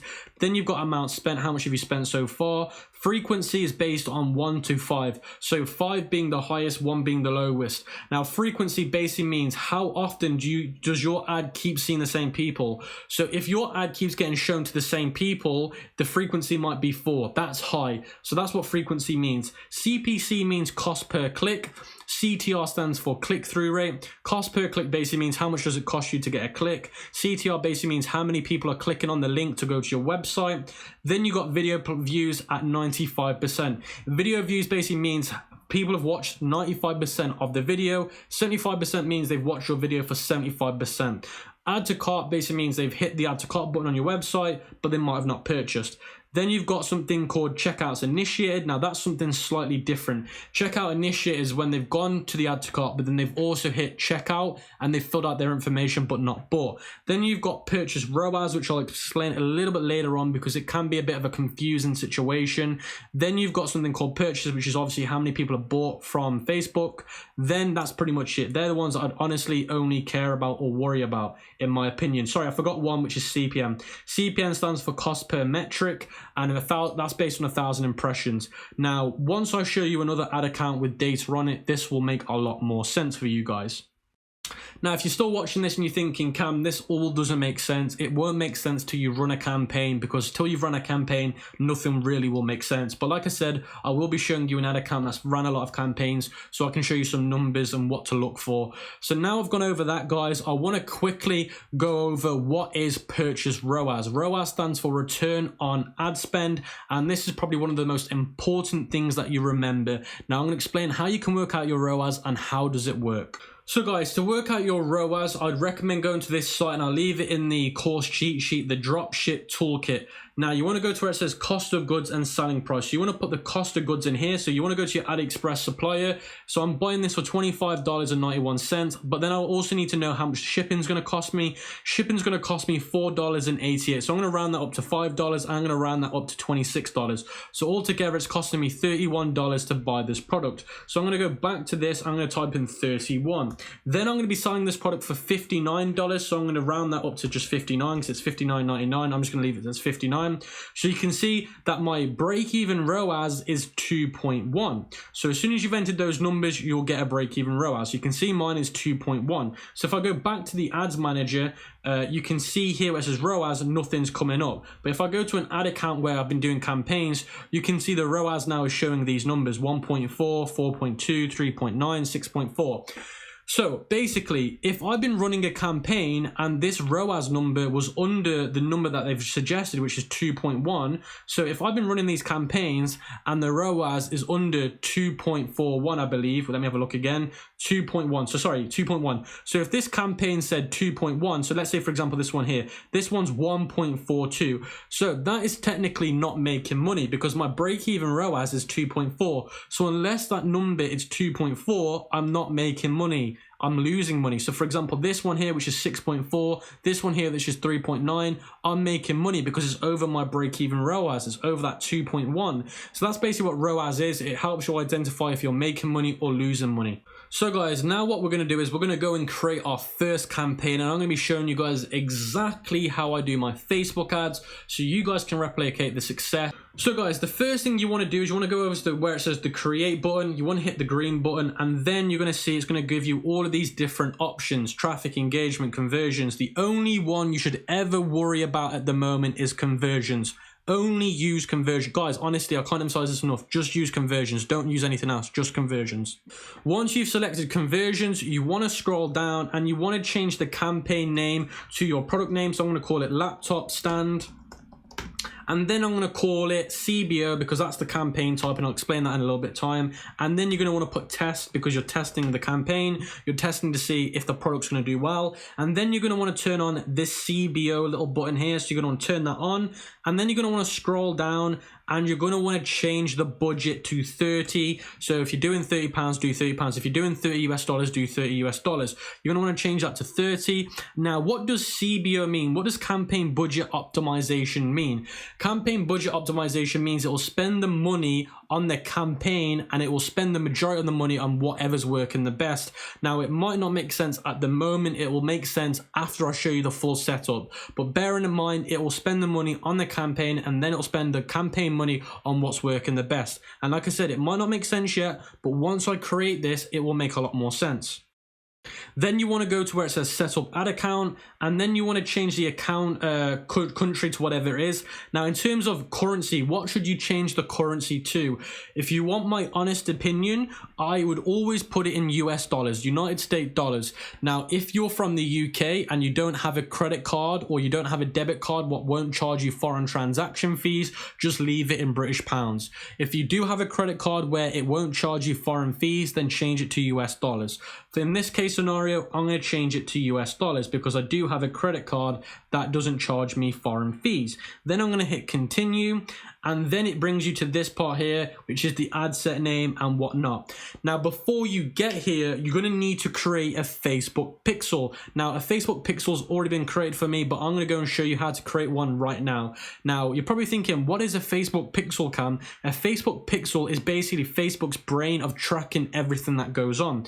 So the pixel will be embedded on your website, and anybody that goes to your website, the pixel will pick up on their behavior, so it can work out their behavior, and then it can make your Facebook ads a lot more stronger. So let me show you how to create the Facebook pixel and then how to set it up on your Shopify store. So guys, this is how you make a Facebook pixel. Now, if you're a complete beginner to Facebook ads and you've never ran Facebook ads, when you're in this part of the Facebook ads, it should tell you to make a Facebook pixel. If you've already got one or you don't think you have one, then go to the Events Manager in the menu bar, and then it will come up here if you have a pixel. So if you have a pixel, it will come up on here saying you've got one. If you haven't, it will look like this. Then you want to go to where it says Add New Data Source, Facebook Pixel, and then it should take you to a screen like this. You want to paste your URL to your website, then you want to hit Continue. Once you hit continue, it will take you to a page that looks like this. You want to go to where it says add a code using existing partner, and then you want to select Shopify, and then you want to keep turn off automatic advanced matching. You want to make sure that's turned on, and then you want to hit continue, and then you want to hit continue again, and then you want to get this code at the bottom, this number code at the bottom. You want to copy that, and then you want to go to your Shopify dashboard, go to online store, go to preferences, scroll down to Facebook Pixel ID, paste it in there, and then you want to hit save.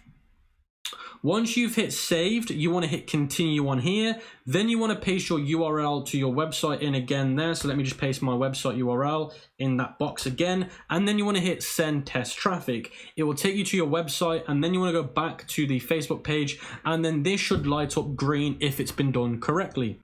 So once you've done it, it should say active, and as soon as it says active, you just want to hit continue, and then you just want to hit the X button, and then what you want to do is you want to go back to your settings here, and you want to scroll down, and you want to make sure that track events automatically without code is turned on. This will help with the tracking of the events, and then that's your Facebook pixel done, and then you can go off that page and go back to the Ads Manager page, here, and then you should have your Facebook pixel come up. You're going to hit it, and then it come down in the drop down menu, you select it, and then you should have your ID code there. And as soon as that's done, you don't need to worry about the Facebook pixel again.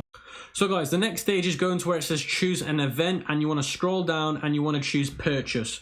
That's all you want to do. You want to do website, purchase, and then even if it's red, ignore it. Like, honestly, anything that Facebook tells you about, like, your ads might not be optimized, ignore them. Like, honestly, Facebook talks absolute BS. Just ignore them. Select purchase, carry on going down. And then you want to go to where it says show more options. You want to keep this the exact same. And then you want to scroll down to where it says locations. You want to hit edit, and then you want to hit add locations in bulk, select countries, and then you want to go to Google again and type in ePacket countries, and then you want to paste them in that box.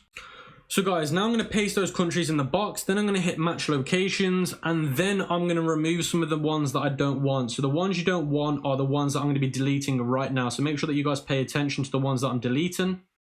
So guys, you can see the ones that I've just deleted there. Then you want to hit save this list to use again, add 36 locations, and then you want to call it ePacket. And then again, you won't have to do that again because it will save them. So next time, you don't even have to do that again. So it makes life so much easier. And then you want to keep the age the same, 18 to 65. Personally, that's what I keep it at. But if you want to adjust it slightly, you can change it to 21 to 65. Completely down to you, sorry. Now, in terms of genders, obviously that depends on the product you're selling. Now, if you're selling a product just for women, you'd change it to women. But I'm doing a product that could be men and women. Now, detailed targeting is the bit where you're basically saying, look, Facebook, these are the kind of people that I want to basically hit with the Facebook ads. Now, in terms of detailed targeting, these are some great ideas on how to find great So guys, the next part is the detailed targeting box. Now, this is basically you saying to Facebook, look, these are the kind of people that I want my ad to be showing to. Now, in this box, I'd recommend you enter things like magazine names, just searching for certain things, and I'll be showing you that in a minute. So you can use magazine names, influencers, you can do things like sports, activities, things like that. But let me just show you an example right now. So I'm doing a laptop stand, so I might just want to literally type in laptop. And you can see straight away laptops coming up. Now, a lot of people really over confuse this, and I just don't understand why they'd do that. Honestly, I can't emphasize this enough. Just keep it simple. Like I said, I'm doing a laptop stand and I've typed in laptop. Now, when it comes to detailed targeting, you only want to do one interest per the box. So you would not want to add anything else inside of this box. Just leave it empty. Then what you want to do is you want to hit narrow, you want to hit exclude people, sorry. You want to hit the exclude people box, and you want to type in AliExpress into here. So you want to type in AliExpress, and then you also want to exclude Amazon if you want. So if you wanted to, you could type in Amazon in here as well, but I always exclude AliExpress just in case, because you don't want people to see your ad that are interested in AliExpress. It just wouldn't make sense, would it? Now what you want to do is you want to hit the show more options. You want to change the language to English all, because if your ad's in English, why would you want to show it to people that don't speak English? It wouldn't make sense. Now the thing that's important is the potential reach. You want your potential reach to be between 1 million and you want your potential reach to be between 5 million and 100 million. So the next thing that you're going to want to do is you're going to want to scroll back to the top, and you're going to want to change your ad set name to whatever you've done in the targeting. So I've done laptop as the interest, so I'll always start this off at laptop. Then I'm going to call it whatever countries I've done, which is ePacket. So I'm calling it the ePacket countries. Then I'm going to do the ages, so it's 21 to 65. And then that is pretty much it. That's all you want to do. That's as simple as it can get. Then you want to scroll down. Now, what is an ad set? You're probably thinking, Cam, what's an ad set? So you've got a campaign, you've got an ad account, and you've got an ad set. So the ones you should be worried about is the ad campaign, ad account, and ad. So the ad set is where you target people. So the ad set is the targeting, it's the audience, it's the demographics, it's the people that you want to be shown to when you advertise on Facebook. The ad is the video, it's the actual creative part, it's the bit where people see it, the video, the headline, the thumbnail, that's that part. So the marketing, the creativity part is the ad, the targeting part, the people that you want to hit is the ad set, and the campaign is just the objective. So that's as simple as I can try and get it for you guys to understand. Then you want to scroll down and you want to change this to automatic placements. Now, if you go into manual placements, I just want to do this to show you what I was on about before. You can see in manual placements, Instagram feeds is a placement. So what I said to you guys before is Facebook and Instagram advertising is technically the same thing, because in Facebook you can target Instagram, but you want to always leave this on automatic placements. Let Facebook decide what's working the best for your campaign and for your ad sets. Then you want to go to ad set spend limit, you want to edit it, and you want to set a $5 or $3 minimum spend. Now because I'm doing $30 a day, I'm going to be doing $3 a day as a minimum spend. If you were doing $50 a day on the campaign, so if I go back to the campaign, you can see here it says 30, I would change that to 3. If I was doing $50 on the campaign, I would change it to $5. So I hope that makes sense. If you were doing $100 a day, you'd change it to $10 per ad set. I hope that makes sense in terms of the minimum ad set spend. Now you're probably thinking, Cam, what does minimum ad set spend actually mean? It means that you're given an ad set a minimum spend of $3 by Facebook, because this will make sense even again. The next thing you want to do is you want to scroll down. And you want to go to here where it says show more options underneath the optimization and spending controls. And then you want to hit the edit, and then you want to put a minimum spend of $3 in this box. Now, a minimum ad set spend is you saying, look, Facebook, I want you to spend just $3 at minimum on this ad set, and then the rest of the money is up to you where you want to spend it. But the reason why you set minimum ad set spend is because it lets Facebook know, look, I want you to spend at least that much money on an ad set. Now, if you don't set a minimum spend, Facebook can be quite funny on how they spend the money, and they can be quite unfair on how they spend it in the beginning stages. Now, in the beginner stages, you don't want Facebook to be biased because you're just starting out. You want them to give things everything. You want everything to have an even chance to start with. And then after you've done the campaigns for a little bit of time, once you get some feedback, then obviously Facebook then should alter how much they spend on certain things based on the results they've got. So that's why you want to set a minimum spend. And again, this might not make sense till I've done all of the campaigns and ad sets in today's course.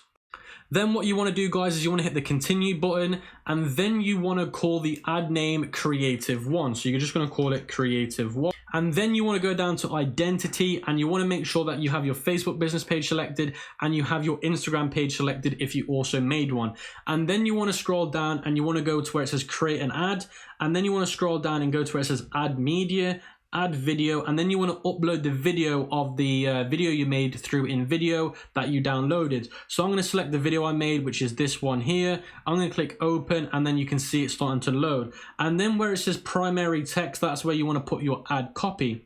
So guys, you can see I've just filled this in. In the headline, you want to put your headline, which I talked about with you guys before, which is enhance your productivity. And then in the description, you put free shipping. You put that all the time. And then in the actual primary text, that's where you put the ad copy. So I hope that makes sense. Ad copy goes in primary text. Headline goes your headline. In description, you always put free shipping. And then where it says website URL, you'd put your website URL. For example, mine was dealsunit.com or unitdeals.com. And then you want to change the call to action button to be shop now. And then once your video has been uploaded, you want to click edit video. And then you want to go to thumbnail, then you want to go to custom, and then you want to hit upload. And then you want to upload that thumbnail you made in Canva. So as soon as your thumbnail has been uploaded, you want to select it, and then you want to hit continue, and then you want to hit save. And then you can see now, guys, when you scroll down, you can see that's your thumbnail right there. And you can see it's starting to look really, really good. And you can see before the video plays, it shows an image. And then when you click on the video, it will play the video. So it's just to get people enticed to watch the video and get their interest sparked so they actually go and watch the video. Then once that's all done, you can click confirm. So guys, you should see that I'm currently in the ad set level of my campaign. You can see here, this is how your screen should look.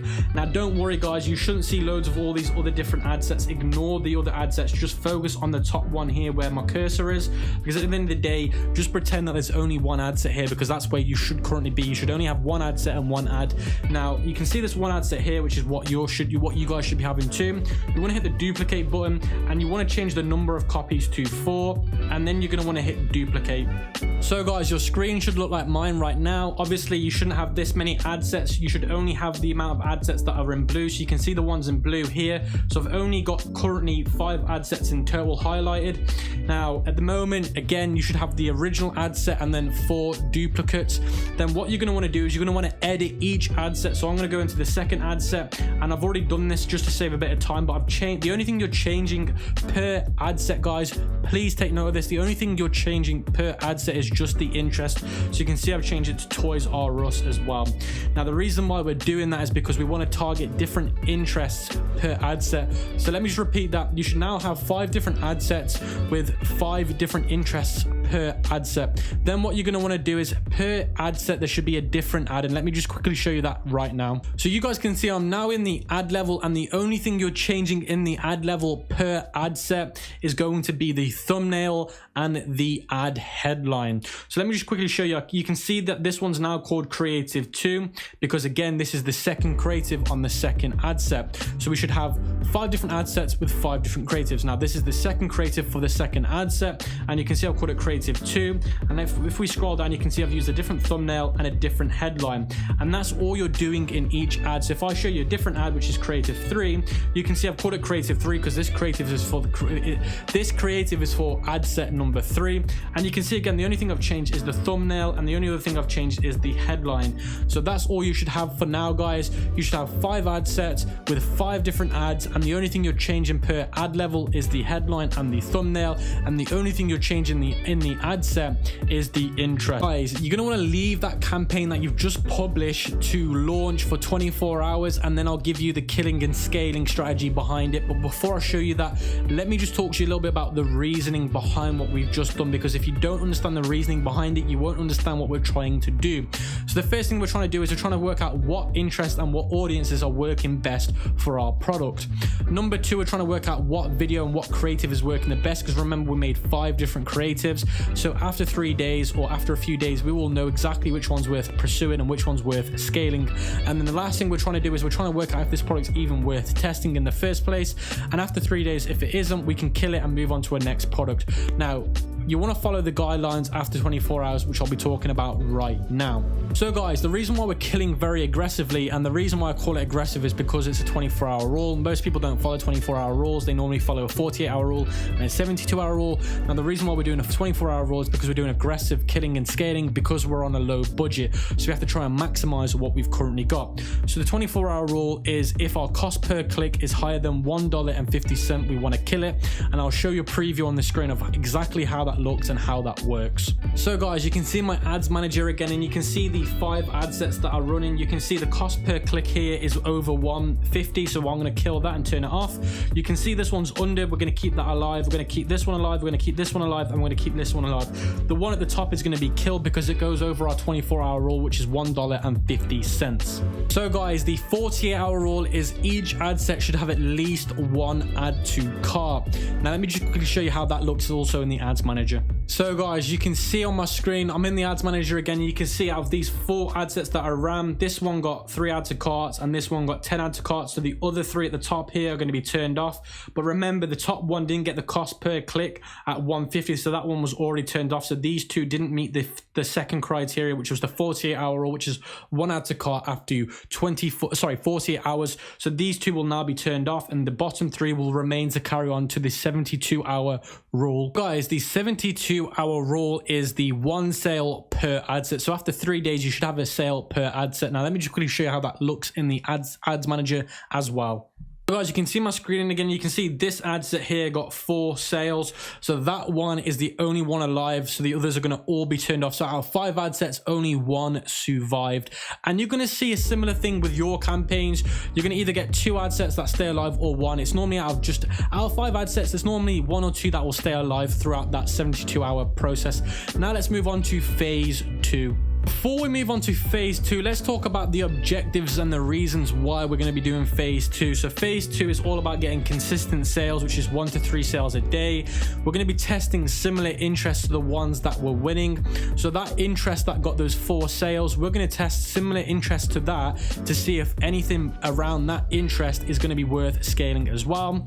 Then the next thing we're going to be doing is we're going to also be using the actual ad creative, the actual creative that was was with that winning ad set, and we're only going to be using that ad now for our future ad sets because we know for a fact that that is the winning creative.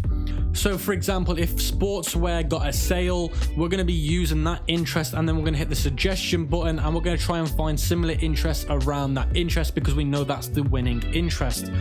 Now, for example, if creative 2 is the one that got the sales, we're going to be using that creative from now on throughout our whole campaign. So guys, you can see my screen again, and you can see this ad set is the one that's the winning ad set. So what I'm going to want to do is I'm going to want to click edit on it, and what I'm going to want to do is I'm going to want to scroll down to where it says detail targeting, and you can see here this is the one that got the 4 sales. So I'm going to want to hit suggestions, and anything related to toys is because remember, this is the winning ad set. This is the one, this interest here is the one that got us our 4 sales. So we're going to want to make sure that anything related to this interest in the suggestion box is something that we can use for our new campaign. So what you're going to want to do is you're going to want to jot down 5 different interests related to your winning interest.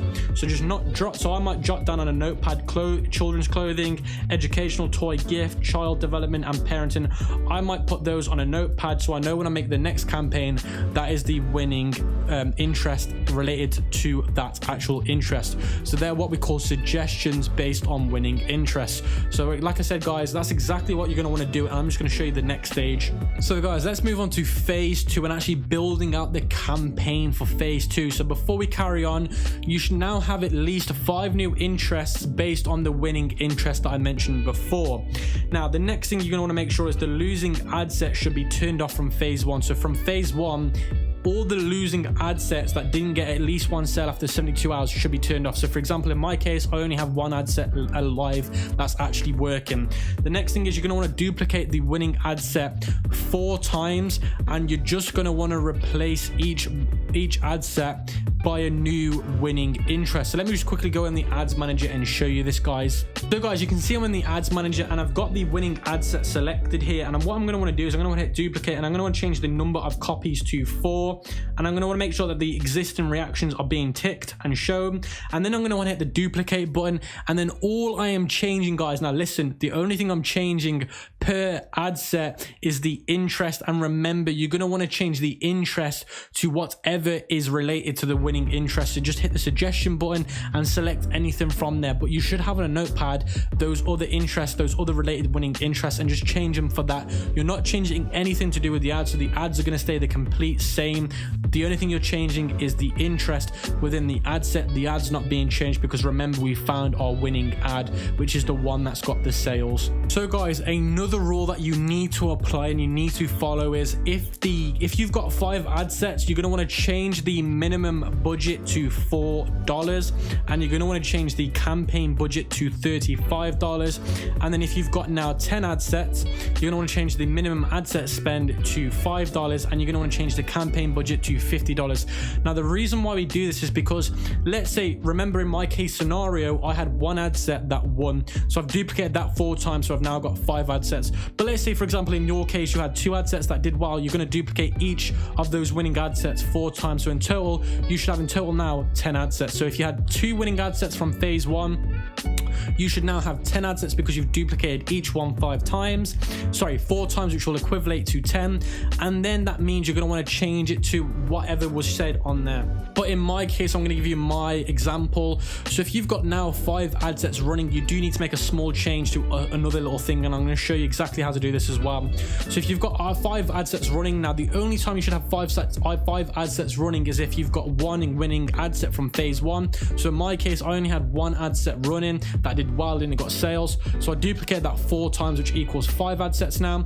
If that is the case and you've done the exact same as me, you're going to want to change the campaign budget to $35, and you're going to want to change the minimum ad set spend to $4, and I'm going to show you how to do that in a minute. Now if you've had 2 winning ad sets from phase 1, so if to do that, you should have 2 ad sets from phase 1 that had 1 sale each.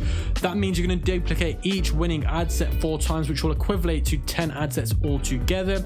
If that is you, you're going to want to change the campaign level budget to $50, and you're going to want to change the minimum ad set spend to $5. So let me just quickly show you how to do that in my case if you had one winning ad set which you duplicated 4 times, which equals 5 ad sets. So guys, you can see my ads manager, and again let me just quickly show you how to do this small adjustment. So you can see now in the ad set minimum spend I've changed it to $4, and you can also see in the campaign level I've changed the campaign budget to $35. So let me just repeat exactly what we've just done. So again, if you've been able to move on to the next phase, which is phase 2, you're duplicating your winning ad set. So if you have 2 winning ad sets, you duplicate each winning ad set 4 times, so in total you should have 10 ad sets. If you only had one like me, you duplicate it 4 times and you should have 5 ad sets in total. And the only thing you're changing per ad set is the interest, and you're hitting the suggestions and you're picking anything related to that winning interest. That way you know you got a high chance of those interests doing well as well. Now the next thing you're doing is you're not changing the ad, you're only using your winning ad. So if your winning ad was with Creative 3, that is the only creative you should be using now. And then the next thing you're doing is you're changing the campaign budget and the campaign ad set minimum spend based on those rules that I've just mentioned. And if you don't remember, rewind back and follow the video from now on. Now let's move on to phase 2 and phase 3. So guys, let's just quickly cover phase 2, killing and scaling. So now after 24 hours, this is the new rule. So after 24 hours, if you've not got at least a cost per click lower than $1, then turn the ad set off. So remember, if the cost per click is now higher than $1, turn it off.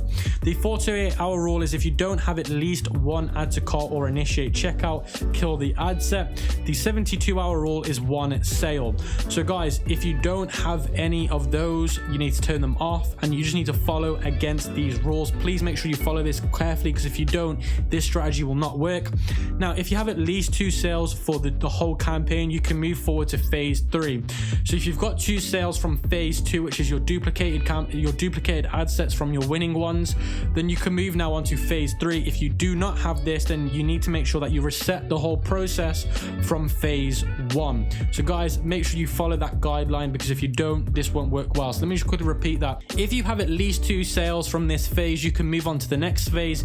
If you don't have at least 2 sales, then just make sure that you go from phase 1 and repeat the process. Let's talk about what the objectives are for phase 3. So the objectives for phase 3 is collecting more positive data for our target audience, and the next thing is so we can build a profitable lookalike audience. So phase 3 is all about getting all that nice juicy data so we can create some lookalike audiences, and we can smash it with that and get profitable and make a lot of money. So guys, let's go over phase 3 and how to set up the campaign for phase 3, which is our scaling phase. Now, duplicate the winning ad set twice into a new CBO campaign. So if you're at this stage, you should have at least 2 winning ad sets. So you're going to duplicate each winning ad set twice. So in total, you should have a minimum of 4 ad sets. So if you have 4 ad sets, make the campaign budget $50 with a minimum ad spend of $5. If you have 6 ad sets, make the campaign budget $60 with an ad set minimum spend of $5. If you have 8 ad sets, make the campaign budget $70 with an ad set minimum spend of $6. So for example, if mother care, baby care have a sale in phase 2, I would duplicate each ad set twice, not changing anything but the ad set campaign spend and the minimum ad set spend. So that's exactly what we're doing in phase 3. The ad set is the same setup, but the only thing you're doing is you're just using the winning ad from phase 1. So if you have 2 winning ads, pick the one with the best CTR and link clicks. So from phase 2, if you have 2 winning ads, then the best way to obviously differentiate the one is by looking at the CTR and the link clicks, and then you can pick which ad was the winning ad, guys. Now that is only applicable for those that had 2 creatives in phase 2. So if you got to phase 2 and you had 2 winning ads, then at phase 3 you want to pick the winning one by checking the link clicks and the link clicks and the CTR. So make sure that you follow this, guys. It might get a little bit confusing. Just rewind the video a little bit and follow along. It will make sense eventually. And if you really are struggling, just book a consultation call so I can help you through the process. So guys, we're going to let that campaign run for 24 hours up to 72 hours. Now the rules for killing and scaling with the new campaigns are, we are going to kill aggressively like usual because we're on a low budget, guys. Now the 24-hour rule is if the cost per result is higher than $20, then kill an ad set. So if the cost per result for an add to cart or a purchase is higher than $20, turn the ad set off. The next thing is the 48-hour rule. So if the amount spent is higher than $20 per ad set, kill the ad set. If you have at least one sale for the whole campaign, you can move forward to phase. If you have 0 sales or unprofitable sales, reset the whole process to phase 2 and start again. Before I move on though, I'm just going to show you each of those killing and scaling rules in the ads manager so it all makes sense, so you don't get confused either before I move on. So guys, you can see my ads manager, and the first rule was the 24-hour rule, and the 24-hour rules is if the cost per purchase or result is higher than $20, we're going to turn it off. So you can see here, this one's $25, so I would turn that off. Then the second rule is if the amount spent is higher than $20, we're going to turn it off. So let me just quickly show you that too. So guys, you can see the amount spent is $15, so I'm not going to turn it off, because at the end of the day, if the amount spent was over 20, I would turn it off, but in this case it's only $15, so I'm going to keep this one running. Then the next rules is as long as you had one sale, then you can move forward to phase 4, and if you don't have any sales or unprofitable sales, you can go back to phase 2 and repeat the process from phase 2. Now let's move on to the next stage. So guys, phase 4 is all about scaling with increasing campaign budgets. So increase the daily budget on your campaign by 30 to 50% every 3 days if the campaign remains profitable. So if your break-even ROAS is, for example, 2.1, and for the last 3 days your campaign ROAS is 2.3, you're going to want to increase your campaign budget by either 30 to 50%. Now, I definitely recommend picking a percentage based on how profitable you are. I'm not going to tell you exactly, because it really depends on so many different variables, but I like to stick between the 30 and 50% rule, because that way you're not going to overdo it and throttle the ad set or campaign level. So let me just repeat that again. Increase the daily budget by 30 to 50% every 3 days as long as the campaign remains profitable by the ROAS level. So let's say, for example, my ROAS is 2.1. If the ROAS for the last 3 days was 2.3, I would increase my campaign budget, and you're going to want to do that every 3 days.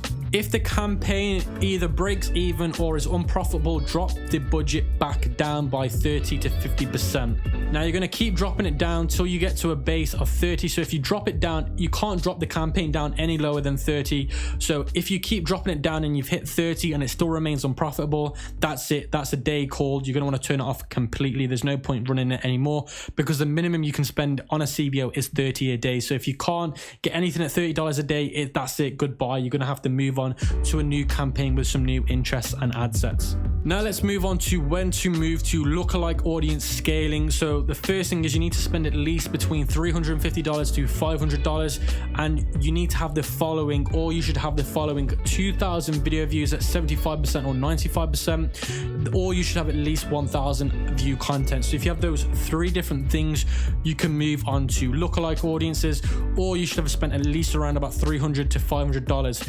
But to even spend $300 to $500, you should have at least those other metrics, which is 2,000 video views at either 75% or 95%, or you should have at least 1,000 view contents. If you don't have those, do not go on to lookalike audiences. It just won't work, it won't populate, or it won't spend and make money. So guys, that is the lookalike audience metrics and what you need to actually get on to doing the lookalike scaling for this actual process. Managing cash flow. Now this is very, very important, because a lot of people scale beyond their needs, because at the end of the day, if you can't afford to scale, don't do it.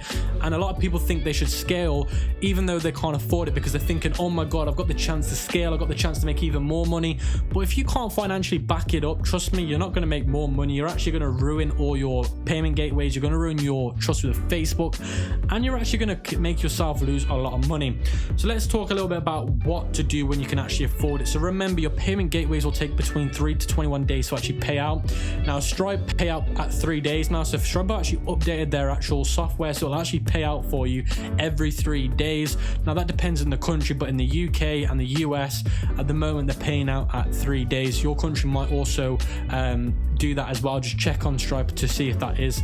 Now with PayPal, I get paid out straight away with PayPal, but sometimes some people it'll take 21 days. Now why the reason why I'm telling you that is because if you're trying to scale and your payment gateways haven't paid you yet, you've got no money to scale with, guys, so do bear that in mind. You might not be able to scale based on how often your payment gateways pay you. Next thing is, I would recommend getting a business credit card. Now, the reason why I would recommend doing that is because if you're waiting for your payment gateway to pay you, it means you might not be able to afford fulfilling orders, and if you don't fulfill orders, you're going to get a lot of chargebacks and a lot of returns, which is not good for your business.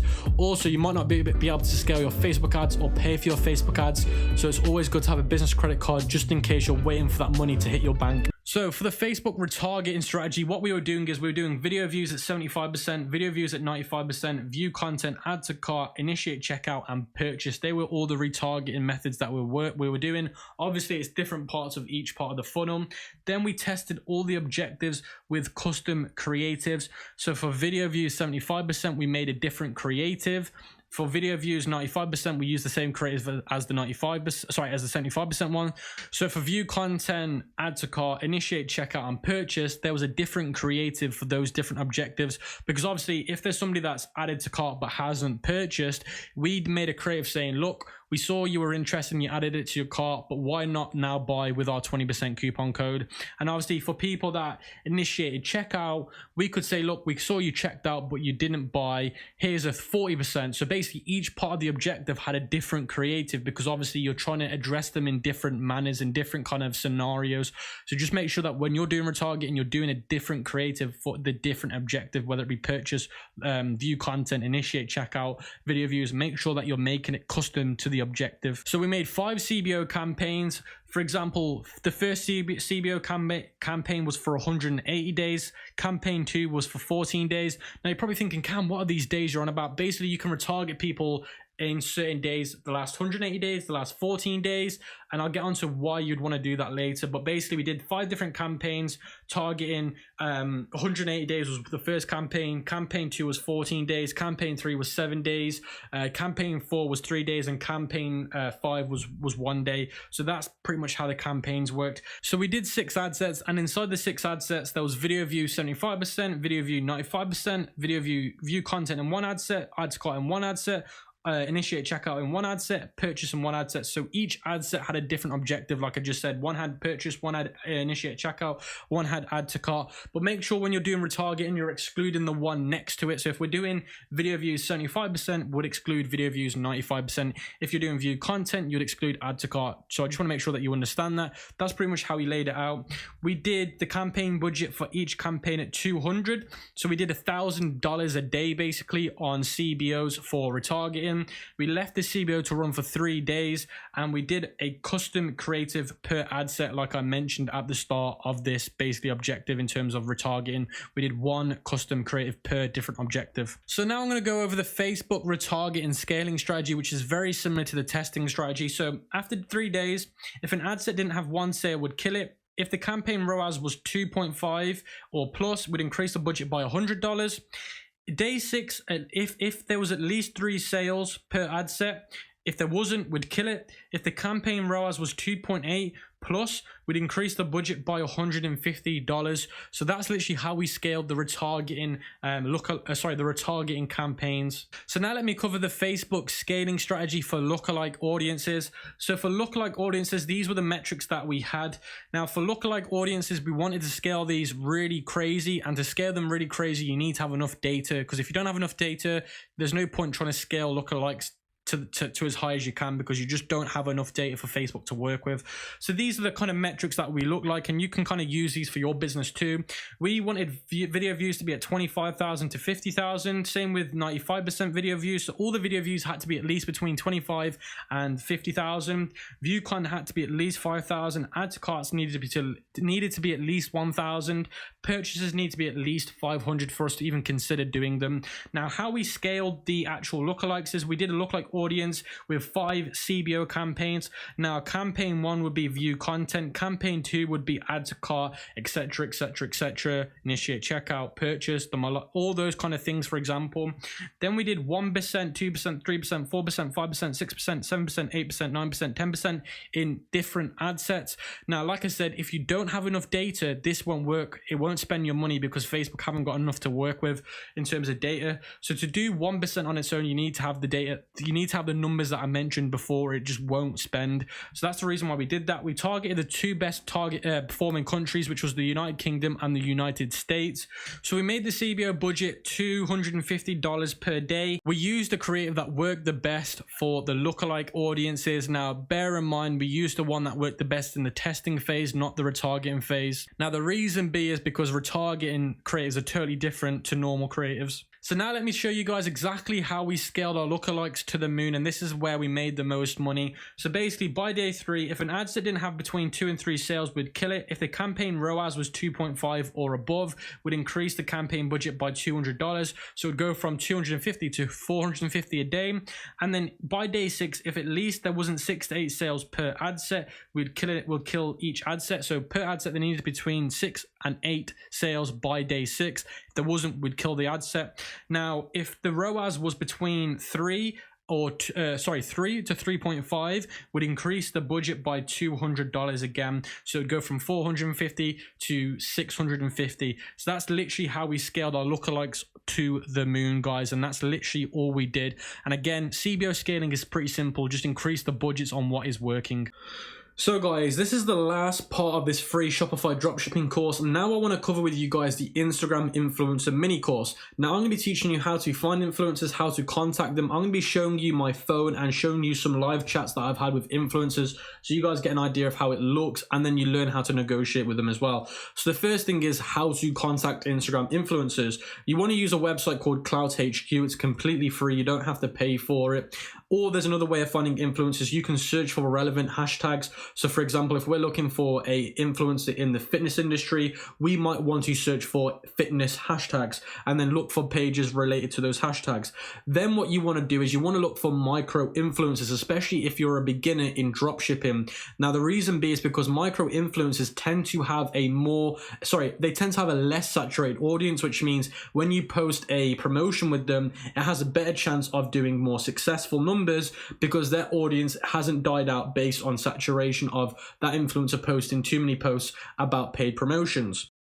Another reason why you want to work with micro influencers is because they're a lot cheaper. The price range is between $15 and $50. Not just that, but they're a lot more easier to contact, they're easier to get responses from, and they're better to negotiate with. Now, in terms of the ways you can pay them is you can offer them a commission. So instead of paying them an upfront sum of money, you can say, look, we'll go 50-40. I'll keep 50% of the profits. You keep 40% of the profits. I'll send you a unique URL so you can track how much money you make and how much traffic you get me. Now you can download an app on Shopify to do that. There's a lot of them. It's just an affiliate app. Now that's one way of working with a micro influencer. Now the way that I prefer to work with a micro influencer is by paying them up front. And again, I pay them between $15 and $50. Now in terms of how long you should pay them for is for 4 hours. Now I always recommend when you reach out to micro influencers or any influencer, you ask about a 4-hour post, a post on their page and a story post and a link in their bio. Now, some influencers might say we don't do a link in my bio, but I'm more than happy to do a page post and a story post and tag you in it. If that's the case, you just want to ask about a 4-hour post. Now, you're probably thinking, why only 4 hours? Because the success of an influencer's post has been deemed to be seen within the first 4 hours. So why pay an influencer for 24 hours when the first 4 hours is the most important part? You might as well only pay for those 4 hours which you're going to get the most traction from. So instead of spending, let's say, $50 for a 24-hour post, you can pay $30 and get a 4-hour post and get pretty much the same results. Now, in terms of what engagement rate an influencer should have is between 2.5% and 3%. That is the bare minimum they should have, and that is the industry standard. Now, you want to judge your influencer based on their last 5 posts on their page because you're only as good as your last performance. So it's very important that you judge them on their last recent posts. So guys, this is the Clout HQ website that I was talking about. It's completely free. You just have to go to this bit here where it says directory, and it should take you to a page that looks like this. And then you've got the influencer search box. Now you want to enter keywords. So for example, I might want to enter fitness and then click enter. And then you can add between 3 and 5 keywords in this box. You can mess around with how many followers they have and the engagement rate. I personally leave it empty and then I hit the search button. So you guys can see as soon as it searched it, it's shown me now Instagram influencer pages related to the word fitness. And you can see here, there's a few people coming up. Now it's very important that you look at the engagement rate, and you can see this woman's engagement rate is awful. It's 0.35, which is very, very bad. But then you can see this woman here, she's just got above industry standard. She's got 3.6. If we click show more, it'll show us more Instagram related accounts to that hashtag, which is fitness. So once it loads, I'll show you some more, because at the end of the day, these accounts that are coming up at the moment are not very good. The one that's coming up here doesn't have a profile picture, which makes me a little bit worried, so I don't even want to look at them. So I'm just going to wait for this to load so I can have a look at some other accounts. But for now, I don't want anything under realistically 4%. I want to try and find a micro influencer with a 4% engagement and above. So guys, you can see I've just found this influencer, and he's got a 6.95% engagement rate, which is absolutely amazing. He's not quite a micro influencer, he's just above it, but that's more than fine. Honestly, anything under 1 million is quite good. Anything under 500,000 is even better. Anything at 100,000 and under is the best, but he's just a little bit over. What that could mean is he could charge a little bit more than $50, but his engagement rate is amazing. When you click his profile, it will give you some more statistics based on his engagement, based on when his page got created, and all that other stuff that I'd recommend you read and you look at, because these statistics are very, very important. So you can see when you scroll down, it tells you when the account was made. It tells you the average views, posts per day on average. That's very, very important, because if you don't know that stuff, because at the end of the day, you do not want an influencer that posts more than 3 times a day. If you do, then they're not going to be very successful. It also gives you their mention names. So you can click it, and then it'll take you straight to their Instagram page, and then you can have a look at it from there. So you can see now, I've got on their page. I want to see if they're active. I want to see how good they are. And you can see he's very, very, very good. He's got a very nice, clean Instagram feed. I can't complain. He shows exactly what I want him to show. It shows him using fitness products. It shows him using fitness products from home. I can tell he's doing paid promotions. You can see here the resistant band workout. That product that he's got in this image is from AliExpress, so he's obviously been paid by a drop shipper to advertise that product. So guys, before I actually show you my phone and show you some of the DMs that I've sent to influencers, I just want to show you guys the base template that I've created for you in the cheat sheet so you guys can use it. Now, I don't recommend just using it as it is. I do recommend changing it slightly. And when I show you my DMs, you'll see how I've changed it ever so slightly. So it starts off by saying, hello, I'm the owner and founder of, and then you want to say your business name. And then you want to say, we're reaching out to inquire about a sponsored post on their Instagram account. And then you want to compliment the influencer, because if you compliment them, you're going to get a better chance of a response, and then you're going to build a good relationship with them, which means you can barter with them on the price. Then you want to explain how your product can benefit their audience, because obviously they don't want to promote something if it won't benefit their audience. There will be no reason why to promote it. So you have to really emphasize why your product can really help their audience out. Then you want to talk a little bit about how you love the way they connect with their audience and you think it's unique, and that's why you feel like your product and them as an influencer would work the best. And then you want to give them some information about the page post that you want doing with them in terms of the influencer post. You want to say that you'll give them a 10% discount code if they use a special code. So let's say, for example, we're working with this guy called Men's Fitness. You might want to give him you might want to give him a coupon code called Men's Fitness 10% to get all his audience a 10% coupon code for them to get a 10% off their order. That way it feels like a unique voucher to their audience, which makes them feel special. And then you want to say to them, look, the details that I've got for you is I want you to do a 4-hour post. I want you to do it on your story and your page post. You want to be very precise on what you want doing. And then you can talk about, I'll send you the product and then you can review it, or I'll send you a video and then you can just post it on your Instagram story. So there's lots of different ways you can do Instagram influencing. And I will leave an article at the bottom of this cheat sheet to a link where it talks a little bit about, and I've written this whole article myself, it talks about different ways you can work with influencers, because there are loads of different ways you can work with them. You either sending them your product or you just sending them a video to post on their page or their story. Then you just want to say to them, look, can you get back to me please with pricing info and post requirements? And then you want to thank them for their time and you want to put your business as a signature. That way you look professional. Then normally after every 100 influencers you message, you'll get between 5 and 20 responses. Honestly guys, it's a game of numbers. You have to message a lot of these influencers if you want to message back. Now normally I will follow up with the influencer if they don't respond to me after 24 to 72 hours. And I'll just say, look, did you get my DM? I'm really interested in working with you. And normally they'll respond after you follow up with them.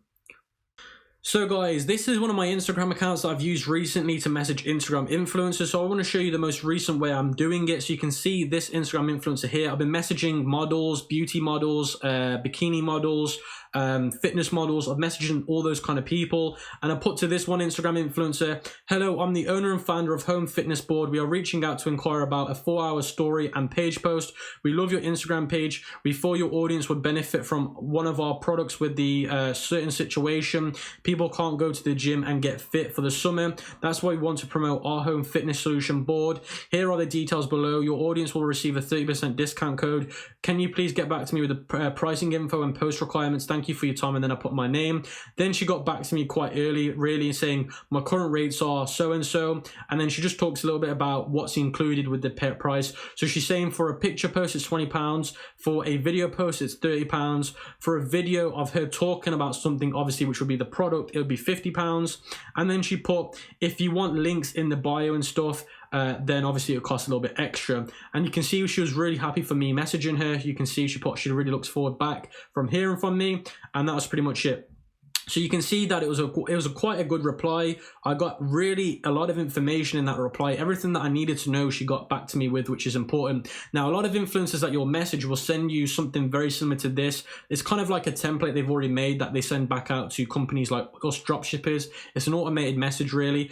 But in terms of how to find more influencers, and this is a tip that I do, is I go to their page, I hit the drop down menu there in the right hand side, and then all these pages that are coming up are related to her. So these are other great influencers that you could work with. So for example, if you find an influencer, let's say I use this woman as an influencer, for example, I could go on her drop down menu and find loads more influencers that I'm looking for under her suggested. So that's another great way of finding influencers. Now, if we look at some of the replies that I had from these influencers, so guys, if we look at another influencer that I messaged, she got back to me. I sent her the same message. She got back to me saying story post of £40. Then I put with a swipe up, she put yes. Then I sent her the video and she said, yep, that's fine. You always want to send the influencer the video that you have in mind of using, because sometimes you might pay them and they might say in the end, I don't want to promote that video because it goes against what I believe in. So always send them the video you plan on using before you actually pay them. Then if you plan on doing a story post with them, always ask them for their story views, and then they'll send you a picture of how many story views they get. And if they don't get a good amount of story views, then obviously it's not worth paying them. But in this case, she got between 5,000 and 6,000 story views. So that was actually a very good offer she offered me. I didn't go with her in the end because I found a better influencer. So guys, as soon as you're starting to get responses from Instagram influencers like I did, you want to work out which ones are the best for your money and engagement rates, work out which one's the best one, and then work with them. Now, I tend to say work with 1 or 3 influencers. Don't just work with one Instagram influencer. Try and work with at least 3 at one time, because that way you're going to enhance the results that you're going to get, especially when you're working with micro influencers. Now, as soon as you agree on the influencer to work with, you want to ask them for their PayPal email address, and then you want to send the money through goods and services. That way you're protected if they don't post the Instagram post, because some Instagram influencers will try and scam you and not do it. But if you pay through goods and services, then you can get your money back straight away. Now, as soon as you do work with the Instagram influencer, you want to make sure that they know the day to do it, and you want to ask them, look, what's the best day of me doing a paid promotion with you? So as soon as you've paid, you want to say, look, what's the best day now between me and you working together? When is the best time for you to post it? When is the best time for you? What day is the best time for you to do it? Now, they will know all of that. You should never pick when to tell them when to do it, because they know their audience. They know what time's the best for them. They can work it out. So always ask them for that, and then they'll schedule it accordingly. And then you just got to make sure that on the day, let's say 2 days later, it's the day of when they should be posting the Instagram post. You want to make sure on the day you say, look, are we still good for that paid promotion today? You've just got to make sure that you keep up to date with them, because sometimes they might say, oh, I might have to change it to tomorrow now because something's come up. So you always want to make sure that you keep up to date with them on when the post is going to go live.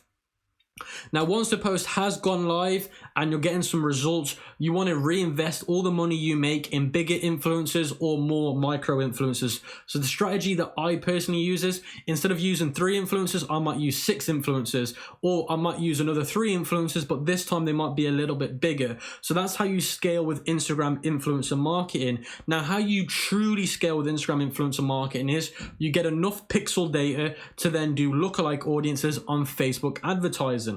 So guys, that's it for Instagram influencer marketing. That was a very quick mini course, but it was very in depth, and that's pretty much how I do things. Now, Instagram influencer marketing is very simple. It's just very time consuming, waiting for replies, getting replies back for the first message, finding the right ones. It is very time consuming, but if you do find some good Instagram influencers, then their results can be very, very good. Now, as promised, I will leave a link to this in the cheat sheet, and it goes over Instagram influencer marketing in depth. It talks a little bit about the different ways you can work with them, and it also talks about how you can track your progress. Let me know if I should make a new one soon, or let me know if I should carry on doing them every few months, but the updated versions of them. Make sure you like this video, make sure you leave a comment, and make sure you subscribe to the channel, because it took me between 3 and 5 days to actually make this video in terms of recording it and then editing it. So I'd really appreciate it if you guys can hit up the subs, and make sure you share this video with as many dropshippers as you can, because we're here to stop people from paying for paid courses.